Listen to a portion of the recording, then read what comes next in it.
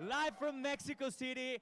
For the people in the audience that are watching this in English, don't worry, don't skip the channel, don't go to other place because today is the day. Hoy es el día de competición final, la gran final el día de hoy. Y sí, estaban hablando acerca del trofeo y yo quiero que Camarita aquí se acerque because here I have the greatest award of them all.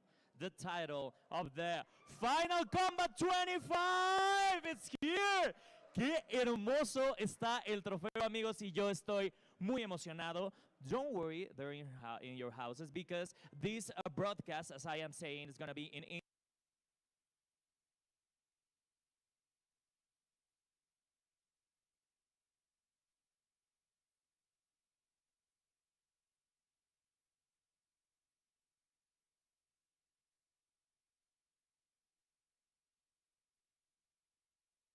Talking about presentations, I think I'm gonna introduce someone who doesn't need any presentation at all because we talked to him yesterday and now he went home like 10 p.m. watching all the matches yesterday and now he's here with us. Por favor, quiero que me den un fuerte, fuerte aplauso aquí en Ciudad de México a Ed Boon. Ed Boon, creador de Mortal Kombat. Ed, how are you? Very good. Very happy to be here again. I'm so happy to be talking with you again. And after yesterday, we had so many matches. We have, I think, more than 40, 50 matches. It was such an exciting. I don't want either of them to lose. I just want everybody to have a good time. But at the end of the day, somebody has to be number one, and that's what we're here to find out. Le pregunté a Ed acerca de qué pensaba, cuáles eran sus sentimientos el día de hoy. Me dice que conoce a muchos de los pro players y que verdaderamente cuando están en una partida, a él le da mucho pesar y le da mucho estrés porque pues quisiera que alguno ganara, pero no sabe a quién irle. Yo creo que, Ed, you need to support the one that is having most fun, right? Yeah, but still, they've flown here from different countries.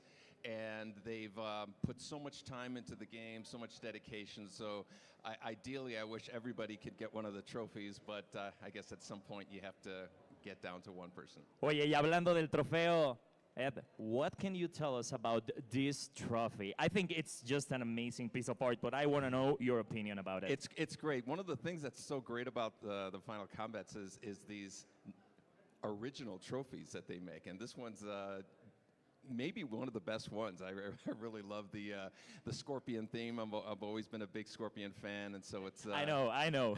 Yeah, so I cannot wait to see who wins it, and it's definitely going to look good in their house. Que algo que siempre se ha caracterizado aquí en los Final Kombat son la originalidad en los trofeos y que no puede esperar para ver quién se lo lleva. So, are you ready for the matches for today? I'm going to be nervous again, but I wish all of the players the best of luck, the top 8. Le desea a todos los jugadores la mejor de las suertes. Vamos a darle un fuerte aplauso a Ed Boon, por favor, creador de Mortal Kombat. Muchas gracias, Ed. Thank you very much. Enjoy your day. Thank you. Y amigos, el día de ayer fue un día bastante emocionante, como lo dijo Ed, y créanme que las partidas de hoy van a estar bastante épicas. Yo les tengo que explicar un poquito de con quiénes pasamos, así que vamos a ver. El primer match yo creo que ya está icónico, porque precisamente vamos a ver a uno de los pro, y empezamos con SonicFox, así que un fuerte aplauso para SonicFox que calificó ayer en la fase A y va contra ScorpionProcs. Un aplauso para ScorpionProcs, por favor. Un aplauso también para Chile, que está representando a Latinoamérica. Pero, como están viendo, también tenemos a Faysal Kombat, quien es de Panamá. Un aplauso para Faysal también. Ah, de Líbano. Es de Líbano, perdón. Es de Líbano. Tenemos a Gur, que también, él viene de Estados Unidos. Cristian, vamos a darle un fuerte aplauso. Tenemos a Nicolás de Chile. Tiene mucho apoyo Nicolás. Yo no puedo decir nada, yo no puedo estar ahí en el apoyo. También tenemos de Brasil a la banda Rain, que pasó en el grupo B. Oigan, yo Yo ayer solo veía que la banda Rain trae porra y quiero que en verdad escuchemos la banda Rain. La banda Rain gets all the support. También tenemos Canamani. Canamani de Turquía, así que un fuerte aplauso también. Del Líbano. Y tenemos a Tweedy de Estados Unidos. Oigan, ¿qué les parece si ahora vamos con nuestros casters? Porque, oigan, creo que tenemos ahí todavía, cierto apoyo. A ver, chicos, yo necesito que me digan de todos estos países, ya hasta me corrigieron un país. ¿De qué país vienen ustedes? Porque yo sé que viene gente también de Brasil, que andan por allá, mis compañeros de Brasil. Chicos, de Brasil tenemos mucho apoyo. And I know that people from the USA are, of course, supporting my favorite, but I haven't said that, SonicFox. ¡Woo! Oigan, un aplauso para SonicFox también, chicos. And now we're gonna go for the casters. Vamos con sus casters y los dejo. I leave you with the USA casters and the English casters, which are gonna be ketchup and mustard. We are on the other side, pero los dejo con mis queridísimas Lady, Ishel y Haseo. Así que, amigos, nos vemos en un ratito para entregar este gran trofeo. Ahora nos vemos. Muchísimas gracias. Y grandes palabras, déjame Grandes decirte. palabras, sí. Todos los detalles que da, claro que sí, del trofeo, los pensamientos de Ed Boon, qué sucede con los jugadores. Me duele que alguien pierda, pero es que sí nos va a doler, Lady Excel. No solo podemos tener un ganador. Nos va a doler absolutamente. Efectivamente, acá hay gente que tiene a sus favoritos, evidentemente. Claro. Pero también nos pasa a nosotros que hemos estado durante 9 meses acompañando a estos pro players. Sí. Hemos visto toda la carrera, todo lo que han sufrido por conseguir sus clasificaciones y Wow. no puedes no empatizar al final con Exactamente. la mayoría de ellos. Ayer veíamos, por ejemplo, a Chuleta junto a Nico y se nos partía el corazón.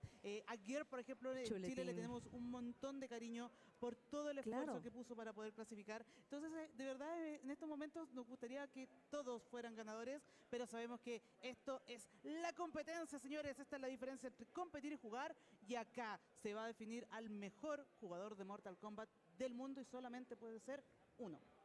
Perfectamente lo ha dicho Lady Ixel. Ustedes ya lo vieron todo lo que han tenido que trabajar estos grandes jugadores solo para llegar a este punto. Así que por favor, no se vayan a ir, quédense con nosotros, chicos. No se Exacto. pueden perder ninguna de las peleas. Apoyen a su jugador favorito y también todos los que se encuentran dentro del público. Gracias por acompañarnos. Espero que sí puedan ver hasta el último una de las peleas. Apoyen a su jugador favorito y también todos los que se encuentran dentro del público. Gracias por acompañarnos. Espero que sí puedan ver hasta el último punto. Nos tienen que acompañar todo el día porque esto va a estar épico. Estamos comenzando, ya se está preparando la primera pelea que nos está esperando. Primera pelea que nos está esperando. It's going Yo to be estoy, one hell of an mira, upset. Lo sé, And lo it's sé. yo ya so no sé si tengo high, strange tengo fear, to tengo describe calor, that no as sé. an upset with the Pero caliber of todos los players that we estatus. have. Sí, con todos los estatus But we're en looking estos at the fact momentos, that esta es alright, una pelea this looks like icónica. a button Esto se check ha to dado me. en finales de It must be. I see the deseo. laughing Y here de from hecho, SonicFox. se ha There's no dado esta headphones on final en SonicFox millones This is probably not a real match. otros But eventos. no, it's more Y the fact acá, that I can see Geras. abriendo I've el not todo seen comienza ScorpionProcs use Geras here, but who knows? ScorpionProcs Maybe he's onto versus something. SonicFox. Vamos con esto, señores. Antes del bar and check, ya sabes, una mini pausita. Ya sabes, probando los tibacs. Esa mística danza del arriba abajo es para decirnos, creo que ya están listos mis botones, así que no te preocupes. Es el movimiento clave. Movimiento clave. Eso me encanta porque ve las sonrisas en los jugadores. Es que a pesar de ser una competencia, todo lo que tú quieras, lo están disfrutando, lo están viviendo gracias a Final Kombat. Así que estamos a punto de arrancar SonicFox versus ScorpionProcs. Contrincantes más no enemigos se llama esto. Hay mucha camaradería entre ellos. Exactamente. Se comparten muchas techas. Les gusta mucho jugar juntos y sabemos que lo disfrutan mucho y que lo dan absolutamente todo. Esto está comenzando, gente. Compártanlo en todas sus redes. Esto inicia en estos momentos. Tenemos transmisión para todos ustedes a través de las pantallas de Warner Play Latino y para HBO Max para todo el mundo. Vamos a iniciar con esto. Let's go, Jaseo.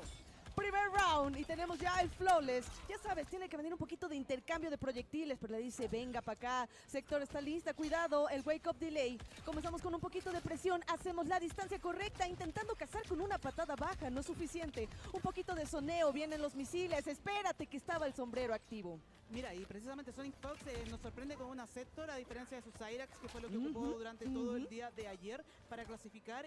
Y ScorpionProcs va a buscar soluciones con este Habit, que ha estado labiando mucho con la clásica dupla del malvado, de malvado. Ojo acá con el sombrero de Kulao, que queda bien al suelo, presionando, evita que pueda avanzar muy tranquilo.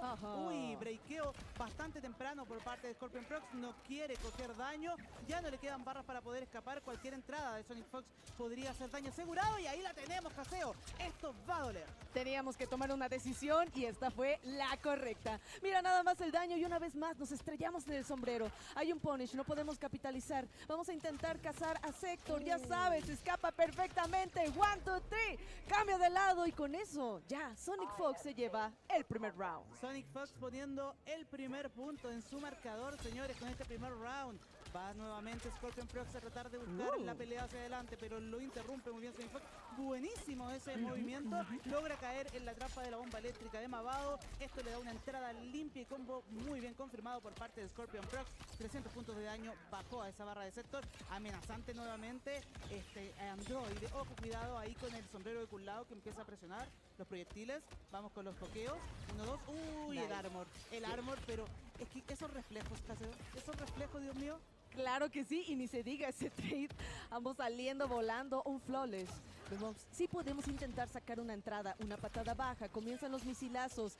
Muy difícil. ¿Cómo te quieres acercar, ScorpionProcs? Que es un poquito complicado. Hasta que ahí encuentra la apertura, ese último misil. Viene activa la mina. Vamos aquí. Casi parecía como para extender el combo. Se ve una oportunidad grande, Lady. Una oportunidad bastante grande. ¡Uy! Muy estupendo el intento del castigo que logra conectar ahí ScorpionProcs, obligando a breakear y ocupar todas sus barras de super medidor a SonicFox. Otra vez se repite la receta. Ahora sí no hay barras para poder escapar. El daño está asegurado. Va a buscar el óptimo ScorpionProcs y es suficiente para llevarse este round. 2 veces cayó en la trampa. Digno, obviamente, aquí de Final Combat. Así que vámonos para Final Round. La armadura.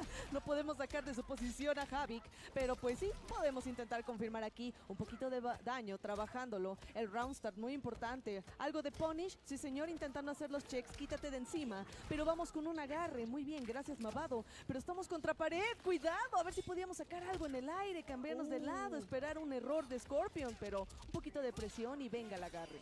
Venga el agarre por parte de Kulao. Ojo acá con el sombrero también, que molesta mucho. Evita que se pueda acercar, pero con Mavado resolvemos ese problema por parte de ScorpionProcs. Había entrado bastante bien, obligado a breakear ahí SonicFox. ¡Uy, señores! Esto podría ser todo. Vamos a ver la confirmación de parte de ScorpionProcs. Y ahí está. Tremendo, Primer tremendo. punto entonces para ScorpionProcs, que está on point hoy día. Pero espérate, vamos Queda vamos mucho, a queda calmarnos, mucho, mi queda querida mucho. Lady. ¿Sabes por qué? Apenas es el primer match. Así que con calma, hay que respirar y efectivamente ya tenemos el cambio. Tú lo señalaste. ¿Qué pasaba aquí con Sector? Pues ya queremos a Cyrax, ¿no? Esto es un FT3, hay espacio Exacto. para poder hacer este tipo de ajustes. Creo que es la ronda correcta para hacerlo. Y SonicFox va nuevamente a su Cyrax, quien le ha dado tantos trofeos en esta temporada de Pro Competition, tantas clasificaciones, así que va a asegurar en estos momentos el round, tratando de asegurar el round con este cambio de personaje. Vamos a ver si esa puede ser la fórmula ganadora. Necesitamos una victoria, vamos a trabajarla. Ahí están las bombas, cuidado, respeta. Poco a poco, haciendo su distancia, ScorpionProcs sabe que no se debe de acercar tan fácil. Cuidado, la neoplasia alta, interrumpiendo en varias ocasiones SonicFox solo con una patada baja. Totalmente, estaba tratando de jugar bastante seguro, iba por el agarre. Uy, bueno, ahí el armor, tu brazazo, señores, 2 veces, porque teníamos barras suficientes. Armor de nuevo, señores, buena inversión de las barras, y esto le dio resultados a ScorpionProcs para llevarse este primer round. Invertir y ganar, se llama Te lo esto. puedo creer definitivamente, así que vamos.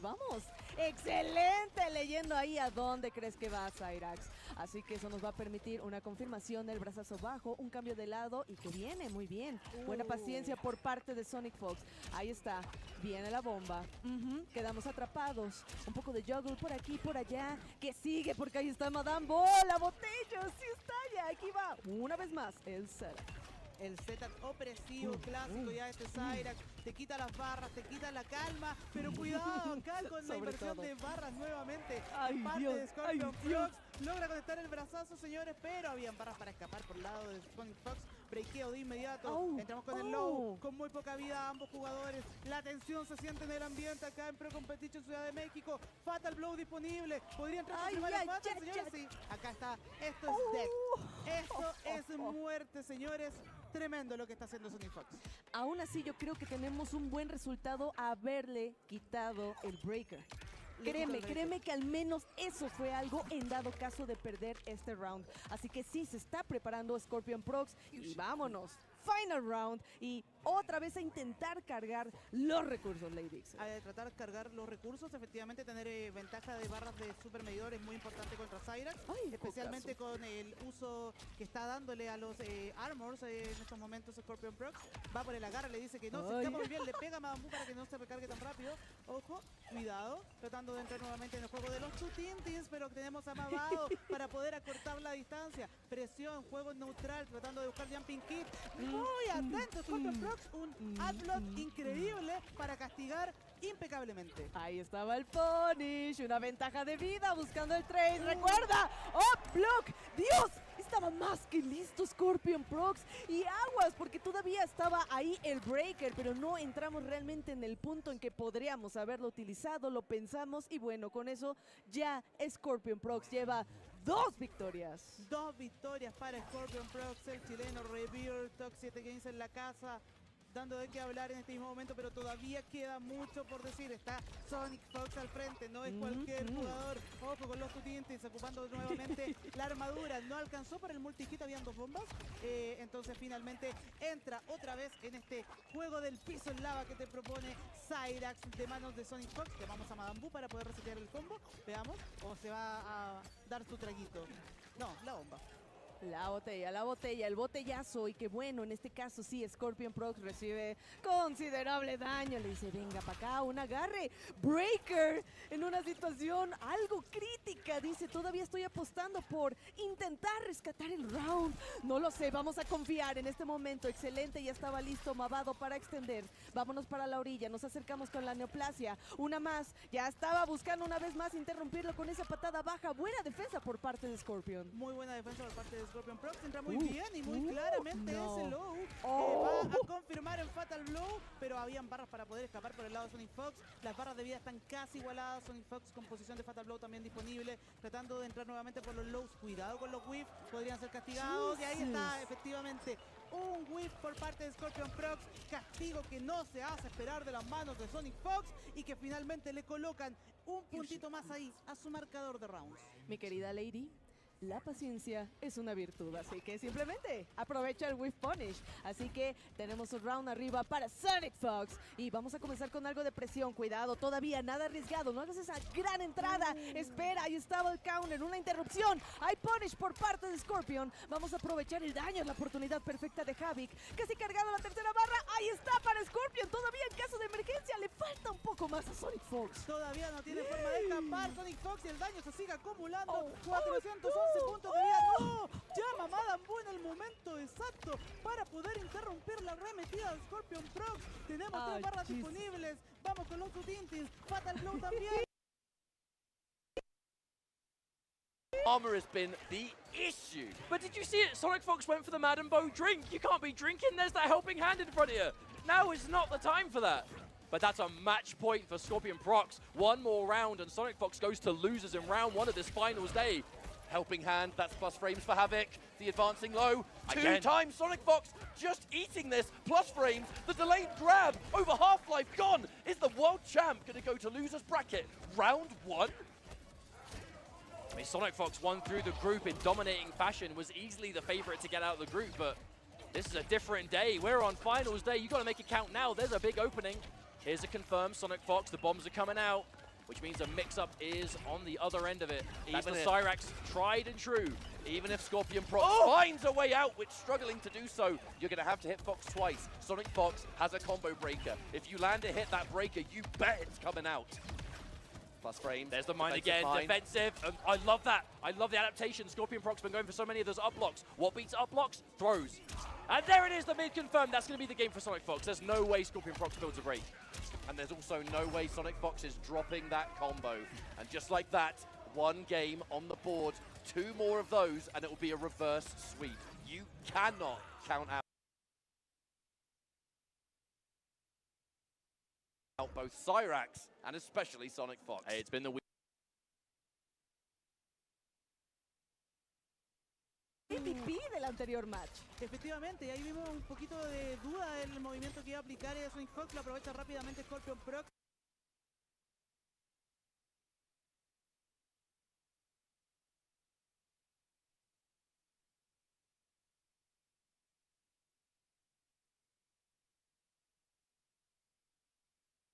Para poder entrar con un combo de 400 puntos de daño, está buscando los Bien. óptimos cada vez que lo...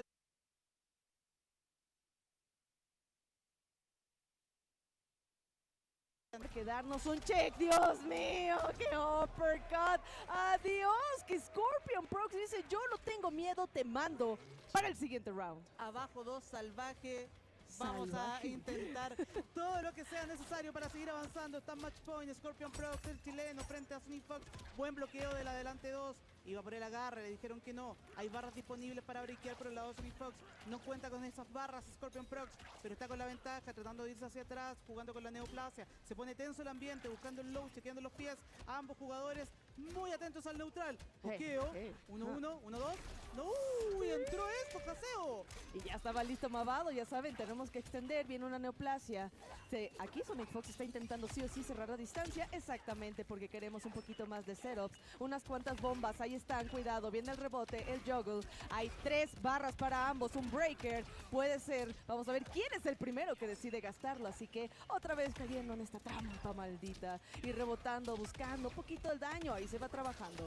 Qué tremenda la paciencia que hay que tener para aguantar esto. ¡Uy! Escapa muy bien en el gat preciso. Logra entrar con el pokeo. Finalmente meter el agarre para resetear un poco la situación. Las barras de vida casi voladas. Va a buscar el agarre ScorpionProcs. Que dice que no, SonicFox entra claramente con ese normal. Hay barras para escapar por el lado del chileno. Las utiliza rápidamente. Posición de Fatal Blow disponible para ese Javid. Vamos por el agarre. Llamamos a Mavado. Tenemos otra vez una pequeña ventaja de vida para parte de ScorpionProcs. ¡Entra la Oh bomba my de god, Mavado! oh my god, no pudo alcanzarlo, no pudo alcanzarlo. 6, 5, 4, 3, 2, 1. ¡Oh my god! El tiempo le da a ScorpionProcs. El primer avance por la llave de Winners. Le logra llevar por delante a SonicFox. Tremendo lo que acaba de hacer después de haber sufrido tanto ayer para llegar a este día. Sí, cierto. Primer match contra SonicFox y se lleva una victoria. Impresionante. Es que chicos, nada más, nos estamos dando una probadita. Esta es la primera pelea del top 8. Yo nada más les digo, quédense con nosotros, por favor. Definitivamente lo emocionado que está el público. Me encanta escucharlo, porque sí, se está viviendo toda esta emoción justamente hoy a través de Warner Play Experience. Que Así de es. verdad, que what a time to be alive, mi querida lady. Está genial el evento. Recuerden que esto está recién empezando. Está toda la gente aquí. Es su momento de venirse para acá a la ex fábrica de harina en Ciudad de México para que puedan entrar y ver las partidas que se nos van a venir, que seguramente estarán igual de electrizantes. Totalmente, pero vamos a una pequeña pausita, por favor, no se me vayan. Ya volvemos.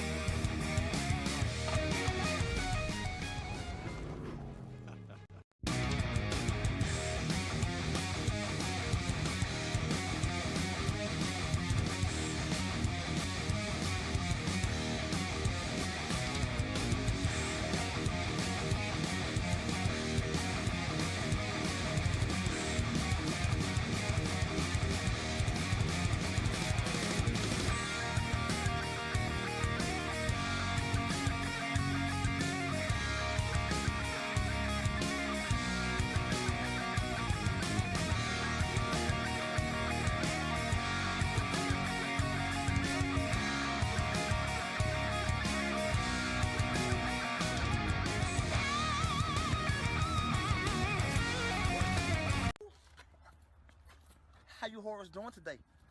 Hi. I go by the name of Black Youngster. I represent 3 letters C, M, G, heavy camp. You see? It's my shit. I ain't want none. I just kind of tell you I was back, bitch. Babe, look, I'm wearing the Milano sweatsuit you got me.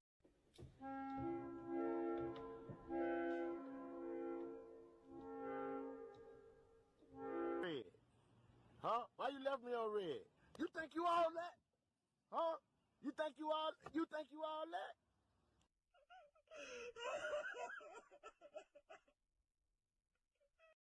Hey, ooh, why you, hey, babe, ooh, why you taking us seductive pictures like that? You got me in love with Instagram and I ain't never met you. Girl, stop seducing me like that. I love how your beauty look. Bye, babe.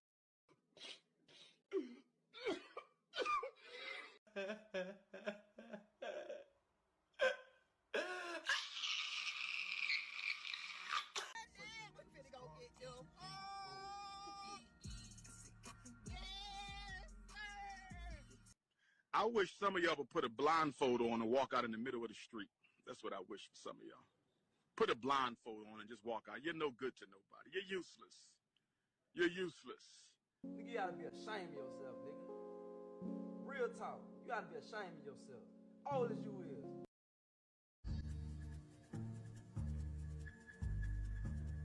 Put your kids on like the bitch door, sir. Let them in. Let them in. Let them in. Nigga, we caught you. Nigga, we done got them caught you, my boy. What? We're flying to Philadelphia. Oh, hell no! That's Oh, hell no! Whoa! Oh, hell no! Michael, no! I'm tired of it. I'm drained. What out here with all this ass? Double cheeked up on a Thursday afternoon, hella ass.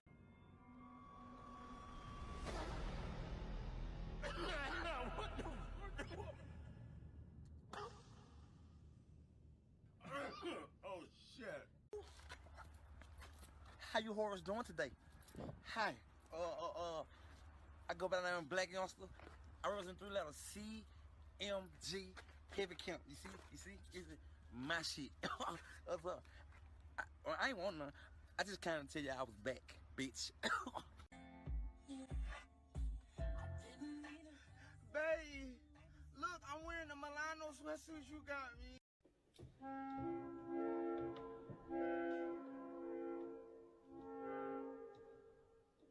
Red. Huh? Why you left me on red? You think you all that? Huh? You think you all that?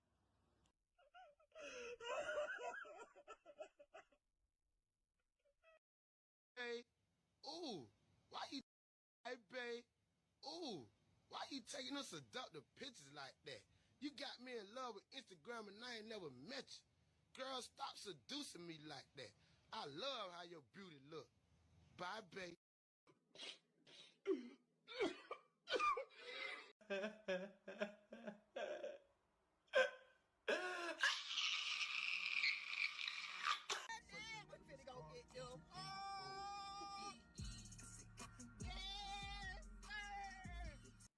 I wish some of y'all would put a blindfold.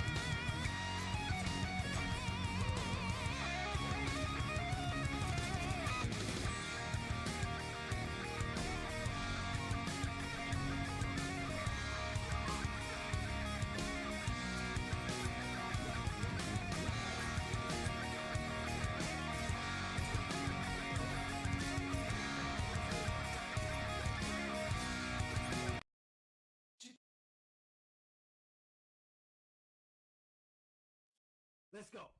So that was a f***ing lie. Oh, hi, Mark. It's payback time. Come on now, dog. Come on, man.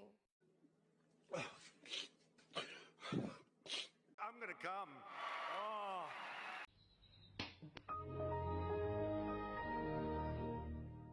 Holy Jesus. What is that? What the f is that? Gay. Boom. Bam. Bop. Bada bop. Boom.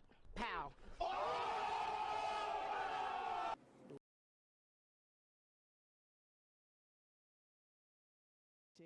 No importa la hora, no importa el lugar. ¿Saben por qué? Porque están más que invitados al último día del Final Combat. Y con eso, es un placer. Aquí jaseo, pero por favor, vean nomás. Me acompaña mi queridísima Lady Ixer. ¿Cómo estás, Jaseo? Un honor absoluto poder estar iniciando este último paso de Pro Competition llamado Final Combat. El top 8, los 8 mejores jugadores del mundo. Se dejaron la vida el día de ayer para poder llegar a estar hoy día disputando ese trofeo hermoso que demostrará quién es el mejor jugador de Mortal Kombat del mundo. Todo lo que vivimos en el LCQ, la fase de grupos, para llegar a este punto.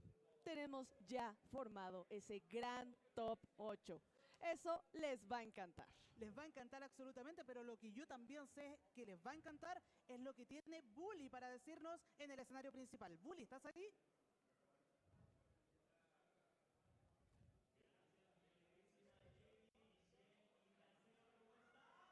¿Cómo se encuentra Ciudad de México? Live from Mexico City.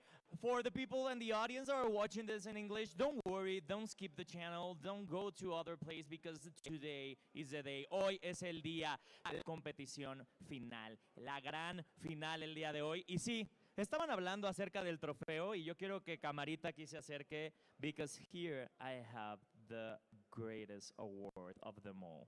The title of the Final Combat 25. Today is the day. Hoy es el día.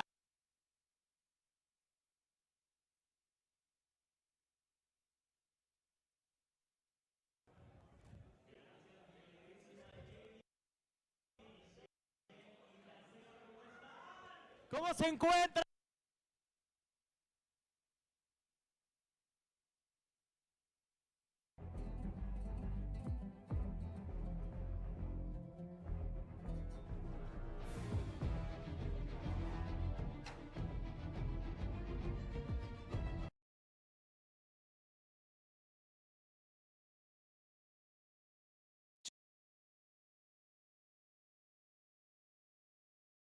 Let's go.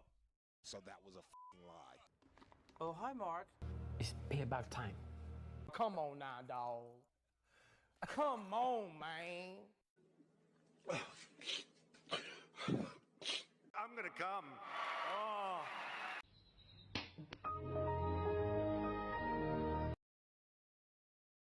To continue with this tournament. We just saw our first match of the day where SonicFox was sent to the losers bracket by none other than ScorpionProcs, one of the lethal twins from Chile. 3-0. And that was just game number 1. We have plenty more left to go where that came from. 3 more series in this first portion, I would suppose, of the finals, where we're going to determine who else is going to be winner's side of that top 8 and who's going to be on the loser's side. Because with the distribution of that $200,000 prize pool, every placement matters. So if you get in on winner's side, not only do you get more prize money even if you fall short when it begins, I think ultimately you have the comfort zone. And a comfort zone somewhere like this is irreplaceable, especially if you manage to make it all the way into grand finals where you have less work to do than your opponent does. And that's the name of the game. You know, we are trying to crown a true, like, just unquestionable world champion in the world of Mortal Kombat 1. For those of you who just joined us during the downtime, welcome. This is Final Combat 2025, the World Championships for Mortal Kombat 1 in competitive. We are here at Mexico City for the first time ever with, I mean, a World Finals event of this caliber where we have whittled down the countless players who entered events throughout the world, whether it was online, whether it was one of our major events in person, down to 20 for the groups this weekend, and now down to 8. So, still plenty to play for. $200,000 on the line, and the title of world's greatest Mortal Kombat player hanging in the balance. So, with the other players we've got ready to see today, are there any highlights that you are particularly looking forward to seeing? This isn't just because I'm EMEA. Genuinely, I'm excited to see 2 players in particular, Canamani and Faysal. That's definitely biased, but I am also biased, so I agree.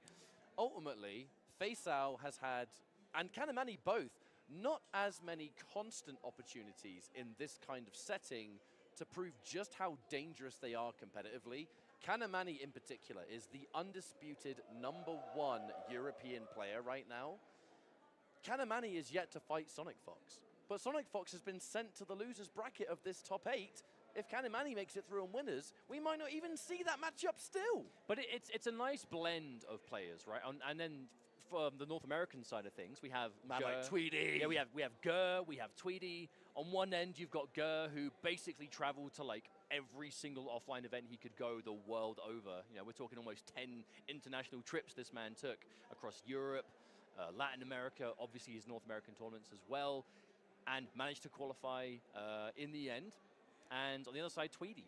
You know, Tweedy, who went to not a single offline event, just won the online regional finals, and with a single tournament was able to make it. Although speaking of Gurr, that is going to be the next player. Actually, quite appropriately, it's 2 players we were just talking about. Faysal KOMBAT, our resident Shang Tsung and T1000 player, and particularly the Shang Tsung was doing a lot of work in groups. Faysal dominated his group yesterday to make it out. Completely undefeated in Group D, taking amazing wins over some of the very best international players, and was able to qualify for finals day. Gurr as well just played out of his mind. Was in Group A. You know, Gurr was the first player to play of the day. Faysal had to wait until the end, and both of them still managed to make it work. But really, the story of Gurr in MK1, the Gearus master, the true specialist, just plays this character to a level of success that no one else can seem to replicate. Gearus, very difficult to pilot at a high level. You know, has a lot of interesting utilities. On paper, very strong, but just takes the right mind to piece it all together in a real match. And Gurr, he is a true student of the game when it comes to competitive NRS games. And has just been dedicated from day one to now, and his reward is being here on this world final stage. Although Faysal plays a few characters, one of them is Ghostface. Does seem to bring him out, I guess, more uncommon than the rest of his characters. And for those that are watching that may be unfamiliar with Mortal Kombat 1, yes, that is the Ghostface you think it is. Fully playable. A bit of a demon in this game, to be honest. Oh, Very aggressive. So. Really scary. But I'm imagining this is most likely just a button check. Yeah, button check. That's what you want to do. Again, for the new viewers out there, shouts to anyone watching on HBO, watching online, whatever it is. We are live on many different platforms right now. Yeah, a lot of different archetypes to go to. You know, Ghostface, very aggressive, always want to go in. But we are going to button check. We're just making sure your buttons are working. You can change them around to be the way you want them to be. And you don't want to be in the middle of your match and then find out that your buttons are wrong. You know what I'm saying? Not at this event. Either. Here we go. This is the exact matchup I wanted to see. When was the last time we got to see Shang Tsung versus Gearus at this level? Oh, we're in for a treat. You are really two players that are at this level of play considered the greatest with their characters. You're very much looking at the greatest Shang versus the greatest Gearus, and let's see what this series has in store for us. Immediately, understanding that the Motaro Reflect is coming out, the Ground Skull bypasses that. Thing is, though, you're saying 2 players who are definitely known for being, like, arguably the best with their characters. The punish! Wow, hang on a minute. That sends a message, you are not allowed to triple skull me in this matchup. But that snap, that time stop, comboing off the fireball, incredible stuff from Gurr. But both of these characters, you know, as to finish my point, very difficult. High execution characters for sure. But with 2 players like this who put in the time, we'll see it. Ooh, okay. Try to go into old Shang in the air. That is the point of Shang Tsung. He's going to morph between young and old. Hang on a minute. This combo, look at the damage. No, he dropped the end. Gurr tried to save himself. No! An unfortunate input error from Gurr. Went for a high damage combo there, but just dropped it at the worst possible time. And Faysal is going to make him pay dearly for that mistake. That's the worst time to drop a combo, right? When you get punished for it and you lose the round, It's the easiest mistake to correct. I mean, just do your combo correctly, but man. But as this kind of adds to the point of how difficult these two characters are to play, because difficulty, it's not just inputs or combo timing or special move inputs, whatever it is, it's how difficult can the combos be as well, and if you drop them, how in danger are you, right? Shang Tsung going to be morphing between young and old for access to different special moves. Very tricky. Geras always going to be managing that hourglass. You see it in the bottom corner. He needs that stock. When that hourglass is maxed out, he gets the freeze, which is a full screen option. At long he can range. Rewind and save himself from damage. There it is. And with a snap, Gera finds a nice source of damage here to get some corner carry. In the corner, Geras gets quite dangerous. His command grab gets a lot more intimidating. Oh, but what a game. Faysal has just been completely in control. I must say, I love that Faysal was still using the triple skull projectile, but at a distance where Ger could not react to it. Don't remove it from your repertoire, just use it differently. If it's being used to reactionary reflect and then you snap for a full combo, just do it closer. He can't react to that. He's got to make a read otherwise. 1-0, Faysal. So both players looking locked in as well. These are two very experienced players in the competitive world of MK. What a teleport! No! Ger got the teleport read, but wasn't ready with a full punish. That could have been a lot more damage. Now he's in the sentry mode. Good read from Faysal. Manages to punish it completely clean. Faysal is just one step ahead in this matchup and has been since the start. Ger needs to respond now. Stop playing into Faysal's hands. Geras, a very interesting character in this game, a unique There mechanic, it is. the hourglasses. You'll notice the bottom right of your screen, there's an hourglass icon. Geras has to recharge hourglasses, and when he has 3 of them stocked, can execute different moves. A snap that tracks full screen and teleports him in place, and a rewind function. The ability Basically to break another combo out breaker, damage, yeah. Really important. But without that stocked, much more of a limited character. So it is about just managing that as much as possible. Ger, no strangers having to do that. Still though, I love the way Faysal is playing around it, because normally you're going to try and, like, when you've got some space to work with, you're going to try and add into those stocks. But old Shang having access to those low skulls, they're so fast that they appear underneath you. You just don't get any time to do so. There's another hit. Quite even though in this round. Motaro cameo. Oh, no. Oh, hang on. No, it didn't spend it. It didn't spend it. Ger went for the snap. That would have killed. And now another low on time. Okay, hang on. Anti-air, surely. Oh, couldn't pick up from it. Time ticking away, and Ger goes for the overhead option, and Faysal gonna get smacked for it. We definitely could see quite a few timeouts in this set, though. Both Faysal and Ger, they are more defensive players. They are very okay with just slowing things down, taking their time. And with that, normally does come a few more timeouts. Interrupts the sentry. Again. The ground skull connects as well, but that was such a weird interaction. I don't think anyone could be ready for that. However, ground skull once more. Decent damage. Goes in for the safe jump. Ooh. Set up for a low overhead. Hard to block with the tremor. It looked like Faysal was maybe a little bit too early on the timing call for Tremor, though, because it actually looked like the low didn't connect at all. Yeah, either that or a delayed wake up or something similar. All right, the EX, the dash in to grab. You Good can tell little that chunk of Ger is damage. going for the teleports in prediction of these extended, like, especially the triple skulls. When he sees that Faysal is in the young mode, but then always having the confidence to go in the follow-up when he actually gets the teleport. That backdash into sweep, such an annoying tool. That's going to be a full launch. Thank you, Tremor cameo. Shang Tsung gets one of the strongest armored launches in the game with this cameo team. Look at the range, my goodness. Slash! Okay, Faysal taking another round, and this is that crucial moment. Do you go 2-0 in the lead, or does Ger manage to tie things up? There's the punish, and he hit the cameo. This is going to hurt so bad. Ooh, When no, Tremor- okay. Let's That's like a not little bit of a forget- reset situation. When Tremor gets hit or interrupted, trying to go for an ambush, he is gone for 10 seconds before he even starts recharging. That was a really nice flawless block. Couldn't really get anything from it, however. Advancing wow. hit. Good confirm from Faysal. Couldn't get much more from it, but a little bit of damage into the full screen. Oh, there's the counter poke, the bed of spikes. So dangerous. Really fast, so active. 300 damage just like that. Really good use of the overhead. Okay. Ger ready for that overhead though. Interruption. Full Ooh, combo! Ooh, nice catch, but an even nicer rewind. Completely undid all of that effort. So that we are even. Faysal, no break. Ger approaching one, but with the health left, I don't know if he's going to have time to build it. Okay, spends some meter. Goes through a rewind. The rewind much more likely to be his chance to break. We're going to see it. There it is. Back in time he goes, but that'll be his last lifeline. Hang on, the fatal blow is good. no! Faysal recovers in time to block it. That almost works, but not enough. The idea was so smart from Gur. When Geras goes in for his fatal blow, he disappears and reappears in front of you. Deceivingly long range as well. He would have bypassed the Tremor cameo, not been hit, and then gone straight for Shang's throat. Unfortunately for him, that move, whatever it was that Faysal went for.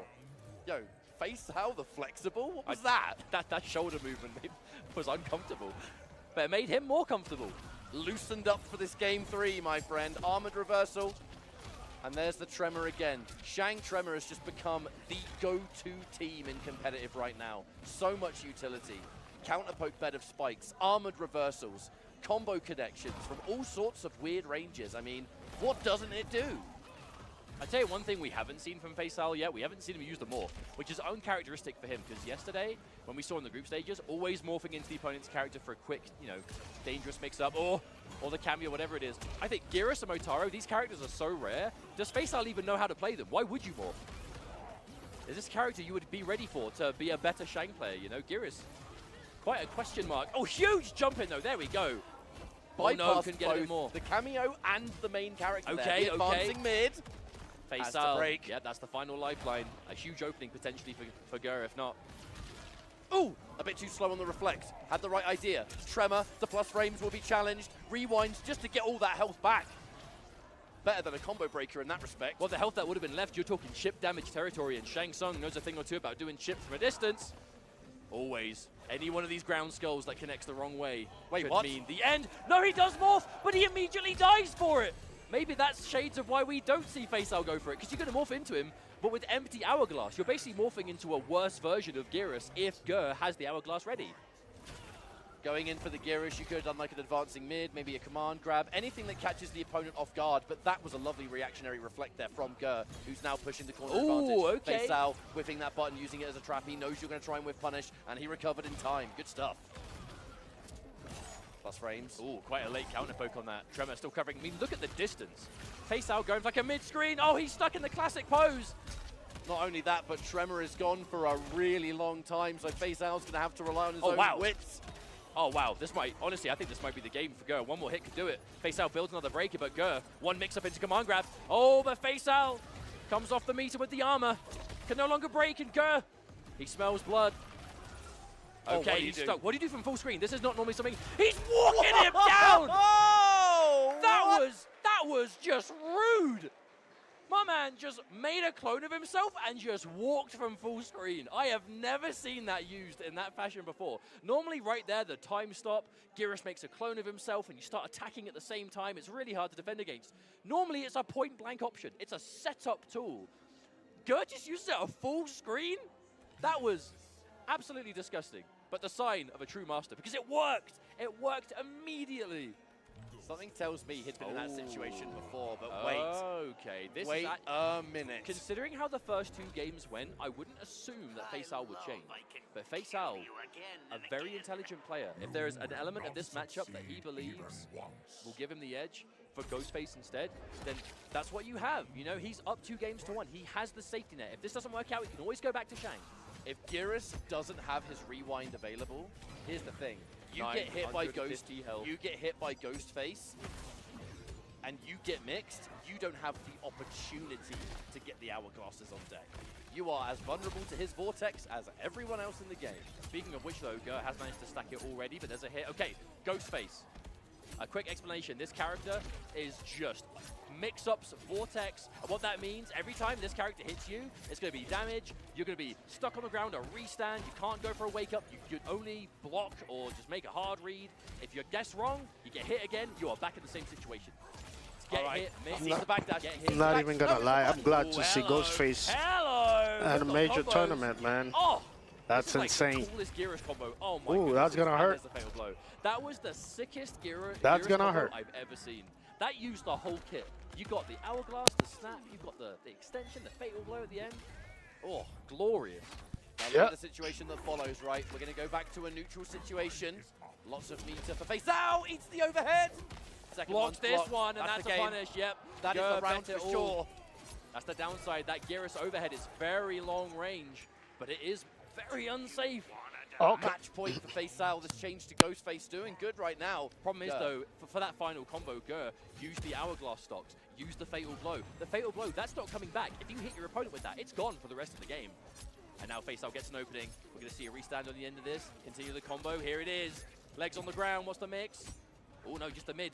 Blocks the low, though. That low Ghostface, man. Ghostface is... We've been partying again. Ghostface is like... He's just vicious, man. Ooh, Look at him. The trade. Looks for it. Gur a little bit too late on the standing one. Gur was ready, though. Unfortunately, this time, but was definitely ready to go. Gur is not hot. He's not out yet. Okay, here's the clone again. This does give Geras effectively a free hit to enforce something. Normally you see, yeah, right there. Oh. It's either the strike, the command grab, punish, but the rewind. Hey, Gur thank stays God alive. Gur had But the next hit, the 359 rewind right health there. that's left. Ghostface is looking at That that. could have He's been licking it. his lips. He can definitely plow through that with one confirm, especially now Fatal Nice Blow's in play block as well. from Faysal. Okay, Also- hang on, hang on. Plus frames. Oh no, baiting the armor. No, there is no armor. Nice. There is no meter. Gur manages to Yeah, find the I final think he hit, was and we waiting are for at the a throw. crucial moment. This could Gur be the end of did the set, and Faysal wins, really or does smart Gur right there. He force it didn't to go a for the game throw, 5? man. Because if he had gone for the throw, it would have been it. A whiff there from full screen. There's the Nomad touch. Oh, wow. Plus frames for Ghostface. Really was worried about some sort of wake-up button of some sort. Good use of Movado there, by the way. Just absolutely intercepted the sentry that Geras put down. Hey, Gur's doing such a great job of just controlling that jump distance space. With Ghostface, amazing when he gets the hit. Speaking of which, What a there it is. punish! Yep. Faysal with the knowledge. There it is, restand. What's the mix? Command, or not even a command grab, just a regular throw. Doesn't Man, matter. that's gonna Here hurt. comes the stab, waits a little bit longer. Oh, yeah. Yo, Okay, there's he's the still rewind. Didn't going. get much health back, to be honest. Bro, But still spends the last going. bar to get the stocks again. He's This still means management going. is so crucial for Gur. He cannot combo break. Even with the hourglass, he cannot use the rewind unless he has a bar of meter. So now, should he get hit, he can rewind again. But right now, he's the one Oh, doing that the was hit. 32% in damage. Rewind the by last bar Gur. he has. That was a huge wake-up button. Great for Faysal, counter but now by Faysal Gur. can see there's no break, Teleport there's no with hourglass. Motaro. The next hit could lead to it. There's the Ooh, overhead. the That overhead. might be it. You're 950 Yeah. and Ghostface. No, a combo drop. Faysal with the execution error. Ooh. Tries to go for a reset. But Nice Gur reaction is there wise by to it. Gur. The throw tech is good. And there's the mine as well. Gur. Don't- Decent position. Ooh. Huge jump kick. If you don't drop Oh, this you combo, can't that's break. enough. You You can't can't break. Yeah. You can, no. Yo. You cannot break when you're in the time stop. But you just ran out and go. My goodness, the confidence. Look the at this. fearless man. Yo, That our overhead first game again, 5 of the day, betting man. The set on it. It does connect. And Yo, steamrolls my us boy into a Gur's game five scamming, situation. dog. Oh my goodness. That I know. was If Faysal's having second thought on right both now. ends. The fact that post He's having second thought. Faysal just went straight into Oh, the man. running stance. You can't block during that stance. He Yo, had the win this set in is his crazy, mind. man. But Gur, the overhead just Both clipped players him. are playing out of the Mask mind, and I'm not first. even gonna lie. And now this is what we're talking about before. It's still You know, anybody's the- set right the now. advantage Faysal had going It's into going that back match was that he to was Shang up Tsung. 2 Okay. games. So even though I think he that's a the good Ghost decision Face, making. he has one final game to play with, and if he's like, you know what, the Ghost This Face Friday had was an playing idea in well mind, with didn't Ghost work Face out, as well. Maybe it's time to go back to Shang. It looks like that is what we're going to be seeing here, the Shang Tsung. Betting it all on the sorcerer. We'll see if it's going to be enough to just finish the job. The game 5s this weekend. I mean, I'm not surprised. These are the best players on the planet. With punish. Faysal sticking out buttons, and Gur is sticking out his own. Importantly, though, especially with the Sentry. What's up, the Jay? snap is How you ready. doing, man? Don't need meter to use Welcome the to the full-screen stream. Snap, and that is such a good counter projectile tool. But this, Speaking of this is how the projectiles, matchup changes, though, between the Ghost Face and the Shang Tsung. Shang Tsung, what? Oh, hang on, there's a morph. Oh, just a low. No, drops the combo. I don't think Faysal's practiced Geras very much, to be honest. Well, now he's stuck as him for a while. Uh-oh. Oh, no, he's stuck.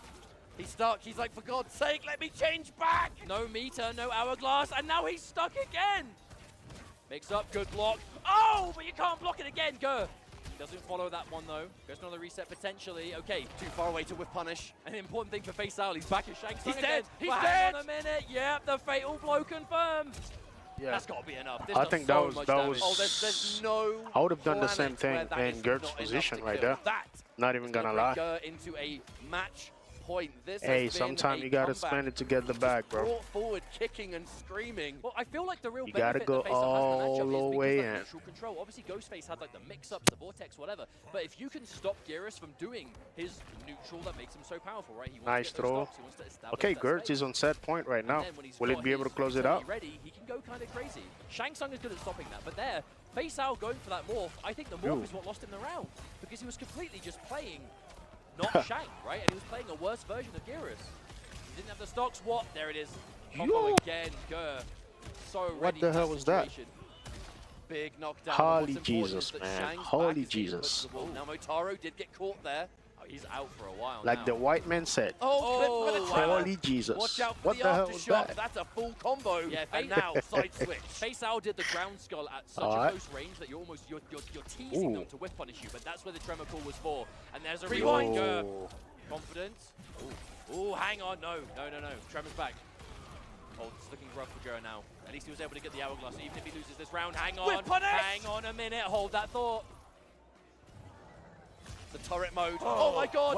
This is so huge. This is huge damage. Is that enough? Oh my Yo! god. That was insane. That was freaking insane. With just my boy, pure vigor. Thank God my boy ready to win a fight. Glorious combo right at the end. Not win a final, boy. He's on the winner side. There go my boy here, bro. Well deserved, man. The guys being everywhere, man, in every tournament, man. That's an example of perseverance, man. With single-minded determination, you can make anything happen. And my boy Gertz right there is the real example right there, man. Good stuff, man. Both GG from both players, but I'm happy that girl was able to take it, man. You know, I'm a little bit biased, but hey, the guy been busting his behind, man, in every tournament. Thank God, man, my boy made it to the winner side. Even if he doesn't end up being the champion, he's still gonna make a good chunk of money, man. Well deserved. Gurr had a more difficult journey than almost anyone in the community. He went to basically every single offline event in the tour. Did moderately well everywhere, you know, many top 8s, a lot of amazing performances, but no firsts, you know, no second places consistently to get you the lion's share of those qualification points. Manages to get in at the very last minute, has a insane showing in his group, and now continuing it along against Faysal. And remember, Faysal, no slouch, qualified with a handful of appearances in tournaments through the year, didn't seem to really struggle for it, second place in the Middle East online qualifier, and undefeated in his group stage. So definitely going into this final day as one of the scariest players, but not enough. Look, in that final game, being stuck as the Geras in round 1 was not a good situation to be in. You know, dedicated to some kind of setup. Unfortunately, dropped the combo. By dropping the combo, you force yourself into a block. Stuck there blocking, you are just totally vulnerable to Gur's mix-up game. And it's not like Geras Tremor is a particularly common team, if at all. So you put yourself in a rather unoptimal situation, and then Gur, I mean, cannot deny the man's clutch factor, has consistently had that on deck for 2 years, and now we'll be going into our next matchup in this winner's side of this 8-player finals. Now, it's, if I'm not mistaken, Lavender Rain versus Nicolas. I cannot wait to see how this one goes. I think it is, yeah, but we'll find it momentarily. Oh, it is exactly that. You are correct. We have to remember we are starting every match in the winner's bracket today. So, you know, SonicFox lost originally. Now we just saw Faysal lose. They are still in the tournament. They are just in the loser's bracket. We will be seeing them again later, as will be, you know, the same will be said for loser of this match. But the difference between going into that final bracket on winner's side versus losers, oh my goodness. Again, we're playing for a lot of money today. $200,000. Yeah. But so look at it this way. If you make winner's side of the final bracket, that's minimum 5th place. You can't do worse than 5th. If you get winner's finals, that's minimum 3rd, right? And that's where we're talking big chunks of that money. But if we're talking impressive players, especially in the group stage, I mean, both of these, right? Lavender Rain, Nicolas. Nicolas, I feel like, doesn't get anywhere near enough credit. And it is because obviously the go-to talking point when we're talking about world championships in MK, we're always talking SonicFox because all the Evos, the final combats that come with them. But who got second place at this year's Evo? Who got second place at last year's Evo? Who got second place at last year's final combat? Nicolas, and he's back here again.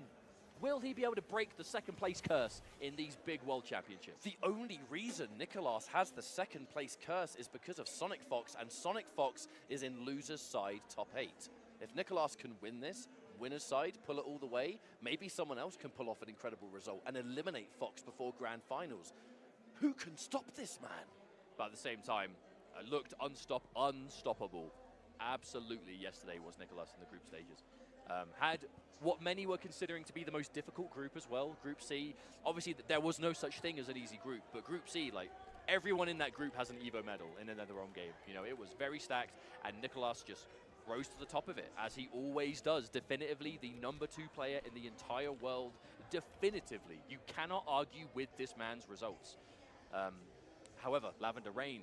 Lavender Rain, not as... We haven't seen as much of him over in the year, but especially later in the season, he has just awoken. You know, he is playing out of his mind. Had a phenomenal showing in groups yesterday. Mainly that kind of Takeda player, but a lot of Ermac as well. I'm expecting mainly a combination of Ermac and Takeda today. Mainly the Takeda, usually. Matchup depending, I suppose. But that is the way, you know? Like, you might be wondering to yourself, hey, why do these players, some of them play like one character, some of them play like a team? You know, why do they do that? Some players out there, they just resonate with a single character and they just play what they think is the most enjoyable for them. You know, it's like, I cannot enjoy the game if I'm not playing my favorite character. And even at competitive levels, you know, some players are like, yeah, I could play the best character in the game, but I play better with my favorites, that's what I'm going to do. And then on the flip side, you have players who are, I think it's much more of like a younger player thing, as esports is becoming more and more mainstream and becoming like a serious player is a viable, you know, aspiration to have. If you're that good at the game and winning tournaments is a possibility, you're just going to play whatever character you think is the best. And you'll play a team of characters maybe, because you might not ever want to have to play a bad matchup, right? Let's say your character loses really hard to their character, but you can play someone else who does better if those characters match up, you know? And for Lavender Rain, even though he's known as that Takeda specialist, part of being a specialist in the character is acknowledging what matchups they are weak and having an answer for those matchups. That's something that I found very much kind of started in our community around the times of Mortal Kombat X. We had lots and lots of character specialists in the Mortal Kombat 9 days, all the way back in 2011. And then as things started to progress, the tournament started to get more serious. There was a lot more prize money to play for. You had Pro Leagues, you had Pro Tours, you had Pro Competition. Whatever it was called, it was the same thing. It was a collection of the world's best players for a lot of money.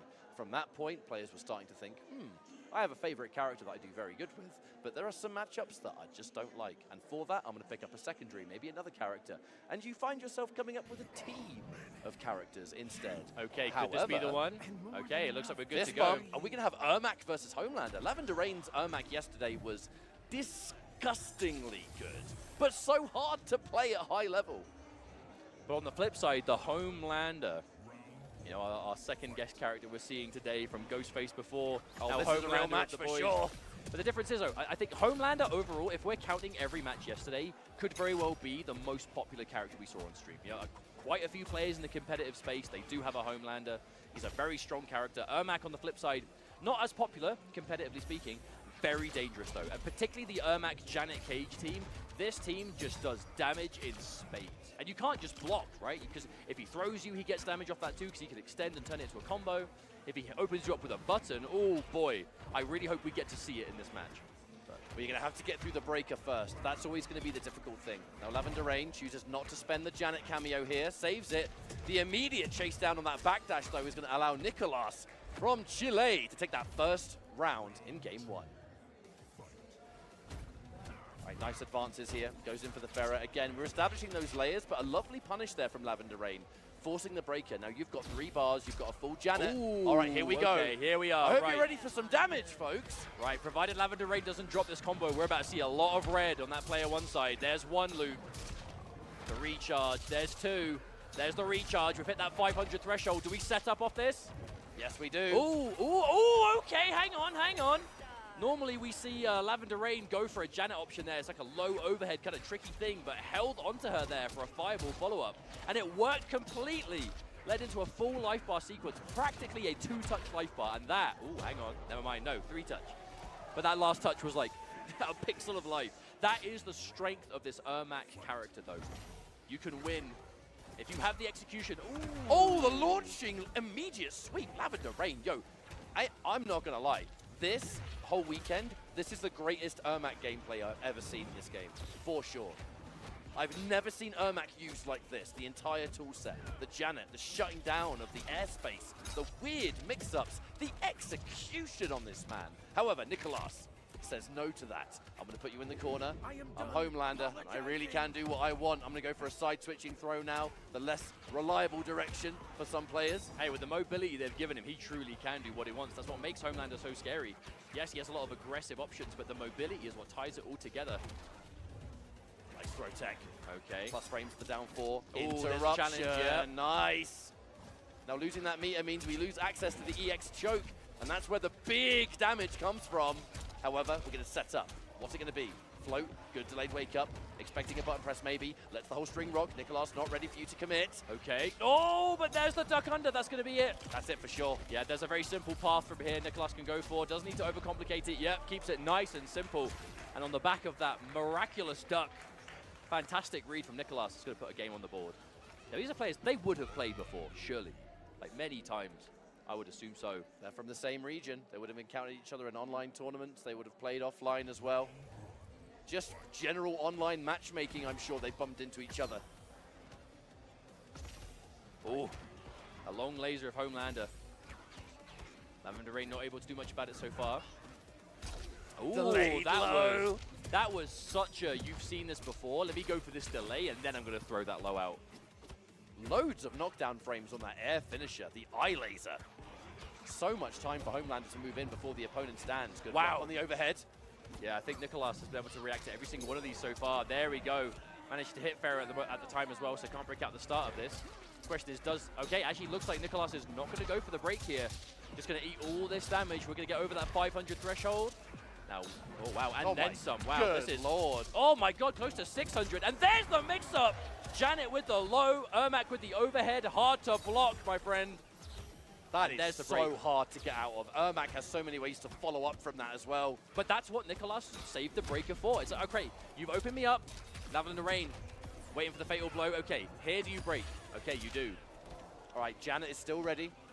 Ermac's fatal blow is a projectile. No, wait, no Farah, so no combo. Ooh. But no, the forward 4. That was such a hard call out on that as well. Lavender Rain knocked down at about sweep distance. And Nicolas was like, you're going to wake up with a dash. You're going to try and get in, go for a quick standing one, whatever it is. Pulled it out exactly. What a whip punish. Neutral duck into just raw lift. That's some like MK9 stuff. Oh, that's adding 2. It's got great range, but it is a high. Here we go. Janet, number 1. So by the end of this, we will see the breaker built. So should Lavender Rain go for reset again, Nicolas will have the same situation as last time, be able to break out the follow-up. But that's if he goes for reset. He can always cash out for damage. He is going to, okay. Ooh! So not only does Lavender Rain have the setup, you can still use Janet to cover if they block it. That's actually so disgusting. I mean, you've already done 500 damage. That's half their life. Speaking of damage. Homelander in the corner. Okay, Lavender Rain will approach a break by the end. Never mind! Spends a bar on the armor. Goes to that reversal. Extends a little bit. And now Nicolas in a bad spot.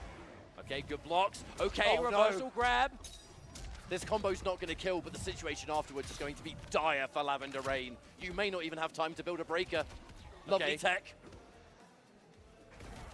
Okay, yep, covering all the screen at once. Again, using both Janets on the same thing, but Nicolas is not biting. Good duck on that grab. And the clutch from Lavender Rain. Not only a clutch duck, but going for the guaranteed throw punish to side switch. Such an important round. Are you going to make it 1-1, or is Nicolas going to take things 2-0? We saw a little damage. Saw an enhanced cancel there from Lavender Rain that does recover a little bit faster. I've seen that Nicolas is not really going to interrupt these cancels too much, so just going for a bit more massive jump in. Doesn't have the meter to confirm into the Janet this time, though. Oh, okay, hang on. Different setup. Haven't seen this. Oh, wow. Avoids the whole thing. Wow. Yeah, Lavender's going for something not quite as traditional there. Just a mid-screen puppet mode. Being able to call out the Janet and go for weird mix-ups and stuff, but Nicolas just found the escape. That's it. That combo's done, for sure. Now, Lavender Rain, do you stay as Ermac, or are you going to go to Takeda? Your winner's bracket life depends on it. Okay, we are going to character select. Although we have seen Lavender Rain in the past, we've seen him pull out the Liu Kang, we've seen him pull out Baraka. Plays pretty much Jack's cameo with everything except Ermac. The question is, what's he going to do here? Now he is down 2-0. This is his last opportunity to change. Whoever he chooses now, and it's looking like it's going to be to Takeda, is the character he is locked into for the remainder of the set. But Takeda is the character he's played the most. We were saying in the group stages, but I'll say it again for those of you tuning in just today. Lavender Rain was almost single-handedly responsible for putting Takeda on the map. we're talking competitive NetherRealm, or competitive MK1 specifically, sorry, has really been like the Takeda player of this game to watch. And particularly with the Jax team as well, just a terrifying combination. But definitely a hill to climb here on this comeback against Nicolas. Thing is, this team just does so much damage. And it's not just damage, it's crazy levels of setup. Okay, Lavender Rain. No, a drop. Those Plus. openings. Takeda Jax, a particularly high damage team. So you can't really get those drops. But Lavender Rain still able to keep momentum going with it. Didn't expect the ender of the string. The overhead whiffs. All right. An opening now for Nicolas. That will no doubt be a side switch, and of course it will be. Lavender Rain back to the corner. Why is the corner so dangerous if you're defending? Ultimately, you just have less defensive options. You can't move back. You are vulnerable to their offense point blank. It's so good to be aggressive there, but if you get cornered, it's miserable. Quite a few characters actually have a much higher damage combo pass as well in the corner. So usually, yeah, you have to break this. We may have seen one of them right there. Homelander, definitely one of those characters, and there's the mix-up. Only has to come off. Oh, wait, actually, no, going to spend the Fatal Blow. You know what? I feel like there may have been a route there that didn't require the Fatal Blow. But you know what? Fatal Blow 1000% guarantees it. Minimal execution required. You have to go for the Fatal Blow in that situation because one thing, Jax, he gives you 100 extra health. Takeda has more health than normal. The Fatal Blow, you know it's going to work. Now, match point for Nicolas. More damage, punishes the up block. If you grab an up block, it does deal increased damage. It is counterplay to a really good anti-air system.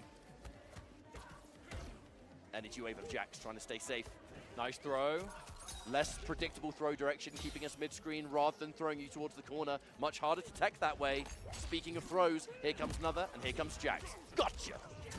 Big knockdown. What's it going to be? Delayed wake up. So good at dealing with those safe jumps because it stops the jailing jumping into whatever mix-up they want. It's been so difficult for Lavender Rain to open up Nicolas, though. Especially with this Takeda matchup. There's the low again. Lavender Rain just about to build a break, but is he going to have to do it again? Maybe not on this combo, but the follow-up. Oh, hang on. We're getting tricky. Manages to find the poke, but a throw tech. Man, Nicolas just has so much momentum. Everything is working out. Oh my good lord, even though you've got a breaker, you've used it now, but you're just so weak. How you just don't have the health. There's 3 bars, there's no meter for chip damage avoidance. Eye laser such a threat here. Anytime there's distance, but no, Nicolas is going in. A grab, the tech, saves your skin in this match, but you have so much work to do. It's not over yet.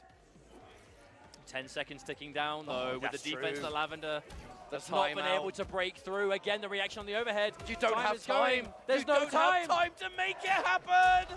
And there it is. Fatal blow just in case, but even if that hit, it still wouldn't have been enough. That would be a clean sweep there from Nicolas, 3-0. Moving on in winner's bracket, the sigh of relief, the comfort zone is obtained. Lavender Rain down but not out. Crazy to think that the Takeda Master, the greatest Takeda on the planet, it was the Ermac that did more heavy lifting in that match. But that's probably why he didn't go with the Takeda choice right from the get-go. You know, we were saying before, if he's got experience versus a lot of players here in the bracket, he's going to know where maybe it's the right thing to bring out versus other characters. But I've got to say, splendid performance from Nicolas. And what a fantastic showing consistently good. For the twins. They made it. Both ScorpionProcs and Nicolas are in winner's side in the remainder of this bracket. You know, with dominant wins across the board. This, you know what? Maybe it takes a World Finals in Latin America to give Nicolas that first place win that he has been chasing ever since this game came out. Maybe this could be the day. You know what I love about the fact that both of the Chilean twins are sharing a top 8 winner's side here? With the caliber of players to get through, you had to make it through the stacked group stages. You have to now win on the winner's side, which ScorpionProcs sending SonicFox to losers to do so. Game 1 of the stream. ScorpionProcs, like Nicolas was a smooth sailing into final combat. ScorpionProcs had a much rougher ride. ScorpionProcs did not have the same success throughout the year, did not have the same results, and through this tournament was able to do it. Now, we'll talk about that later. We have a big match on our hands. Canamani, Europe's #1 player, versus Tweedy, a long-lasting legend of the scene, all the way back in Mortal Kombat X. But this, believe it or not, in 2 years of Mortal Kombat 1, is Tweedy's offline debut. And you can't have a more polarizing journey to making this finals. You know, Canamani dominant all year round, did win the online regional finals for EU West, which is quite a competitive region, you could say, but didn't need that necessarily to make finals because Canamani, Evo finalist, champion of Viennality, champion of Brussels Challenge, pretty much unstoppable in EU, but has traveled a lot this year, been to a lot of tournaments, has succeeded pretty much everywhere he's gone. You know, top 8 minimum, at least, you know what I'm saying? If not winning the tournament, being in top 3, top 4, whatever it is. Tweedy just entered online. Has not played for a few years. You know, once upon a time, Tweedy was around you know, the kind of like later portion of MKX, mainly in Justice 2, we saw kind of the real breakout of Tweedy and then saw success in early MK11 as well. But for the last few years, has taken a pretty significant hiatus from offline competition. Does a lot of content, a lot of streaming. Still plays the game quite a lot, but doesn't, you know, hasn't been grinding it the same way. But when T1000 came out, Tweedy was like, you know what? I'm really vibing with this character. I'm going to enter the online things because why not, right? I play all the time anyway. I stream, may as well enter online. Found his way into the regional finals and just steamrolled to do so, you know, with massive wins over community favorite players, you know, the likes of like Mighty Unjust, Ninja Killer, you know, shout outs to those players who have been at the top of the game in NetherRealm for years. But Tweedy was able to rock up and just do his thing, and here he is. Not only in finals, but final day as well, top 8. But can he take out Canamani with this face-off of the guest characters? We've got Homelander, we've got T1000, the advanced prototype himself, with the striker. This is cops. This team is cops. Certified cops. Now, Canamani's going to be having a lot more, I would say, consistency going into this. Because if you've only entered one online tournament for pro competition, and it did qualify you here, there's not been as many tournaments to build that consistency. I mean, yeah, I guess by making finals, you're 100% consistent, right? But in Tweedy's shoes, he said it himself when he arrived. His offline practice games here is no joke, the first offline versus matches he's played since this game came out.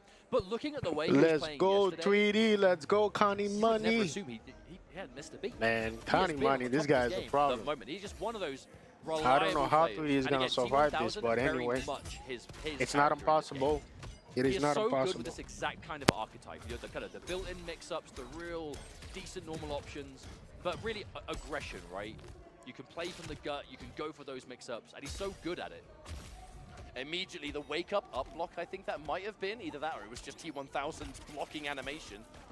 Immediately having to watch out for those instant floats of Homelander because they are all overheads. If there is an attack while Homelander is in the air, it is an overhead for the most part. Good block as well, lovely read on that. The splat, T1000, so many mix-ups of his own, but so many of them unsafe. You need Striker to make them safer. On the flip side though, Canamani, again, another player of a number of characters, but Homelander Ferrer really has been his kind of go-to comfort zone, his main for the most part. I think this year was a real mixture of Homelander and Sindel more than anything else. But he does have a Johnny Cage as well that he'll pull out when necessary, as well as other characters he's always got up his sleeve. But the Homelander is where he really does kind of rest his hat. Delayed armor for Canamani, just trying to get out of that situation. At the end of the day, if Canamani is able to out-neutral Tweedy in this situation, Tweedy's one benefit, his one threat in this matchup will be, I'm close range and it's time to mix you up. So if Canamani can do anything he can to keep you outside of T1000's magic range, he is in a much better situation. There's the breaker, have to go for it. Canamani, though, equipped. And there's the range. Striker saves the day. A trade combo. Beautiful pickup from Tweedy. There is work yet to go, but he is doing a good job so far. The grenade not quite close enough to catch there, though. Tweedy doesn't overcommit. These blade normals, they go so far. Leads in such a dangerous string to defend against, but Canamani is ready, and there we go. Nothing flashy, nothing crazy, just some good Homelander play from Canamani. Tweedy, there were a few moments of greatness there. Nice advance. Again, Striker just to help bully. Canamani immediate armor once more. If there's a chance you're point blank, I'm having none of it. Well, Homelander armor by itself, normally one of the weaker armored attacks in the game, but as soon as you throw Ferro on top of it, it becomes much more dangerous. As I have no doubt we'll see as the set continues on, but Canamani, nice catch there. Did he pick single hit confirm that down 4? Yeah, because it caught Tweedy off the ground. Tweedy was going for a up back on block, holding north. Finds the hit anyway. That machine gun, if you try and jump, I'll catch you. Pow, pow, pow. Advanced, good block. Goes for the up block once more. Plus frames of down 4. Uh-oh, Oh, the laser. laser. Does this route... Oh, this route might do enough damage. Wow. Okay, it is. Now, that's one thing we have to mention here. The health disparity between the teams, very significant. In this game, the main character and the cameo very much can alter the health value. Some of them give you health, some of them take it away, some of them have regular amounts. In this matchup, Tweedy, T1000, a little bit less health than normal. Striker, a little bit less. So together, a 900 health team. On the flip side, Canamani, you're getting health from Farah on an average character. So instantly, 150 health difference in this kind of matchup, that's huge. You basically can't afford to make as many mistakes as you otherwise would have. Nice overhead there from Striker. Oh, the whip punish. Tweedy chopping him up. Oh, nice block on the overhead too. This range, you can see, it's outside of T1000 standing 4 range, but it's inside Homelander's forward 4 range. Oh, and there's the punish. Read. Yes, indeed. That's the dangerous you're going to thing. grab. Every time you see T1000 going into that armored stance, it's going to be strike or throw. Oh, or grenade. Wake up. Hello, Striker. No, oh, but there's a catch again. Canamani will take that trade, though, because he managed to get rid of one of the Striker grenades. Now, with only 1 Striker remaining, Tweedy can only make 1 more sequence safe until the second Striker has regenerated. However, looks like with the time left, has been able to get it. Now, that's either 2 grenades, that's a machine gun, and no breaker for Canamani. Ooh. If you get hit, you're dead. Dodges 1 of the grenades. There's 1 left. That 1 misses. Lovely catch! And Tweedy takes this round, keeps the fight nice and close. It's like Canamani was specifically waiting for the grenades to be used before he committed to that option there. But Tweedy was still ready. Good block on the low. Again, the grenades making it all safe. Oh, bait on the up block, but not in time. In time to get the throw tech, and a huge, again, the jump from Tweedy. The reads on this man for just when to hold up. Because the thing is, if you catch a jump kick with T1000, you are always going to end up getting a... Oh my goodness. So I didn't get a full catch. But you're always going to end up getting a full pickup. If you get a jump, oh, you want to, speak of which, you want to jump the grab, land on these bullets. Anti-air machine gun. Thank you very much, Striker. Tweedy off to such a good start. These up blocks, they are just not working out. Tweedy. Oh, wow. Oh, wow. the catch, that the was so delayed weird. Farah release. Yeah, I mean, that's a sign of someone that's played this team once or twice. Snap. What's the mix? Dash in. The pressure. Okay, Tweedy manages to find a poke, but another throw tech. Canamani will not be grabbed. Overhead. Challenges it on wake up as well. Cannot get hit by anything else significant. Oh, no! Oh, no, that's it. You're a 900 drops. Canamani with the drop, but he still confirms. Tweedy, the break, the only thing to keep him alive. By all means, this should almost be over already. And there is the forward 4. Crushes the advance of Tweedy. Canamani, EU's finest, 2-0 up. And that was a heartbreaker of a finish for Canamani. Oh, for Tweedy, I should say, at the hands of Canamani. Just finding that laser at the last possible moment, but that puts him into a commanding lead. Ketchup, will we have another 3-0? I mean, we're going to see Tweedy have no choice but to make that full comeback. Tweedy is an absolute grinder. He will play hundreds of games non-stop. Having to get 3 games just to win, that is nothing to him. But now the downside is he has no choice, and it has to be in a row. No more safety net in this set. Good block on the sweep. Those Striker baton attacks, both of them are plus on block. Basically, it means you get frame advantage. You can do something afterwards. Oh, and again, the raw low. You know, every now and then, you've just got to let the Farah stance roll. Oh, and Tweedy, no. hang on. The chosen one breaker. Tweedy, oh no, I don't know about that break. I mean, we have seen players make comebacks in a similar scenario, but breaking there and now having no meter in what could be the last round, Tweedy may not live to be able to regret that. I'm not really the kind of commentator to call something a mistake, but I genuinely believe that breaker was a mistake. You're going into the next round now. You had to do this almost impossible comeback. You could have just kept the meter in this round. Oh, but Tweedy managed to get the uplock into the follow-up. Hit confirm. Turn into a little bit more, spending the bar. Okay, extending a little bit further. Closer to the corner as well. That's going to give you a little bit better combo potential from the spike. However, a nice catch there from Canamani, immediately turning the momentum. It seems like anytime Tweedy gets going, Canamani just has the option to shut it down. Oh my god, 3 in a row. Goes in for the 4th as overhead, a little bit too far away. So, armor break. It doesn't matter, can't combo. Oh my lord, you still got away with that? Oh, baits the armor! Canamani saw it coming a mile away. And a 3-0 dominating victory to finish off this first handful of games here at Final Combat. His guy Canamani, it's something else, man. Fantastic showing all around, though. Tweedy is still going to be motivated. But he's not over yet. The journey is not over. Side now, but the job Look at isn't done. Canamani. It's far from over. Canamani going to be feeling the same way. Winner's side, great to have that comfort zone, but Canamani, he got 3rd place at EVO and was disappointed. He was absolutely gutted about it. 3rd place at the Grassroots World Championship. I mean, come on now. But that goes to show the caliber of player and the standard he wants to hold himself to. You know, we've been talking about how he was Viennality champion, Brussels Challenge champion, online regional finals. He is used to winning events. And when he goes, that was his first EVO as well.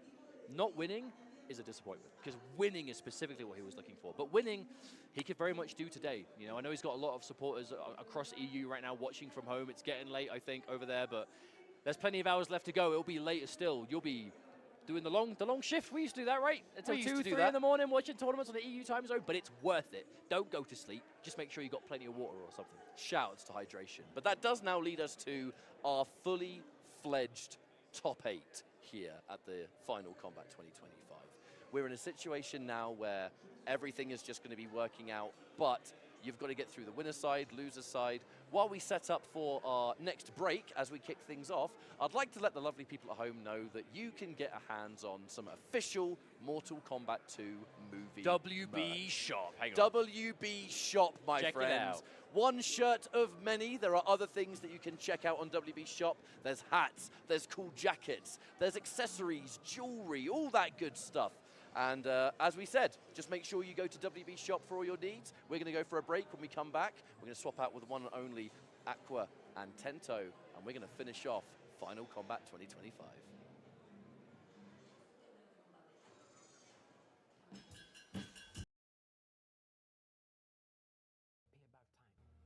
Come on now, dog. Come on, man. I'm gonna come. Oh.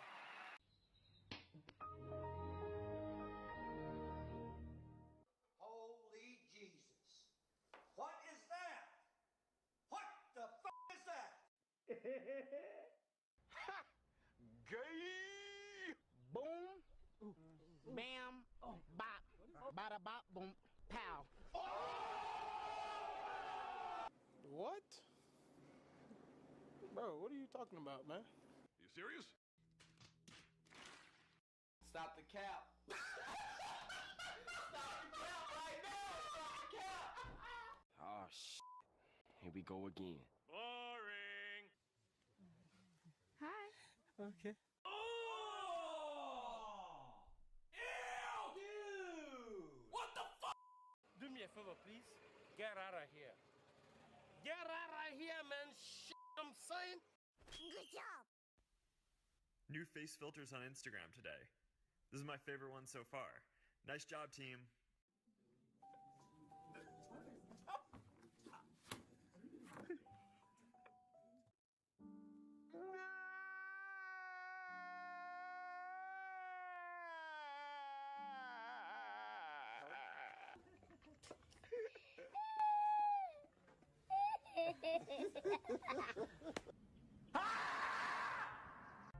I don't think you have the facilities for that, big man.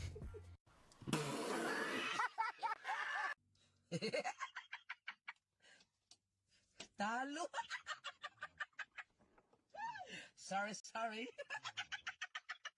I'm here to tell you right now, we don't care. Let me tell you We don't care.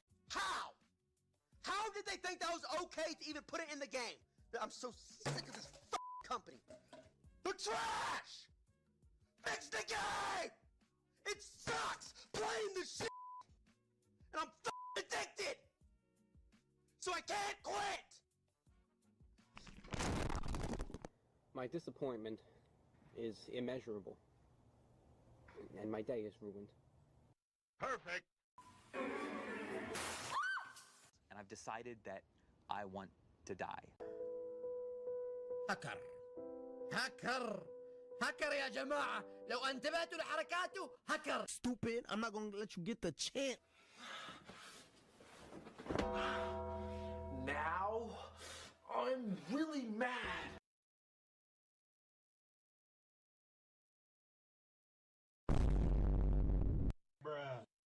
Why are you gay?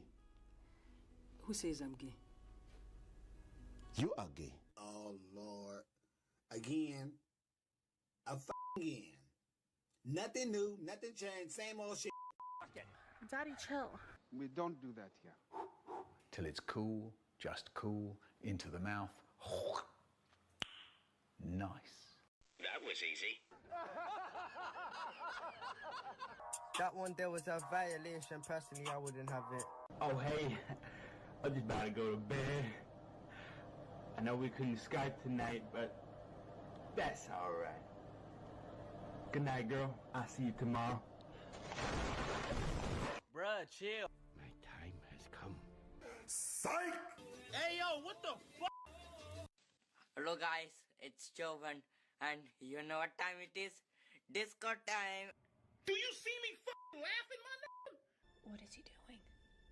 He's beginning to believe. Wait a minute. Who are you?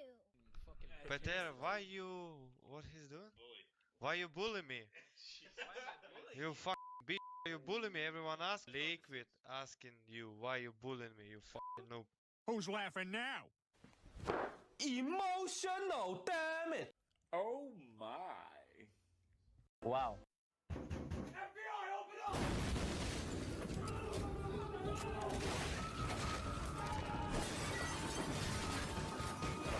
Ah, you're teasing me. Naughty, naughty.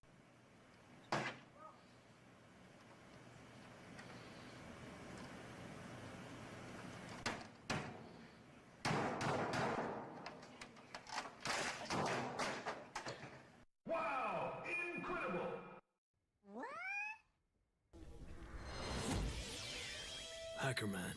He's the most powerful hacker of all time. Fuck you, bitch. Shut the fuck up, bitch. Back the fuck up. If I knock the fuck out you. Damn, man. Hey, You're broke!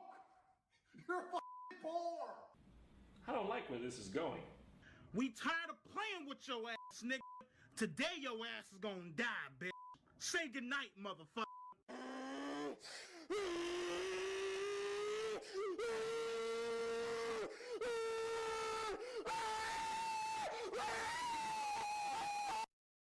What the fuck?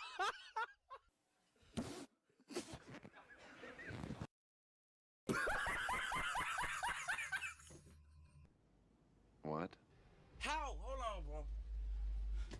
How?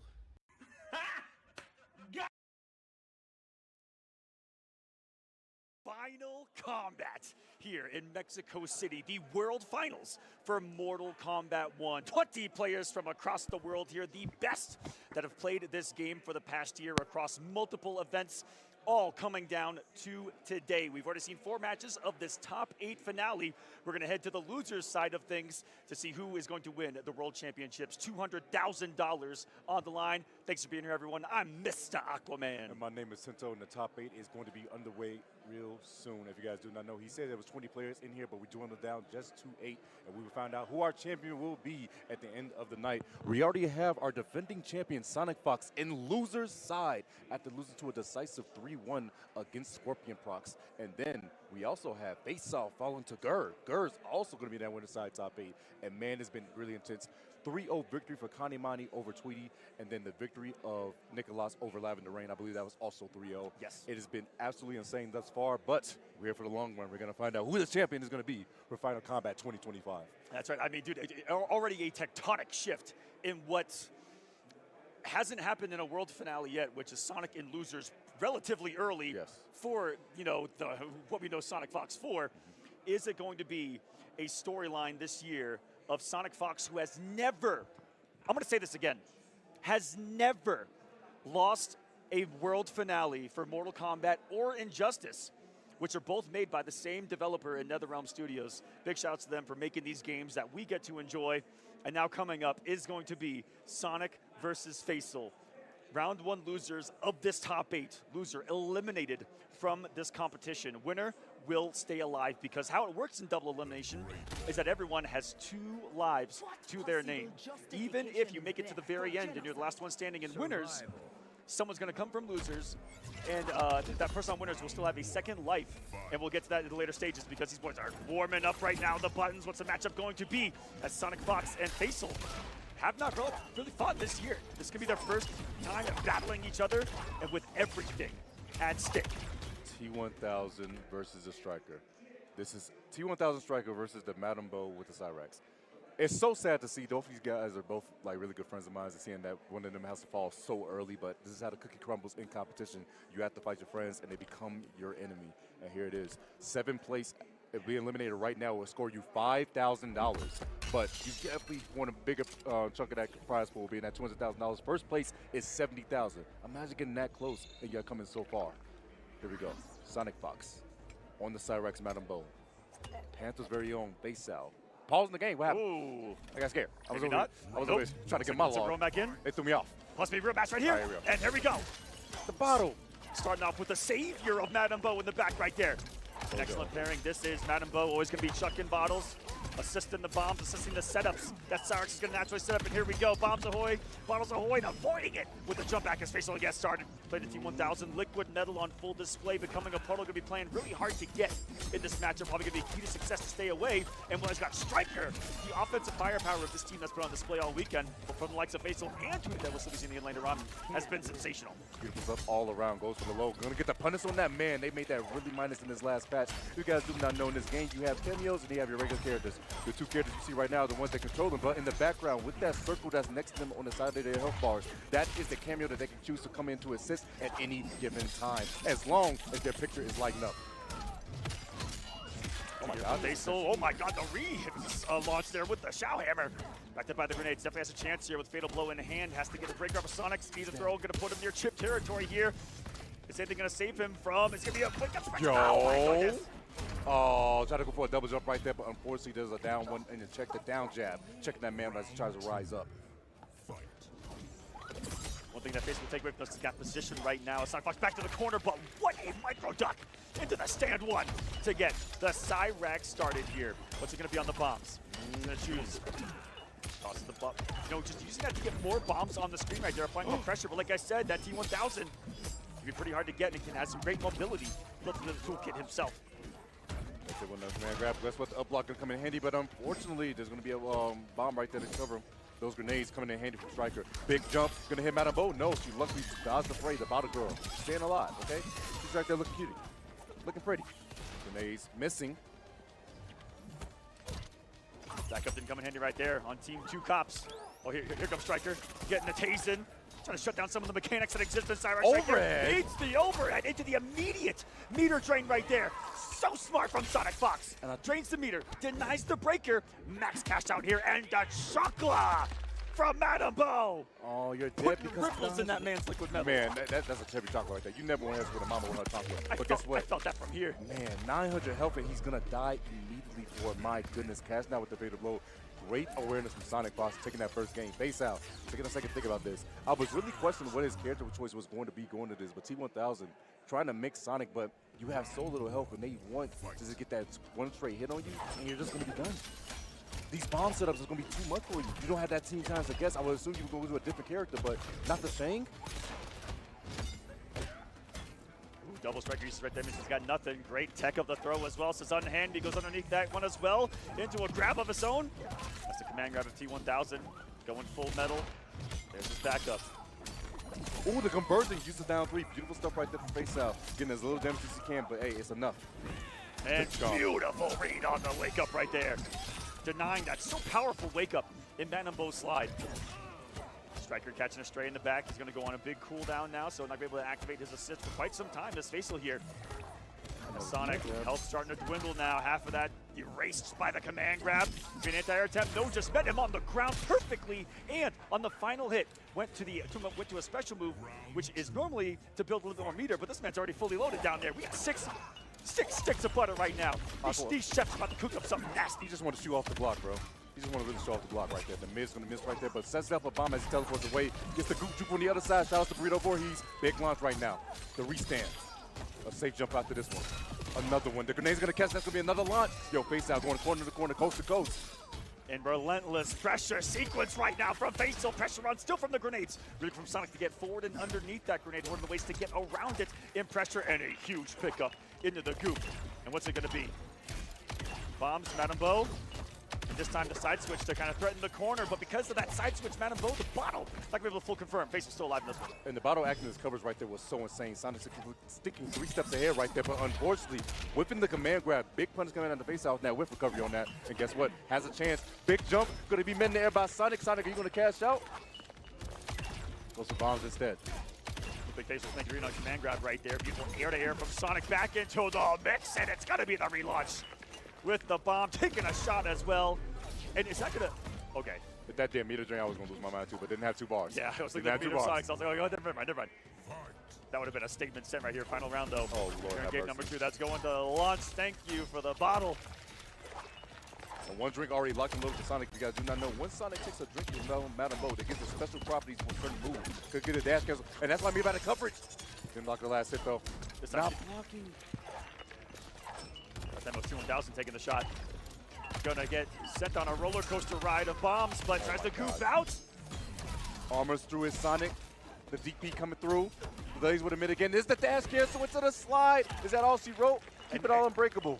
Nothing Faysal can do about this.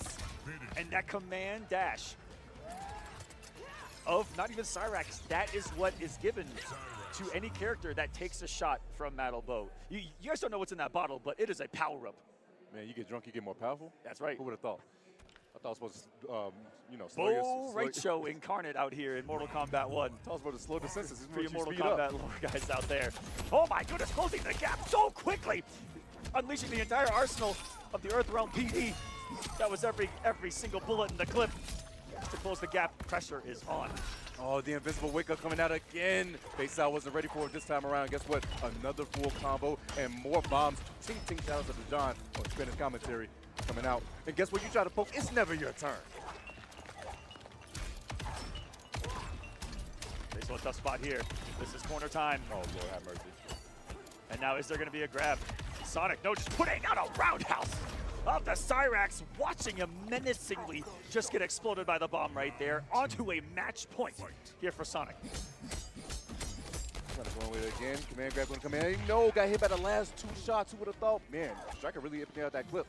It's a lot of bullets right there, man. Spin the mag. Sonic didn't count him correctly.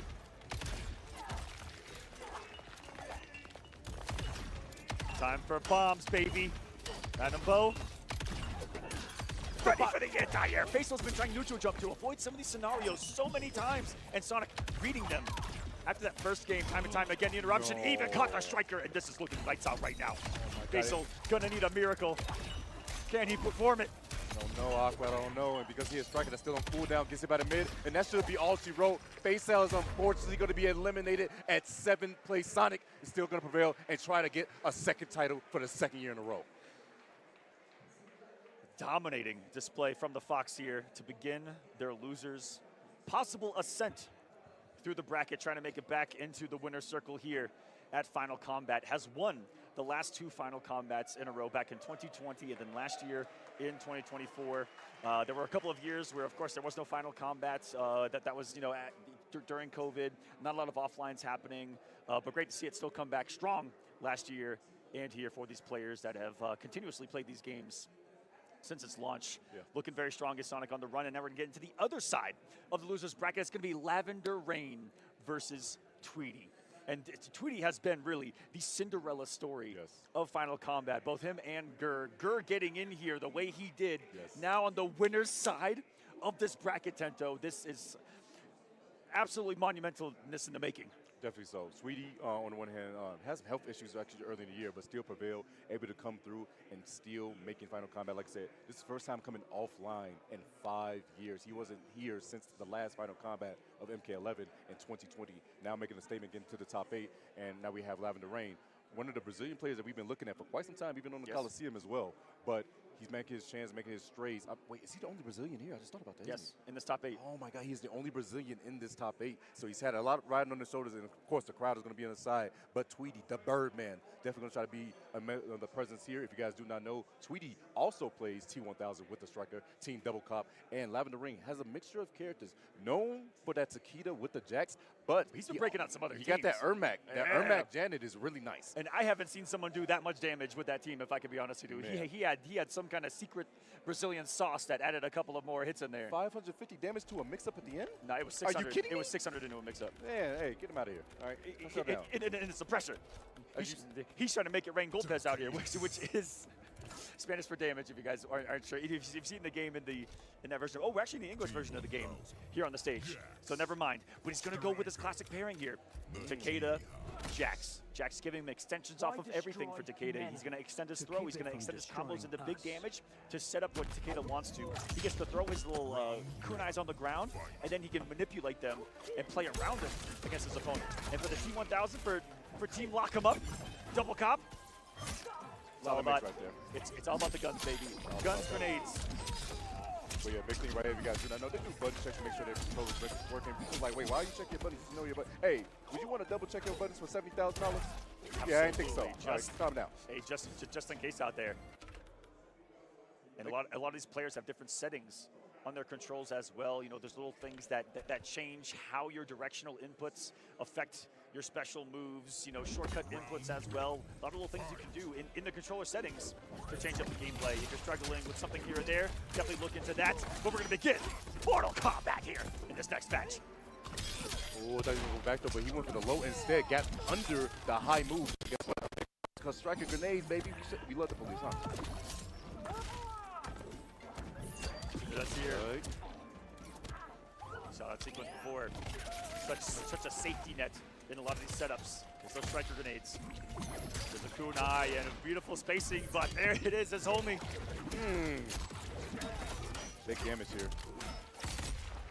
Now, I was about to say, Tweedy's been breaking a lot when he's been low on health because he really believes in it. But here's the thing about that. If you guys do not know, different cameos give you different health values as well. And Striker giving Tweedy minus 50, 900 health on his end. Big hit right there, scores the fatal. This will be breaking coming out of Lavender for sure. Huge mental victory there for Tweedy. Get him off the meter no matter how this first round transpires. Still doable. Jax, gonna pound the ground. Wait, unblockable right there and drilling into it. He's still active. Oh my goodness, actually hit him at the right time. Jax was about to hit him with another unblockable. Trying to chase him down with the liquid form. Can he get away from this? Underneath, but he still gets hit. Almost with the complete avoidance. Aqua, he still has his fatal blow. What? He didn't lose his fatal blow. He still got the fatal blow even though he did that. That's so, what? Oh my God, if you guys do not know, that move right there is when you go under 30% health, and once you use it, it usually goes away. But because it did go through the full animation, he still has it. Oh my God, he still has all those resources. That's insane. Lavender Rain right now on the oppression. Double down one, expecting to poke afterwards. I mean, a special afterwards. No, you can't do that. And the absolute master of planet Earth in Jax usage. One of the moves that Jax has is the ability to be summoned, and you have to choose kind of where he goes. There's a far and a close version. If someone uses their cameo and it's on the screen, you can send Jax to their location, grab him, and beat him up. The entire time. And the important thing about cameos in this game, you cannot do certain moves unless the cameo is active. So Jax over there beating the face in, you know, you can't really do too much afterwards, and he could not break that combo because Jax had his partner. And guess what? Another ride is being taken. Lavender Rain taking this man to the skies.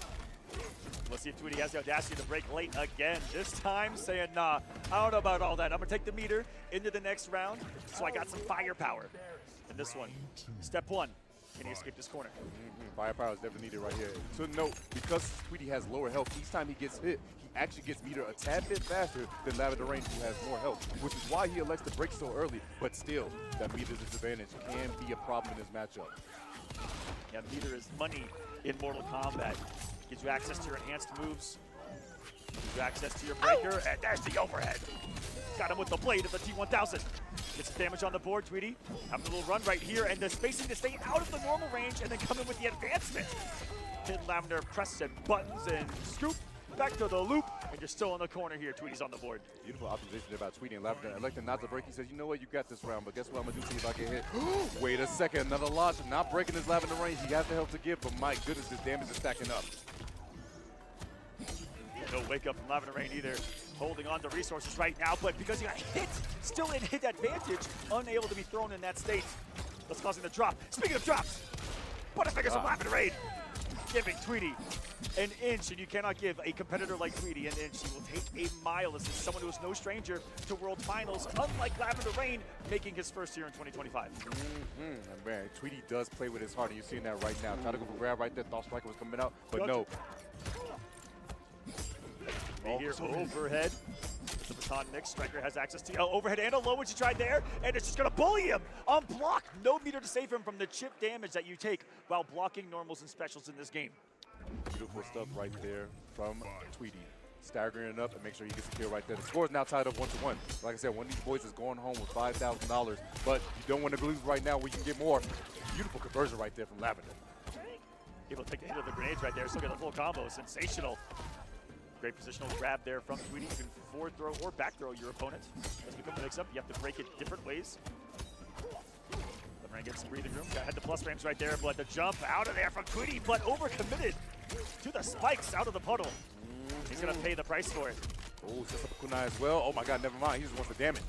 Hello? 447 to a setup? Can you stop? Oh my And that's what I'm telling you guys about Takeda right there. Putting the kunai on the ground, and he can throw, he can activate it to the enhanced low and for a pop-up right there. Multiple mind games he can play around it with mix-ups, with overheads. He's got him in exactly where he wants to be. A knockdown in the corner. Didn't have a jack for the extension. Oh, could get the kunai, but he's still back. It's not an EX kunai in his face right there, Tento. Oh my god, the setups from Lavender and awareness have been insane. He's always been down 2 in these situations, so he can call Jax and get a full combo. And Striker got hit right there, so that was a little extra damage. Now, Tweedy down the breaker, down 3 bars. Can he make this happen? He has to go low.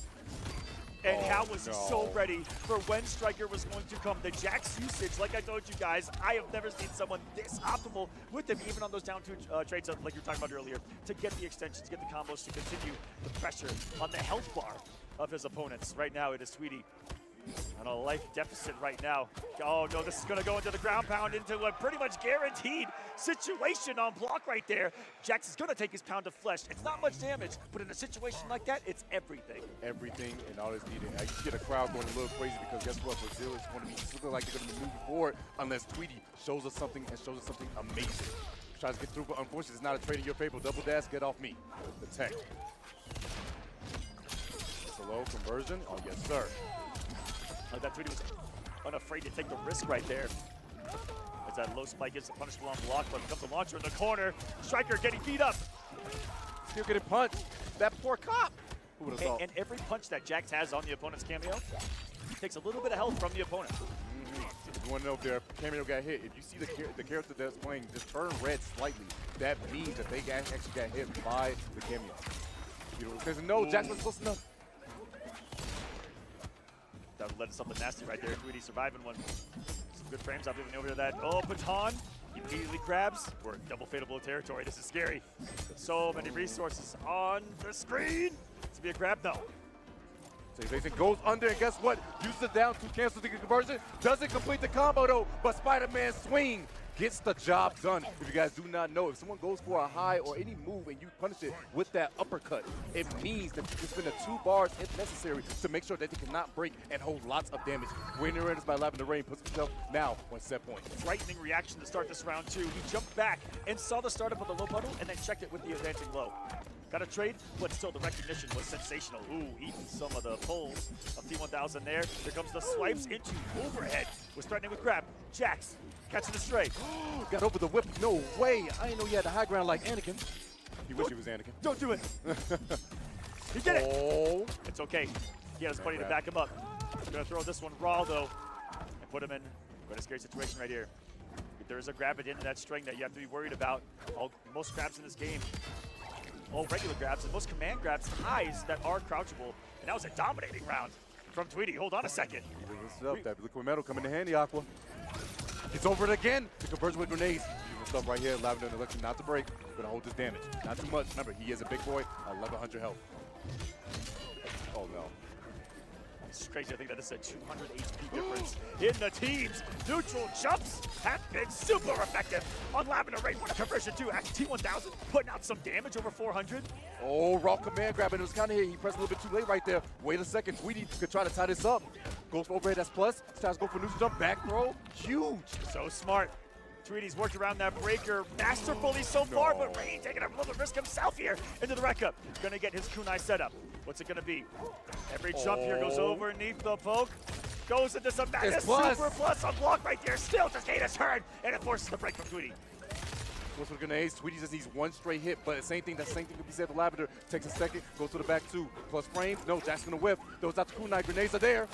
Big jump! What a reaction or decision from Tweedy right there to call out. Him taken to the skies, looking for the kunai, says not today. We are going to a game number 5. It's about to be lit up here at Final Combat. Rick turn on flames, OT turn up the music. You know what this means. Game 5 situation. One of these boys is going home, but one of these boys still has a fighting chance. Yo, you saw Striker try to lock him up and miss. Crazy work. He ain't getting cuffed. Just gets him in there. Big damage. Hello, 414. Lavender Rain striking blood massively, and that actually combo, the hit advantage of that jump in is crazy. Insane. Big damage right here from Lavender. He's going to spin it all to make sure he gets a kill. My God.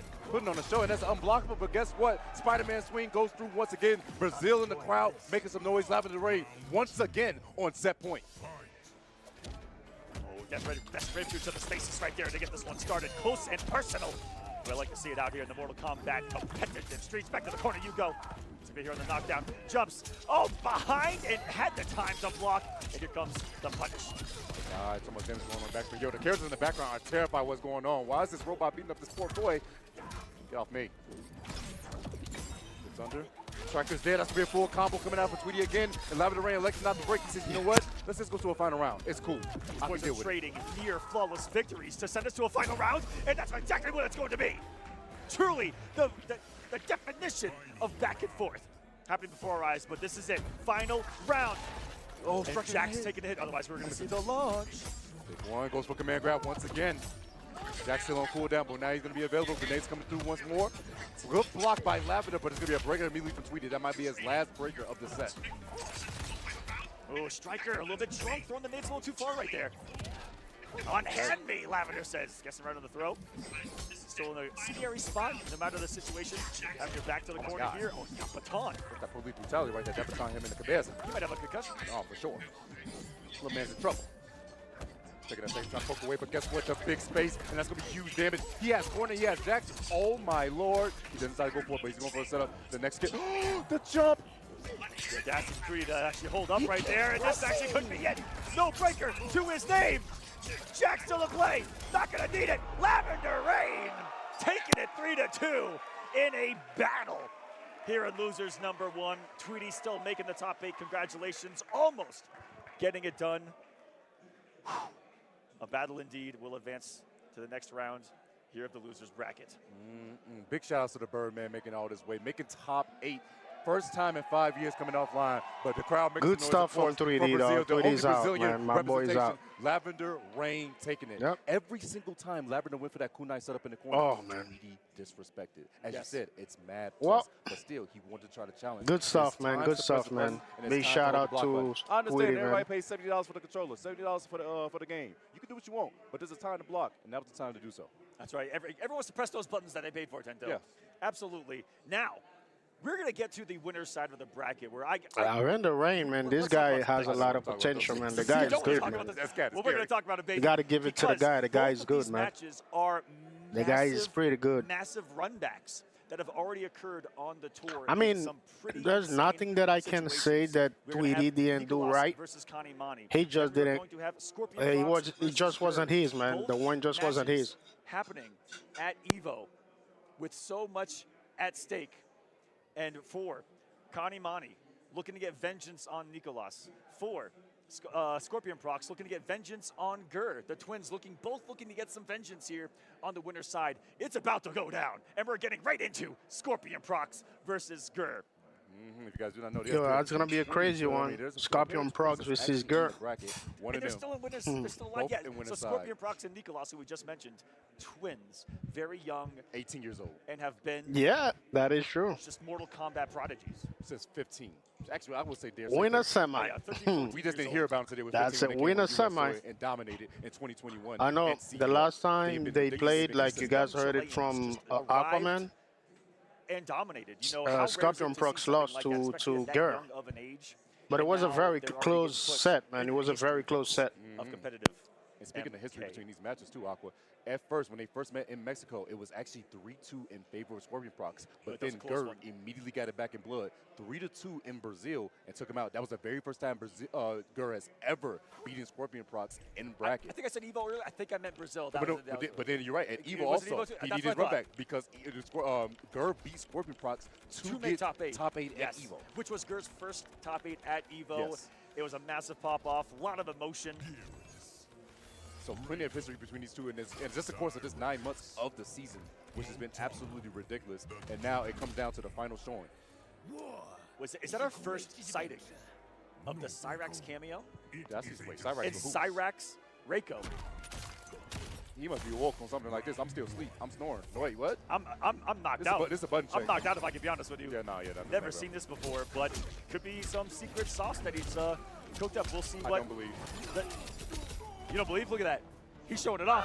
Yeah, maybe. Hold on a second. It might be there. I'm asleep. Really good block pressure with the helicopter as well. Will this be the choice? You never know because it's just a button check. If they'll go back to character select and pick something new here. But Gur has played no other team than his Geras Motaro. Oh, he's locked in. Look at him. He got the meme. Hey, y'all know about the meme? Put up the Gur meme right now. I'm locked in. Gur usually looks like the nicest guy on the planet until the match begins. Then he immediately has a murder face on. Look at it. Look at how fast it changed. Bro, he had a 45-degree angle. Look at his he eyeball leaned about in. to touch the screen. That's like gamer 45 right there. Actually, he's more of like a 38 right now on the degrees. He's got a slight lean right there. And both players slight lean forward. Absolute locked in here, and it is going to be Reiko Trevor. No Cyrax. All right, let's go. Try to get the conversion right there. Gonna miss. Let's go. Score first blood. Gur looking strong thus far. Loads up a clock. Now, the thing about this matchup, you guys do not know, when those clocks It's a get lot of locked and money on loaded, the line. that means Gur has the ability to The first, rewind and snap the time winner and get is the making time as long as he 70,000. has The ball. second, It becomes a big mind game for I the believe, opponent of winning one side. $36,000. The snap, crackle, and pop. Guess what? Big one. Sorry. Third place In the is corner as well, Scary. He's got full $24,000. Motaro. Fourth place Has is his rewind. What a start here for Gur. He has $16,000. everything, but guess what? That never happened, Tento. And Wow, then he has a fifth full and hourglass sixth loaded are in the making bottom right that you'll guys 10,000 see. each. And the borrow feeder, he can actually rewind time. You heard me correctly. He can rewind time, but notice it. He can't rewind this damage. Ooh.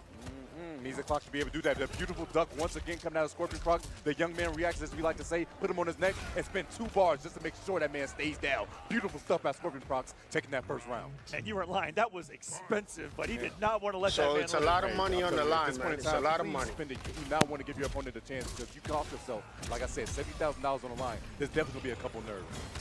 Hourglasses are loaded. Is Motaro is going to turret? No, goes for the shot instead. Man, I don't know who I'm riding right there because I love both players Pair right with there, the man. Geras. Good duck I right love there. both players. Does not need to extend though, so just going to get the string, but that string does an awful lot of damage on the tackle. Speaking of tackles, a sliding tackle right there. Goes on the knees, checks him. That's plus very stupid. Oh man, just waxing the head of Geras right there. One, oh, finding the straight hit. And Gur getting damage. Side switch. Oh, there it is. Oh, he's dead. Scoop. Oh my God, the optimization by Gur. All right, it's 1 round apiece.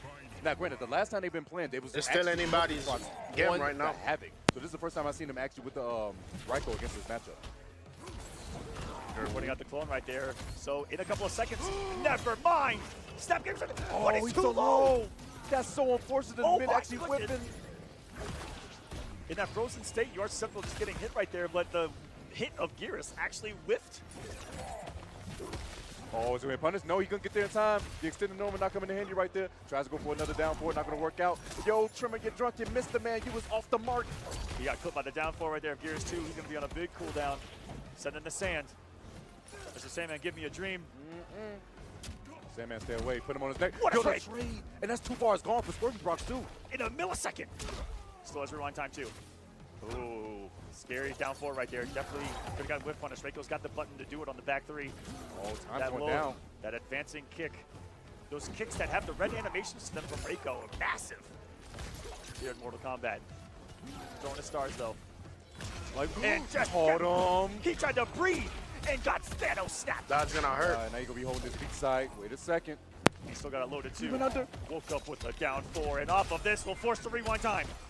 Now Gert's in a little bit of a scary situation. Goes for slide all the way through, gets punched in the face. That's life lead now for ScorpionProcs. He can run away, loads up another clock as Gert. Can he set up a snap? He does! He gets the hit, and that should be done. ScorpionProcs is dead. So Gert not dropping, goes straight into fatal blow, and game 1 going to Gert. With 2 seconds on the Gert clock, is gaming, the Time Lord of Mortal Kombat. Gert in is the hands gaming. of Gert. We call this man Gurus for a reason. Unbelievable. And his clutch factor in this top 8 already has been insane. Winners finals for Gert would be insane. Guaranteed top 3? I think that's guaranteed 20,000. It's guaranteed top 3. That's a lot of money. That's guaranteed 20,000 if he gets top 3. Now, when he sets up the turret, he is already just today 3 for 3 on catching someone walking once he's activated the turret. Oh, another one. Back Hello. to back. Back-to-back command grabs? Are you kidding me? 357 just like that. And look how much health is gone. Dude, he's already halfway gone. Oh my God. The safe baseball slide. You're getting the playoff season anyway, I understand. Safe. Look at the range of that tail shot too. Oh but my called God. out by another slide. Boom. Gert forgot to block him on Twitter. He's sliding into the DMs, but you can't even move. Well, he's got the snap available. Tried simply walking backwards right there, but the speed of that snap really catching opponents on their toes. Oh, clone time. Now it's going to be a 2v1. 2 Gearuses. Blocking? You blocking? One Of Proc, course not. and it's going to work. Oh, doesn't go into fatal blow. The sexy force command grab instead. Just going to back up. Plenty of time left on the clock for him. He has a clock locked and loaded, but the problem is he doesn't have bar quite yet. Command grab coming through, but guess what? The turret saving him. Goes for a slide on wake up. Are you kidding me? ScorpionProcs feeling the pressure, I think, from the deficit here in the match, taking the risk. Hey, risk need to be taken if you want to make these good decisions right now. Beautiful up block, but guess what? It didn't happen. Speaking of a lack of risk, I should say, that really didn't happen. Overneath the slide, that's one way to deal with it. Another clone activation, like how active Gura is starting to be with all the tools that this team has. It actually ate all the damage of the stars too. Decent trade there for ScorpionProcs, but that's going to 2v1 again. Can you survive? Multiple mixes, and he beat them up. Luckily, he took the hit that sent him flying and not until the full combo. Like that overhead coming through once more. Gura has a slight health lead right now. Goes for another low shot and looking strong thus far. Tries to go for, oh no, went for a sweep, but unfortunately that man was airborne. That's not going to hit him. 324. Command grab? No. He was looking for a button right there on the walk back. Low kick right there. Gura with a perfect reflect of those daggers. Empty jumps. Still cornered. Finally a block of the snap right there. Is that the first block snap? And he's just out of the corner. Yep. It didn't matter. Command grab coming in handy. Gonna rewind up. Wait, no, there's gonna be a punish. Unfortunate for Gura. And I believe that just might be death. Is he close? Pixel. He's alive. There's no way, right? There's no way he makes this happen, right? 3.96 HP for Gura. 19 seconds on the clock. He's got full Motaro now. He's gonna clone for full screen. It's true, we walked out, oh my God! Oh my, sets up turret? Are you kidding me? Command grab? He goes, I can't believe! Oh my goodness, if Gura had committed right there, that would have been one of the greatest comebacks I have ever seen. For him to work around every single bit of the screen that he did. ScorpionProcs is space right now, dog. Procs. You can tell, bro. Wow. Yo! I think Procs was actually reading command grab too, but then got caught by that forward too. Yep, by that forward too. But unfortunately, the Haymaker, Gura didn't believe in it, and he could have actually won that. Crazy work. Which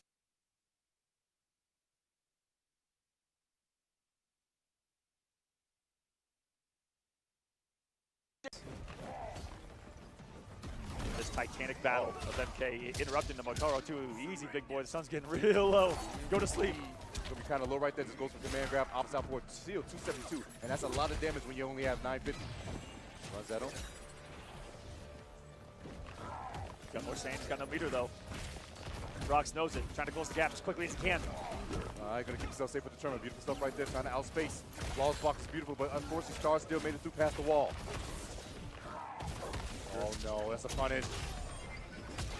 Not gonna get a lot of health back either. Because of the time right there, a couple of seconds back. Didn't take too much. Procs holding on to this lead. Playing the space game appropriately is right now is Procs. He has the momentum, he has the life lead. He does have the forcing thing, and the big thing is that Gur does not have a clock. So this man can actually throw stars a little bit more freely. Procs giving him a taste of his own medicine right here. Says, dude, you gotta come to me. It's not so fun, is it? Chasing somebody down. Oh god, wait a second. Wait. Okay, I'm just playing. He's chasing him down. Please. And he actually worked. That was a flawless blocker. And still able to get the pressure on. Gur has him in the corner right now. Looking for a command grab, but so alive because of the rewind time. 13 seconds. Man, grab, big jump, beautiful stuff by Gur. The read, big damage on this. Not going to be the kill, but he's going to try to waste as much clock as possible. Read. And was correct on a 950. This is going to be the round. Oh, no, if you guys do not know, with that fatal blow right there, it is command grab, so you have to guess twice actually right there. He can go for the anti-air one. There's two versions of it, where he can do the air version or the grounded version. And Gur guessed wrong. He thought he was going to be holding on. I can't believe, man, this game is going to be dead after this tournament, man. I can't believe it, man. You know what? We're still going to play MK1. We're still going to be creating content. No matter in what state the game find itself. You see what I'm saying? We're still going to be creating content, man. That's so cool to watch, man. Look at this, man. The excitement, it's beyond, bro. It's beyond belief, man. What I'm experiencing right now, seeing this guy play, all the excitement, man, something that I can't explain. Wow. So beautiful, man. That's all I can say. Absolute brawler up close. Really hard to stop him from some of these buttons while you're in the range of them. Gonna activate once more. What's that movement from Procs? Blown up by the armor. And this will be the full conversion. And this is gonna, that's gonna hurt. Side switch. Taste some Sam, bro. Turret time again. Sherman's almost locked and loaded. Oh, the trade. Goes to sweep. And yo, he hits Tremor too. That means Tremor's going to be on cooldown for 10 seconds. This is huge for Gur. Oh no, the whip punish. Reiko doesn't skip leg day. The range of that insane 16 seconds goes over it again. And says it with his chest. The little bump right there to tie us up. Unbelievable. Gur has up 1-1. This is the decisive game number 3. Taking the lead in the sec is going to be huge when it comes to big jump again from Gur. The reads have been on point. So ready for, gonna get his Motaro back too. Blue 42. Shout out to Yikes. Oh, it's not blocking on him. Oh god, awkward. Look at this damage. Boom. The armor. Procs not using his tremor right there. It's not going to get a full extension, but the rage! Forcing Gur off of his. Overhead, and because Motaro has a teleport that can move you full screen, this is all Gur right now, and he's going to take the lead 2-1. Game 2 is going to Gur. If there's something that Gur is not unafraid to do, I think given any circumstance, it's throw the overhead out. At all. That man... That overhead is unsafe just a front flip in a dream. It is unsafe by itself. He has Motaro to take for coverage for, but that move, if it's blocked, can be punished. Gur right now, one match away, as you see him locked in. From winner's finals. Guaranteed top 3, guaranteed 20,000, I believe. That is insane. Oh, tried to snap it. Unfortunately, he slid into the DMs right at the right time. Tries to go for air command grab, not going to work. But guess what? I can snap again. Big damage to set up another clone. Overhead block directly, tries to go for the slide. It's $24,000. Guaranteed $24,000. Slide. 24. Lost frames on the overhead, still his turn, goes for the dome piece again, and goes over. It's more than 20,000. 24. ScorpionProcs holding this lead. Doesn't want Gur to get comfortable. That's why that quick armor was there to kind of stop him from taking a turn. Armor on special moves, allowing you to absorb a hit and simply power your way through it, bully your way through it. It's something that is really Mortal Kombat specific out there as far as prevalency in the gameplay. Try to stay in that range. ScorpionProcs try to get that stand 3. Not going to work out too well. Gets a teleport on the other side. Loads up a clock. Not going to be in time. And unfortunately, you're going to die for it. You live by the clock. You die by the clock. Now, the winner of this guaranteed $24,000. I just talked into $24,000. Guaranteed to take a victory here.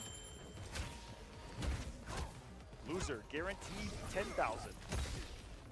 Still not a bad day at all for playing some Mortal Kombat down here in Mexico City. This is a no-fly zone. Okay, maybe it kind of was. Gur with a big drop.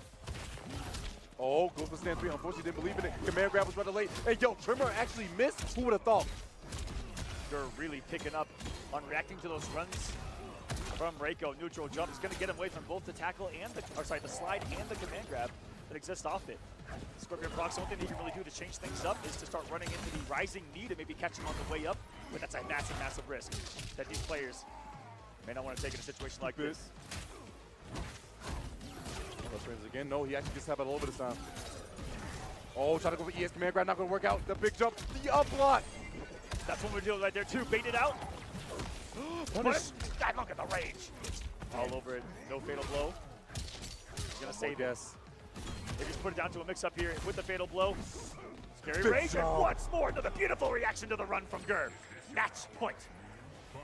Gur is on set point right now. So strong on the verge of possibly ending this right here, right now. Another. He's not deterred to go for the overhead. If it ain't broke, don't fix it.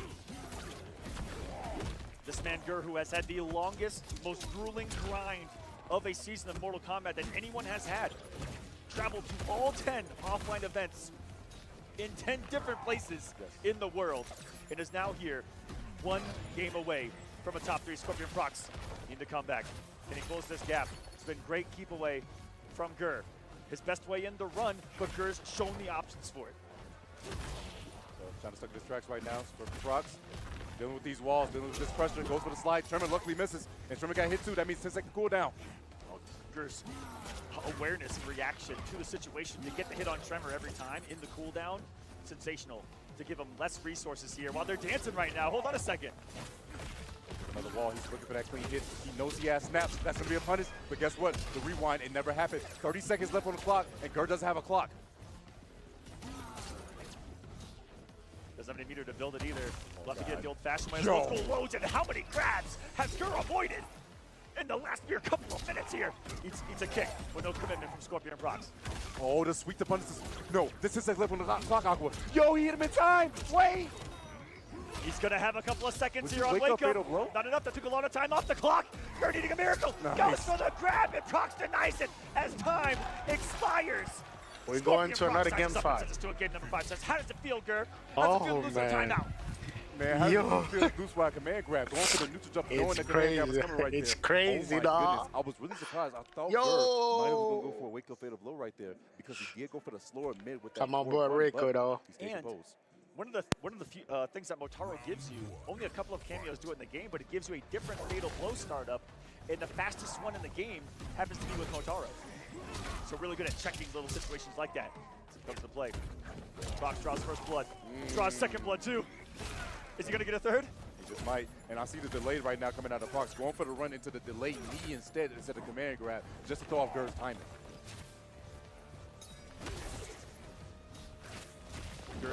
Run a man. Waited it out. I think looking for kind of a run right there with the down 4. Procs, that Tremor's coming back mighty quick right now. Might be a real adjustment for Gur. Gur's got to be careful with these sand pillars because he's getting punished a couple times at some of these ranges. Oh no. Gotta walk him down. Big hit there. Culture, wait a second. Damage for Gur. Not to be quite the life lead for him, but still, damage is damage. It's a start.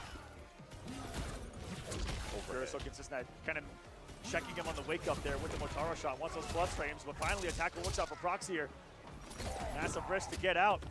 He's holding the health lead. He's one, eats another overhead though. Gur, like I said, unafraid in any situation to let it rip and do a flip. And now it's time to guess. 2v1. The side switch, body blocking, but what a nice block right there by ScorpionProcs. To stay alive. You don't know how many another one. Right there. Wait a minute. We're back down to under 10 seconds, Sento.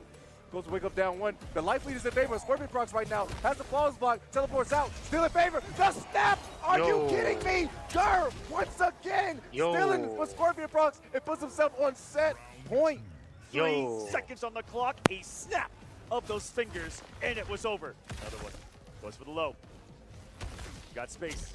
He's breathing it down for but mighty far though. And does he get the full conversion? No, just a couple of straight hits from Procs. But there's a pop-up from Trevor into the DDT. Command grab coming in handy once again. The flawless block is looking real clutch. Throws up yet another wall, and this is great damage right now thus far. Wait a second, Gur, look for that clean hit, and he will. Wait a second, no. Wow, wonderful conversion there from Procs into another one, 425, and a shot at the title still for him. Stupid. Overhead coming in handy. Hey, the crowd ScorpionProcs says, toma ese cocotazo que te lo voy a meter ahí, loco. And get some more money Yo, indeed. Final round. This is crazy, dog. Crazy, spinning 2 bars a meter to send the clone, but he's one of the hourglasses. He's so greedy. Goes in for another man. Roll shots to be plus. Face him out and gets over the low grab. No way, girl. He's playing on a different level. Command grab. Not going to do too much because he grab the clone. Interruption of the 4-2 right there. Almost caught the head of Reiko right there. Now he's dealing with some of the flurry that this man can throw offensively. The backdash got him out of the range for the punish. Forcing the rewind time from Gerd. But guess what? It also put him in the corner. This is huge. Overhead. Yeah, the overhead always connects. Oh, no, just a regular for some reason. That wasn't even a meter on that one. And he didn't even have trimmer to back it up either. That was just all risk from ScorpionProcs here. Love the Final round. Armor with the safety back up just in case it was blocked right there to teleport. Now, Boy's running at him. Goes for the slide instead. Oh, no, gets hit. But no, he didn't have the lasso. It's a teleport. Wrong extension of tremor right there. That actually could have been close to the kill. Definitely would have knocked him down. And quite a scary situation, Gerd. Caught it. Big hit here, though. ScorpionProcs better don't get caught and the freeze and the this man's health bar. time thing. About a combo away right now. This is scary. Back to center, and he gets what was meeting there waiting for him. What's the Ninja Stars?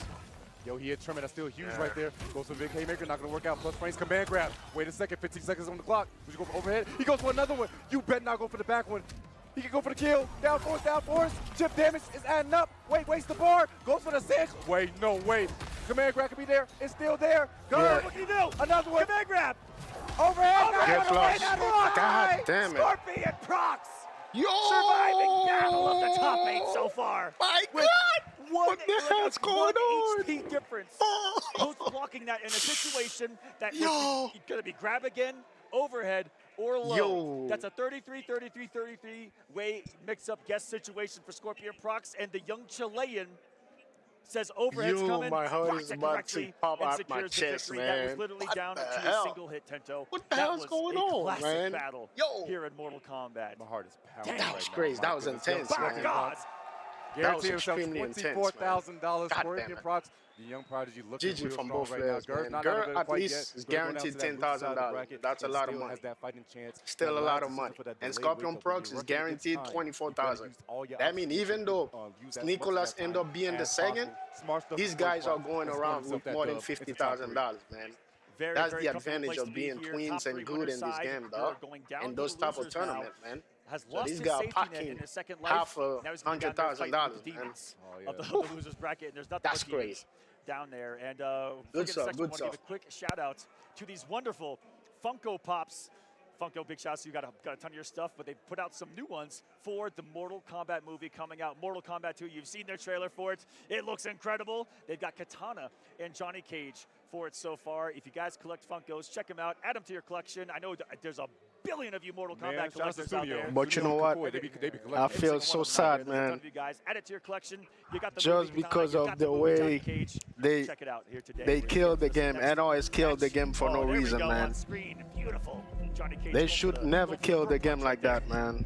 They killed the game, dog. Check it out. Scan that QR code. But we're waiting for the next MK game, though. These next sets are going to be absolutely insane. Like you said, I believe we're going to the next winner side match. Will be Nicolas versus Connie, the run back. And Evo. Oh my God. I believe Gerd goes down to face Lavender Rain in the loser side of that bracket. So that's going to be coming up here in just a little bit. But we're going to the other side of winners. Starting to perspire out here. These games are getting mighty close, I'm Tento. telling you, it's getting more tense in the room, and you can feel how much energy is going around amongst these people. If you guys do not know, Canamani and this man Nicolas played at Evo winners finals. It was Sindel versus the Havoc. Lost 3-1 was Connie. Nicolas moved on. They had the run back. It was the most insane set I've ever seen.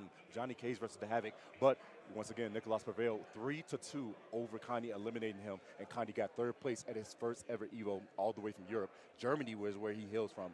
This is the time where it matters the most. Yes, that was Evo trophy, but this is for the championship for MK1. Can he close out, and can he possibly get this dub over this man, Nicolas? His twin brother just got vengeance on who eliminated him from Evo. Now can Nicolas do the same?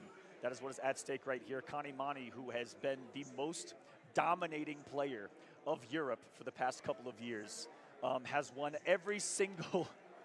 Big shout-outs to the biggest online tournament in the scene right now. Rips Arena. This man has won every single one of them. 8 in a row. 8 in a row. 8 in a row.